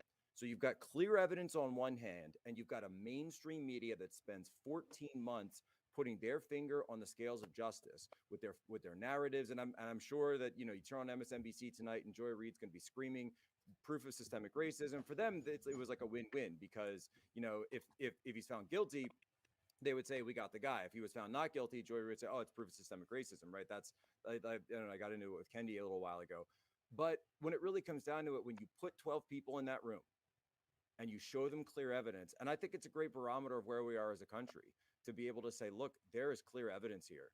And I guarantee you that you had some people in that room that said, lady, juror 54, I will sit here until my dying breath if you try to make me put, my name on that to say that this kid was guilty, because I can see it. You know what the interesting thing is? Let's just assume that we're all operating on the same, that it's accurate, that jury 54 was the activist one who wanted something of a conviction. Knowing well that if there's 11 people say you're nuts, and if you are the one who provokes a mistrial or a hung jury, it's going to come out and you're not going to look like the hero you think you're going to look like. Yeah, then there's going to be social pressure there. Yeah, no, it's but can you just imagine how clean and fresh the air is going to smell for Kyle now walking out of that courthouse? Well, that being said, and I don't know if you guys have said this yet, but number one, pray for Kenosha tonight, and number two, get Kyle out of Kenosha, get him out of the state, cross state lines, cross state lines, Kyle. Texas, right now. Texas. A few state lines, maybe. Kyle can crash on my couch. I just want to point out on August 25th, 2020, Kyle had a mob chasing him, and they chased him for 14 months. That same mob finally stops chasing him on November 19th, 2021. Well, I don't know if they've stopped chasing him, That's right. realistically. That's All the doubters can get wrecked. All the doubters can get wrecked. Yes, his life is about to is going to take off now. I'm gonna make my prediction. By the way, I don't think there's going to be riots tonight. I don't think there is going to be anything of what the media was hyping up was going to be really the cold up consequence there. of an. Well, it's not just that. The media weaponizes the fear as much as they weaponize the harassment. So they weaponize the fear of harassment in order to get the result they want. When I don't think it was a reasonable prospect one way or the other. You have a dwindling amount of people who are as shocked now as they were the evening they were told that an active shooter was targeting black activists at a Black Lives Matter. So, but they were using that fear, the harassment, the fear of death threats to get the result they wanted. It's going to fade off quickly now. And I think the attention is going to shift over to the McMichaels because they'll probably have a much easier chance getting the verdict they wanted here in the McMichaels case. Just so we know what's going on the screen, I have it muted, but the cameras are leading ahead of the, we can say it judicially now, the assailants' families are here. Huber's dad, Huber's great aunt are pictured on the screen right now. So there are other people involved with the assailants. They are not victims. They are not victims. This is a self-defense case. They are assailants. And you got to feel bad for these families too, right? You got to, I mean, you do. Obviously, if someone lost their kid that way, no parent wants that, right? No parent wants that for the kids. No, and nobody. You got to pray for these guys too. And the families. No one on our side is. That's a parent's worst nightmare. Nope, and I said that when when Huber flipped off the courtroom, when Huber's dad flipped off the courtroom. In one of the pretrial hearings, yeah, I said, this guy, in his mind, his kid is dead, and the court isn't giving him justice. So when I say assailants, I don't mean it against the families in any way. It's the reality. Look, I pulled up Huber's Instagram at one point, which is still up, by the way, funny enough, and it is some weird stuff on there. Weird stuff, occult stuff, and just a lot of skateboard stuff, actually, believe it or not. Not to make light of the misery, and Pozo, I mean, thank you for saying it, because nobody takes pleasure in the suffering of others. It is just the case now. The jury's going to now hear what Huber, had done as a person, what Rosenbaum had done as a person, and not that their past criminal history justifies what happened to them that night, but the father's there flipping off the court. Is the grandmother there who Huber threatened to kill? And a lot of the times in these family situations, they know there's a problem. It culminates in something else independent. And it's a lot easier to blame Rittenhouse than it is to blame what was going on that, led these people to live these lives in the first place. Real quick before, because I don't have a lot of time, but I just want to say, I know you guys were, obviously have been quite critical of the defense as well as the prosecutors in this. But, one thing I want to say is all of this evidence that the reason Kyle got out of this is because of the video evidence. And that video evidence, Richie McGinnis, Drew Hernandez, Elijah Schaefer, Shelby Talcott, Julio Rosas. I'm probably missing some of the names, but just all live streamers. And you really have a dynamic here where it's independent media versus corporate media, right? Sorry, Ron? Don't leave out the FBI. I mean, where would we be? The FBI. God bless the FBI. God bless the intrepid people of the FBI who, okay. Where, for 14 months, they sat on this stuff until I was the one who obtained the video and then broadcast it for the world to see. Well, they were busy going after parents from the infrared because they don't want us to know that they've been tracking these for, a year. But you look at it, you really do have a situation where it's independent media and the people who went out and put their lives on the line, they got the truth versus the corporate media that's been lying about it for 14 years or 14 months. And guess what happened? The independent media won because you know what? They were telling the truth and they had the facts on their side. Yeah, absolutely. You probably already That's what talked about won this, this. but what There happens? wasn't. I don't think it was any one specific legal argument. To be honest, no offense to obviously I'm not like the only non-lawyer here, but I really do think it was that video evidence that swayed people. Of course. Well, of course. that evidence, yeah, how that's does this everyone trial- that I've talked to that started off with an opinion against Kyle. They said I saw the video evidence and then I realized, oh, he wasn't the aggressor. He was actually being chased. Oh, And and there's that body brilliant slammed and moment. whatnot. More surveillance. Hey, we live Brilliant in a mass moment on surveillance Cross. community now, right? It's happened, right? We didn't. That's what Orwell didn't necessarily predict, right? Was that it was going to come? He thought it would come all from the government, but what ended up happening was we have mass surveillance from one another, right? So so we live in a world now that's governed by viral videos, and so the question then becomes, are we going to always react to them? Are we going to have knee-jerk responses? I've always said, 24-hour rule, right? Viral video pops, it looks crazy. Oh my gosh! All right. I want to know what happened right before. So the kid's shooting a guy. All right. Oh, but then you dial it back a couple of seconds, 30 seconds before, 30 seconds after. Oh, look, they're chasing him. That's why he's pulling out it. Right. You see, so you got to be so careful about this stuff because it's not going away. The surveillance isn't going away. Phones aren't going away. And with everything else that's coming, augmented reality, et cetera, everybody's going to be having these things. And that's going to find its way into politics. It's going to find its way into interpersonal relationships. It's good, with all the people saying, "Oh, I caught you cheating because I saw your face was in somebody else's photo," and it came up. You get caught on the and it's gonna come up jumbotron. in the courtroom. Yeah. Ty, you had something you were saying. I was noticing in the chat there were expressions of, well, they should have raised a better kid. Guys, look, if you've got children, you love them no matter what happens. And we're expressing sympathy for the parents just because that is absolutely the most horrific thing that could happen to a parent. We really should never gloat about that. And I know what you're saying, but just remember, I think parents get too much of the credit and too much of the blame for how their kids turn out. What kid are we talking about? Hey guys, my phone's blowing up, and I see that Bronco wants to hop back in, so I'm gonna dip. God bless all of you for all the work you're doing. I promise I owe all of you a tweet. Just it's literally the best coverage out there. Period. Every single one of you. Jack, anything to sell about anything? Yeah, like, buddy.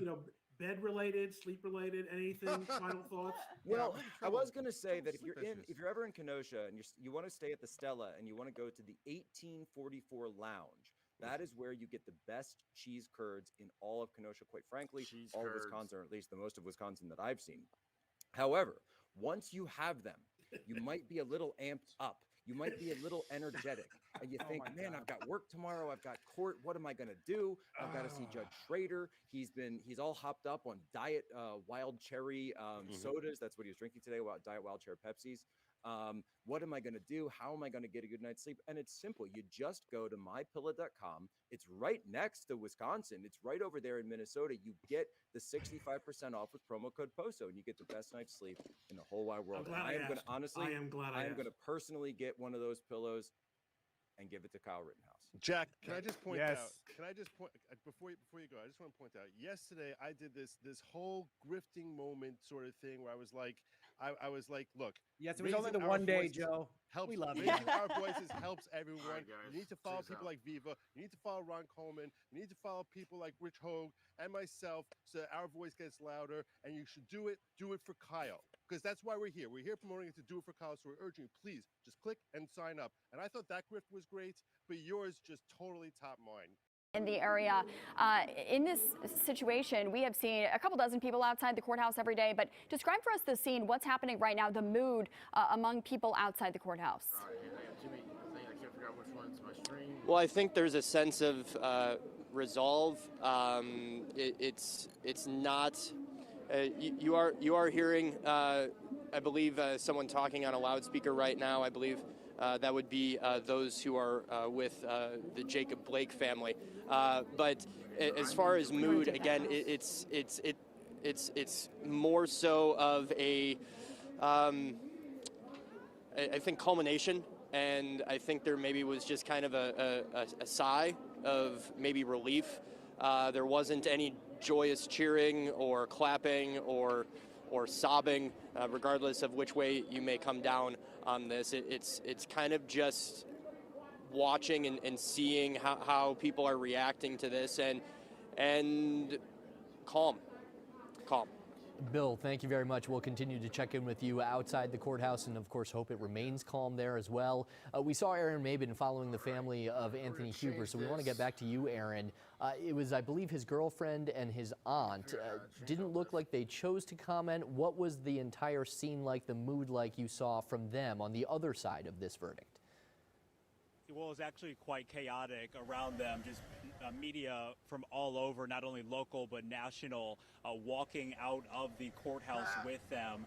I think there was a little bit said. I asked a question to Anthony Huber's girlfriend. There was a lot of no comment, so I do got to look back at the tape. But they were basically silent. I have to say we're on the other side of the courthouse, and it took us some time, a good amount of time, because just the amount of people that great aunt. Yeah, I was trying to think. I was like, so how does Kyle turn this in his favor to make money off of this? Right? How does this become? Mainly no comment. So they walked from. I mean, the guy has no job right now. I was thinking about it. I was like, you remember the Michael Brown shooting, or the hands up don't shoot guy? What happened to that police officer that shot him? I mean, I don't know if we ever got his name or not, but I know that he's not a cop. I mean, he's that cop in Missouri, whatever. What was that, Joplin, Missouri? And I think we knew a verdict was coming. We had a little bit of inkling. And then Protonics, I guess, yes. Hello, I am back up here now. I am sorry, I was out. And hey, both of these guys are from Twitter or Twitch over here. I appreciate this. Twitch is I love Twitch, okay? And that's part of the reason about me getting this Melon app here is because I was trying to use the Twitch studio, and while it is awesome and YouTube should learn from this, I had little things like technical difficulties. Like I had a great stream going, and I couldn't get my volume to work over there. So, man, I was like, I gotta do this Melon thing. I really like it a lot. So anyway, yeah, appreciate you guys from Twitch over there. This is awesome. Twitch has nothing political over there. They have a political tab, and nobody's streaming on it. So I've got to get on there.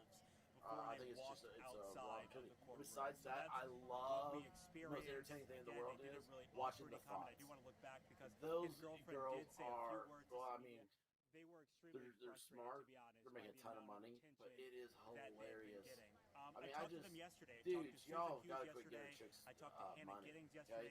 It's not worth it. Trust me. Every time you want to give them money, buy some douche coins. You know what? I think that I'll get kicked off one platform for even suggesting that. So don't do anything I say.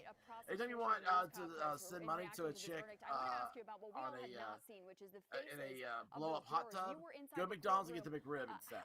I think that's safe. Those non-guilty verdicts, when they read those aloud, what was that moment like? All right, I am now. Let's see here. Yeah, there was a lot going on, so I wanted to make sure I was kind of staying present and looking at a lot of different people. My main focus was Kyle Rittenhouse, who was shaking in front of me, but right away I was pulled to his mom or his sister. I heard some sort of gasp once that verdict was read, and my ear just immediately shot over to them. They were emotional. It was Kyle Rittenhouse's mother, the spokesperson for the Rittenhouse family, David Hancock, some sort of another friend, and then his sister, all of them wearing black. They were emotional too. And then I did look over at the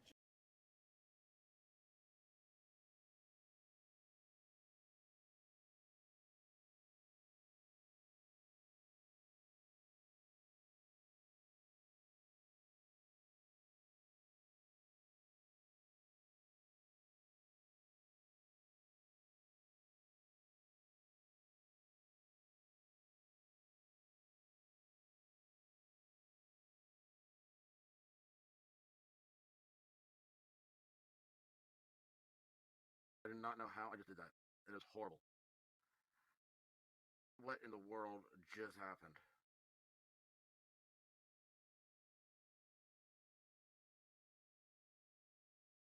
Wow. That sucked.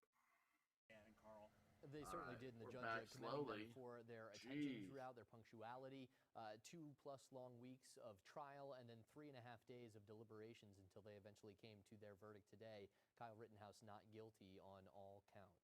Let's check in with Angelica Sanchez, who is live inside the Kenosha County Courthouse with what she's seeing at this point. Well, right now I'm in the media room still, where we are waiting to see if Assistant District Attorney Thomas Binger will be speaking to the media following the outcome of this case. So there is a lot going on to the sides of the camera that you cannot see right now. But again, we are waiting to see if the prosecution will talk about the outcome of this case. Now, this trial lasted 15 days. Now, again, we were told that this trial was not going to go this long, but it all came down to jury deliberations. As I mentioned before, it really makes you wonder the role that drone video that was submitted during the trial. Yeah, the drone video that's fake. Drone video did in terms of like how this jury ended up weighing in on Kyle Rittenhouse's the charges that he faced in this trial. Really, with that drone video, something that we know is that there was a large dispute between the prosecution and the defense between the quality of this video and whether the prosecution was aware that the copy that they gave the defense was different than the copy that they possessed. The jury, this was the only piece of evidence that the jury requested to see. They saw it for about an hour, and there was a lot of debate between the defense and objections between whether they should see this video, how long they should see this video, and of course, this is the video that the prosecution claims showed Kyle Rittenhouse pointing his weapon prior to the first fatal shooting. And of course, the prosecution, that's where they put provocation charges for the provocation for the jury to consider during their jury instructions. And of course, that drone video was played over and over again. The judge allowed the jury to watch that video, but it really makes you think the role that drone video had in the outcome of this trial. Again, Kyle Rittenhouse found not guilty. It didn't have much of any against him. I mean, my gosh, a blind mouse could have. That several charges against him were dropped. He was originally charged with 7 charges, and that included having a gun under the age of 18. That included the curfew, violating the curfew one about having a gun under the age of 18. That one was charged him with that, yes, and the defense fought against that curfew. That was the first one to drop, and then, of course, the defense, they argued ambiguity in the state statute for that gun charge that Kyle Rittenhouse faced, and that was dropped. So he faced 5 charges in this trial. The most severe would have sent him away life in prison without the possibility of parole. So you really have to give it to the jury, who you could tell took their time deliberating on these charges and understanding just how crucial it was to review what they could. And again, the only piece of evidence that they really requested was that drone video that the prosecution was adamant about showing the jury that this was going to show Kyle Rittenhouse caused this entire incident. So we are waiting for Assistant District Attorney Thomas Binger to come down here. And of course, that's one of the questions. If he does choose to speak with us, that's a question that we will ask, is his thoughts on that drone video and the role that it played in deciding the outcome of this trial. Angelica Sanchez, thank you very much for all your work throughout the course of the trial, keeping us updated here at the station while you were in the courthouse there. Well, I mean, all day long, people have been outside. I don't know what they're doing. From all around they the suck. country, all around Wisconsin, to this case that has received national attention. And Suzanne, we have no better than our political reporter Jason Calvi to comment on some of that. We're seeing statements already from Brian Stile, the congressman from that part of Wisconsin, as well as Gwen Moore. And there is Jason Calvi now joining us outside the Kenosha County Courthouse.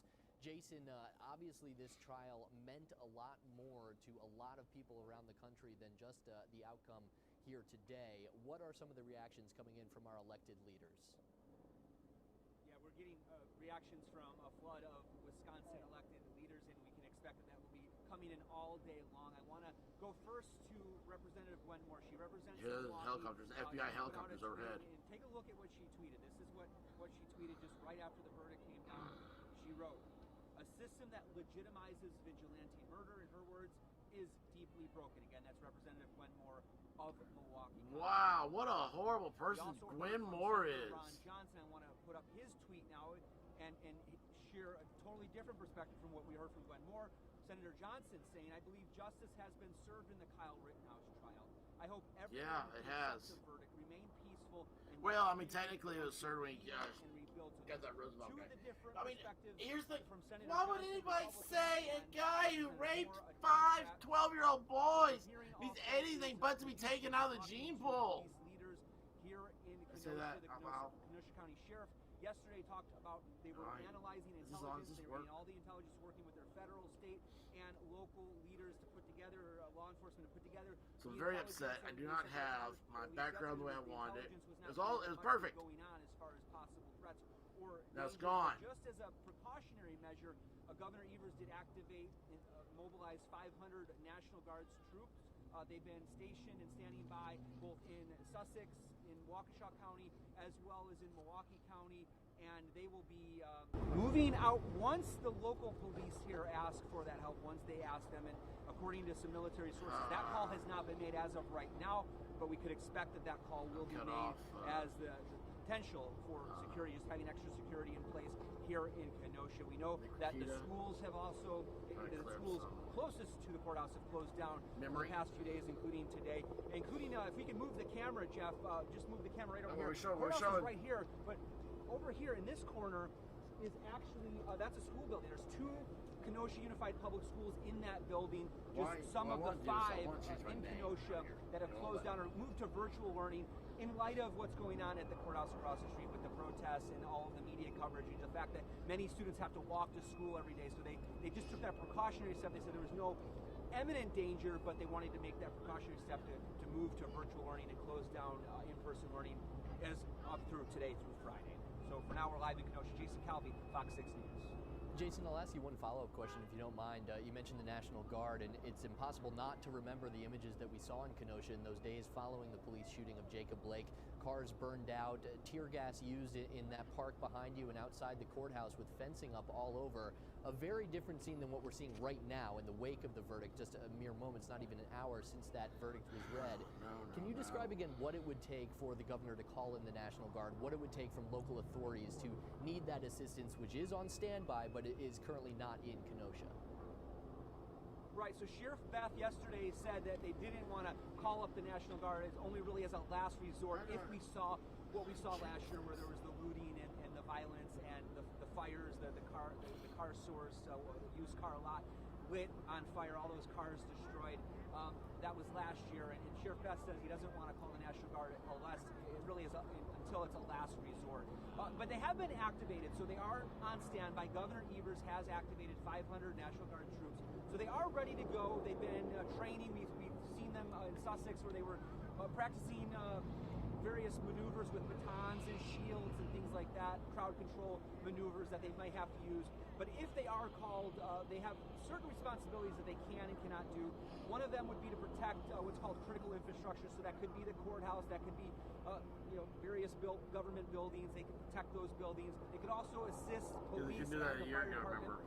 So we've seen the National Guard in the past when there's been unrest in places like Milwaukee, where we've seen the National Guard going out and helping, for example, with the fire department, just to secure their mission as they go out to put out fires and things like that. So those are the things that they may be doing, but in order for them to actually get to Kenosha, the local police here, the sheriff or the local police department would need to call them in to activate them here and to come here to Kenosha.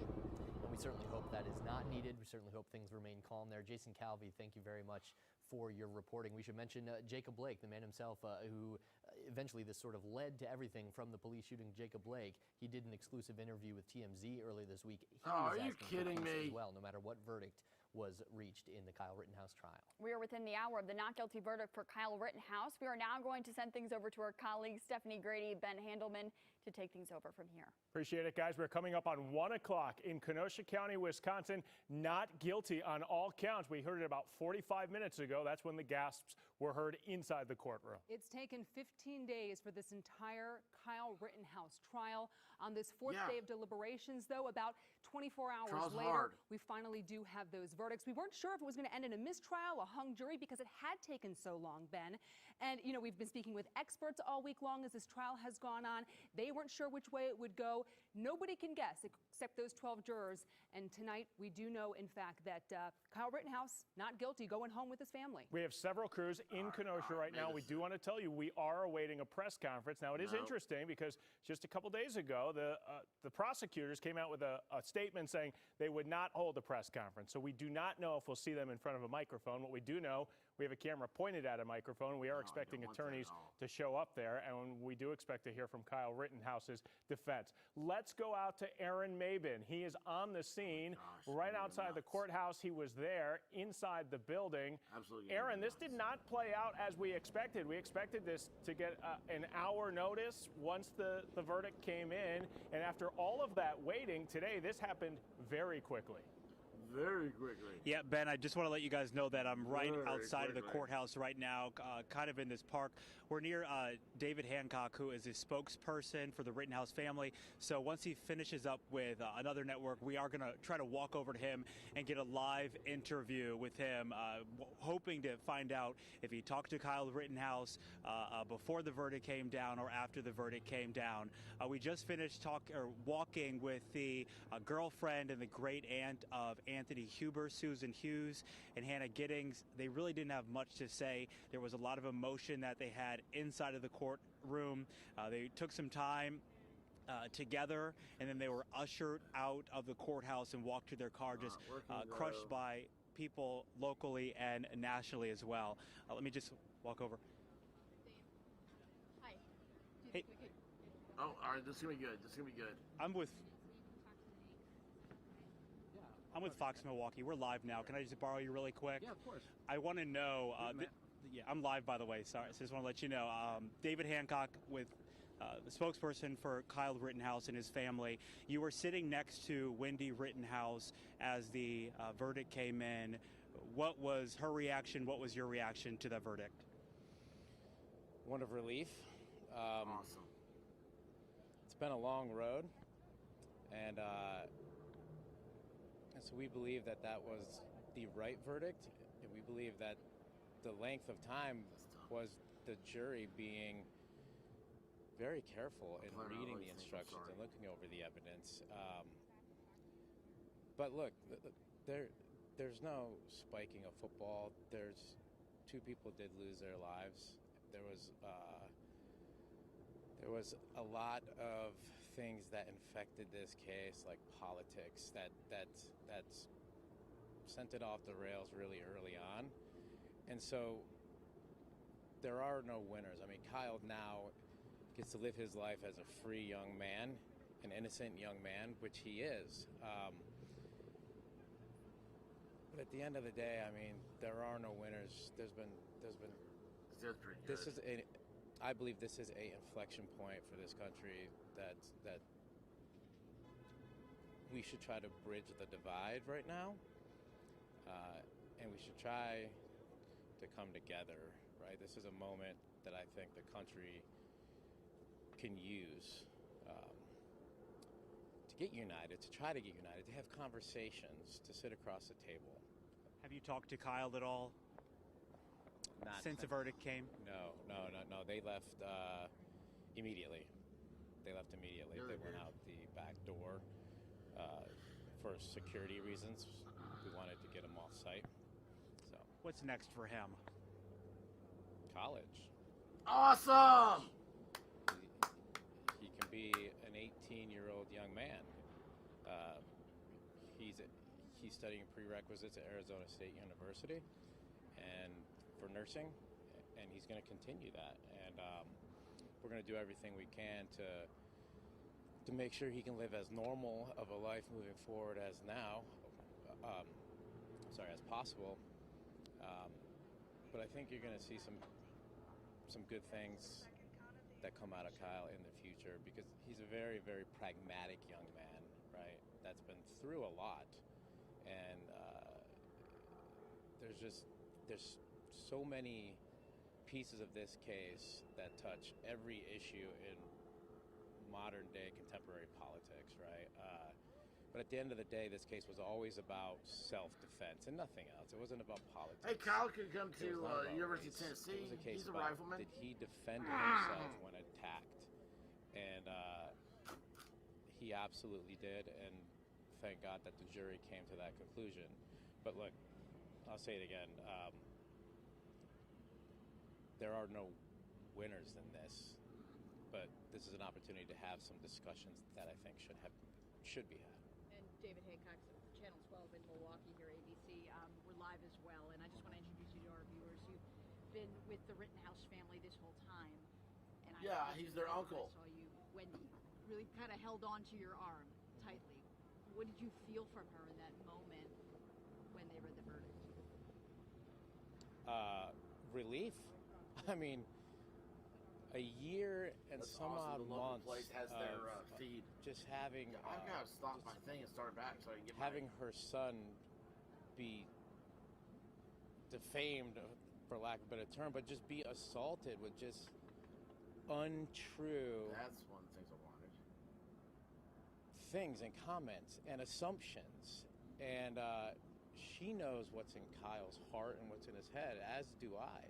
Since I picked him up on November 20th, I know, and everybody in that room, all his family know the kind of person Kyle is. And so to get the verdict was just, I mean, all right, I'm gonna bump I'm off. still trying to kind of reconcile it all in my head right now, but she knows her son is going to be coming home. Oh my gosh, MSNBC is melting down right now, yammering about how right-wing vigilantes. And he's Batman. Remember, Batman's a vigilante. Of what has will now be emboldened kind of stalk through civil rights protests and shoot people. Oh my gosh! You almost Dear kind Lord! of hear him hit the table. His knees may be buckling. Did You know what? Maybe it was the civil rights protest. You know, they denied Kyle civil rights. I'm just. You know, I'm he's got a I'm lawsuit proud of him. there I'm proud to sue of the family for staying strong. And I hope he. God bless I Mark. burped as I said. Corey, I hope he does. The defense team just Jeez Louise, let's find nailed it. All right. But to that point, I think there's some issues that need to be looked at in terms of the prosecution and things that they did, what they attempted, and hopefully that will be looked into in the coming months. It's always risky to put the defendant.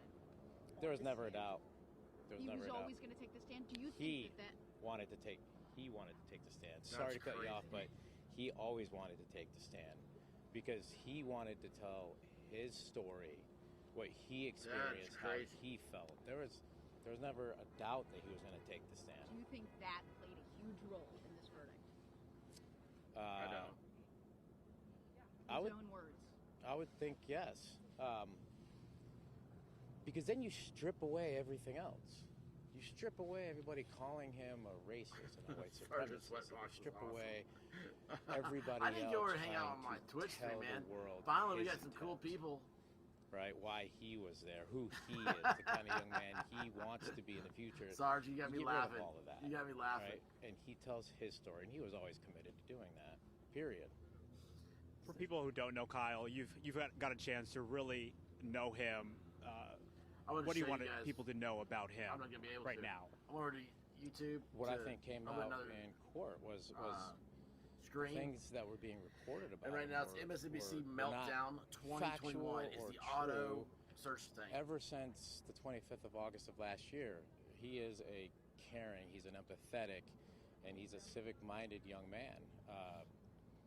And so I think you're going to see some good things out of Kyle coming up because I was telling them he's very pragmatic about what has happened over the past year, right? So he's got some things to say, and I think you're going to be even more surprised by who Kyle actually is as more people get to know him better. How was Kyle feeling before the verdict and then after the verdict? Well, you talked to him afterwards, have you? Relieved. I mean, absolutely relieved because this has been a long road. It's been a long road. But look, he is innocent and he can live a free life now. But there are no winners in this. This case has divided so many different parts of America that had nothing to do with the fact whether or not he defended himself when being attacked. That's what this case has always been about. Did he defend himself when he was attacked? What did your team make of 4 days of deliberations? We took it as this jury was being very cerebral and they understood the gravity of this decision. I mean, you can't overlook just how serious this case was and is to this nation. Right now, at this time, with this, all these politics going, like, you can't overlook that. So they wanted, I believe that they wanted to make sure that this was the right decision. And so, personally, I appreciated that. And I never felt one way or the other that it was going on for 2 or 3 or 4 days. That just told me that they were being thoughtful. So, how do we repair the divisions in this community and the country that are so apparent to you that you just discussed? Well, I think that's the question, right? I think that's the question for everybody. Yeah. But problem is the question is never asked. Like what you just said, that's never what people are talking about. Nobody asks each other, how do we repair the divisions in this country? It just keeps going, right? Will it take some time for him to get back to a normal life? I think so. Will there be a security concern? Of course. What's next for him? Of course, college. Do you know where? At Arizona State University. I mean, think about it. This case became so politically charged that when Kyle was on the stand and he said, I go to Arizona State University, I want to study nursing. And then people call up Arizona University and then they say, oh, he's lying on this. No. The happiest I've ever seen Kyle in the past year and 3 months, besides when he got his puppy Milo, was when he got his Arizona State student ID in the mail. Right? That was the happiest I've ever seen him. So it's things like that. It's that kind of vitriolic nonsense, right? That I think as a nation we are at an inflection point, and that stuff needs to be addressed here in the future. Would you say he's looking for a fresh start, like a do-over at with what happened? By Fred. Well, he is almost in effect. He is having a fresh start. Like everything that has been said about him, everything that's been reported about him, that has just not been true. I mean, that's going to linger.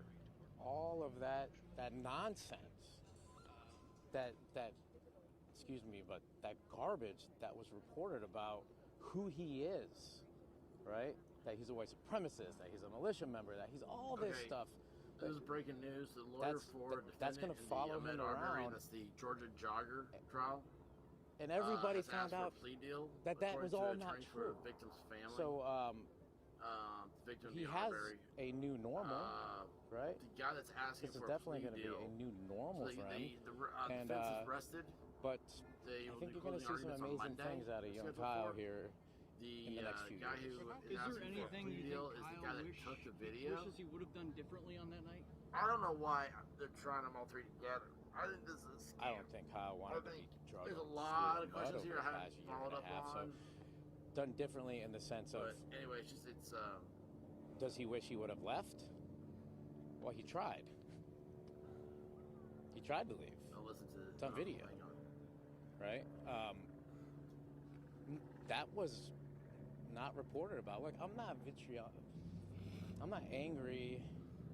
I'm very relieved at this decision, finally, right? But I think it's an issue when the fact that he tried to leave, when it's on video, all over YouTube. The kid was running away. He was trying to leave. The guy was chasing. Nobody said, hey, this young man tried to leave this situation. You have no idea what his intent was. He went up to the police and tried to return back to we do know one thing. He'll never be able to have the intent to rape a child. That was never reported on. That's huge, right? So anyway, the guy who took the film footage of if the we go back, I don't really want to rehash the case, but people are still reporting that the young man crossed state lines. This guy's not very bright. He's a guy. He has weird. That was disproven, by the charges they state of found, Illinois you know, they've been charged him themselves. before. He's 2 weeks after. And it just kept getting he likes to take rides on reported the on and truck. reported on and reported on. And look, I'm not Anyway, here he to, got denied. I think that kind of stuff needs to be looked at a little bit deeper. Like, there's a responsibility to provide the correct and the accurate information, and I don't think that was done from the beginning of this case, and that infected this case all the way down until trial. And how did you become involved? You've been listening live right there to David Hancock. He is the spokesperson for the Rittenhouse family. Just giving the media a chance to ask questions and get reaction as to how Kyle Rittenhouse, his mother, how the rest of the family are feeling after hearing the fact that Kyle Rittenhouse is getting to go home. He's headed off to college, to Arizona State University to study nursing. He's now a free young man. And the spokesperson did say there's no spiking the football, saying there are no winners here. Not guilty on 5 counts. Let's take you to the moment where this all played out in court. State of Wisconsin versus Kyle Rittenhouse. As to the first count of the information, Joseph Rosenbaum. We, the jury, find the defendant Kyle H. Rittenhouse not guilty. As to the second count of the information, Richard McGinnis. We, the jury, find the defendant Kyle H. Rittenhouse not guilty. As to the third count of the information, unknown male. We, the jury, find the defendant Kyle H. Rittenhouse not guilty. As to the fourth count of the information, Anthony Huber. We, the jury, find the defendant Kyle H. Rittenhouse not guilty. As to the fifth count of the information, Gage Grosskreutz. We, the jury, find the defendant Kyle H. Rittenhouse not guilty. Members of the jury, are these your unanimous verdicts? You see Kyle Rittenhouse's reaction right there to hearing that he is found not guilty on all 5 counts. Now, he initially faced more counts than that, but some of those charges were dropped as the trial like that whole proceeded. charge on having an 15 AR-15 days, at Ben, 17 years old was a bunch and of it was BS today anyway. on day 4 Nobody looked at of what is the deliberations defense to that. The we defense learned, is in fact, he that was in Kyle Rittenhouse self-defense. is going home tonight. Joining us right now, Jonathan Smith, a defense attorney with Cohn Smith Roth. Attorney, thank you so much for joining us again. Your thoughts on the verdict today? Right, see this guy. You know, I think that this is really where the evidence pointed in this case, and I know that there's been a lot of emotion surrounding this with some feelings on sort of both sides of the equation. But I think having watched a good portion, admittedly I didn't see every bit of the trial, but having watched a good portion of I'm not going to pay attention to what he has to say. All right, guys, I'm going to get off and then restream. What's going to happen is, what happened here? Did I just go down? Hang on here. Stream. All right, that's good. I want to make sure I got the stuff right. So what's happened is I have to reset everything. So I want to take off where it says we're waiting on jury, and we'll go on. I'll come back if we have some stuff on protest. Right now, and Jeff Mack is the main dude.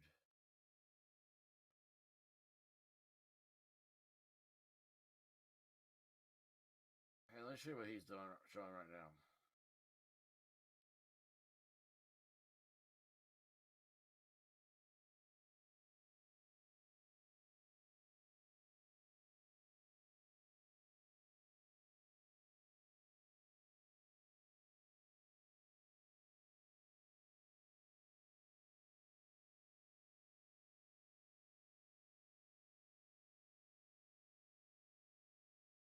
Wow.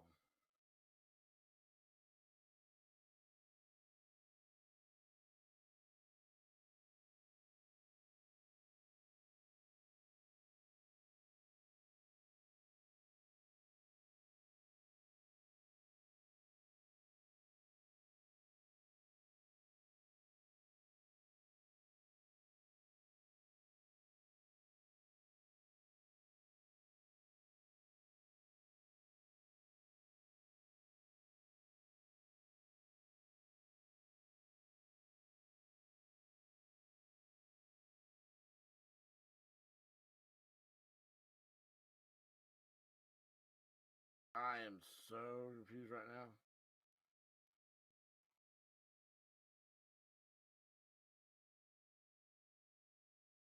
So I can't even find the link. Let's see. This should be it. No, it's not it.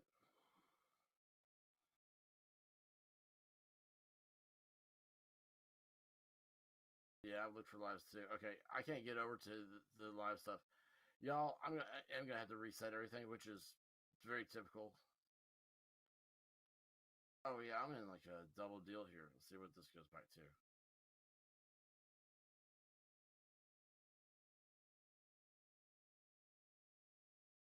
You know what? This is Thanksgiving for Kyle.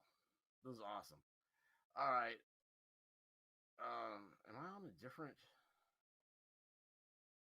No, we're gonna turn Jeff Mack off. There we go.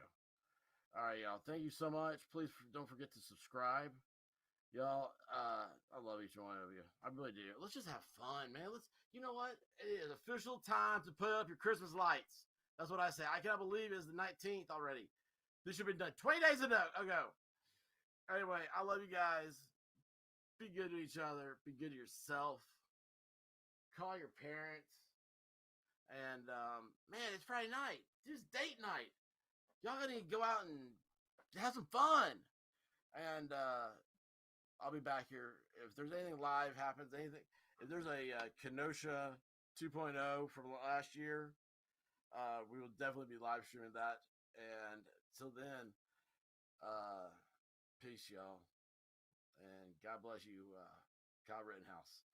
I could not have gone through what you did, sir. It is, you're amazing. Absolutely. And thank you for the judge, Bruce Schroeder. He had put a lot of incompetence in that trial. Anyway, till next time. Peace, y'all.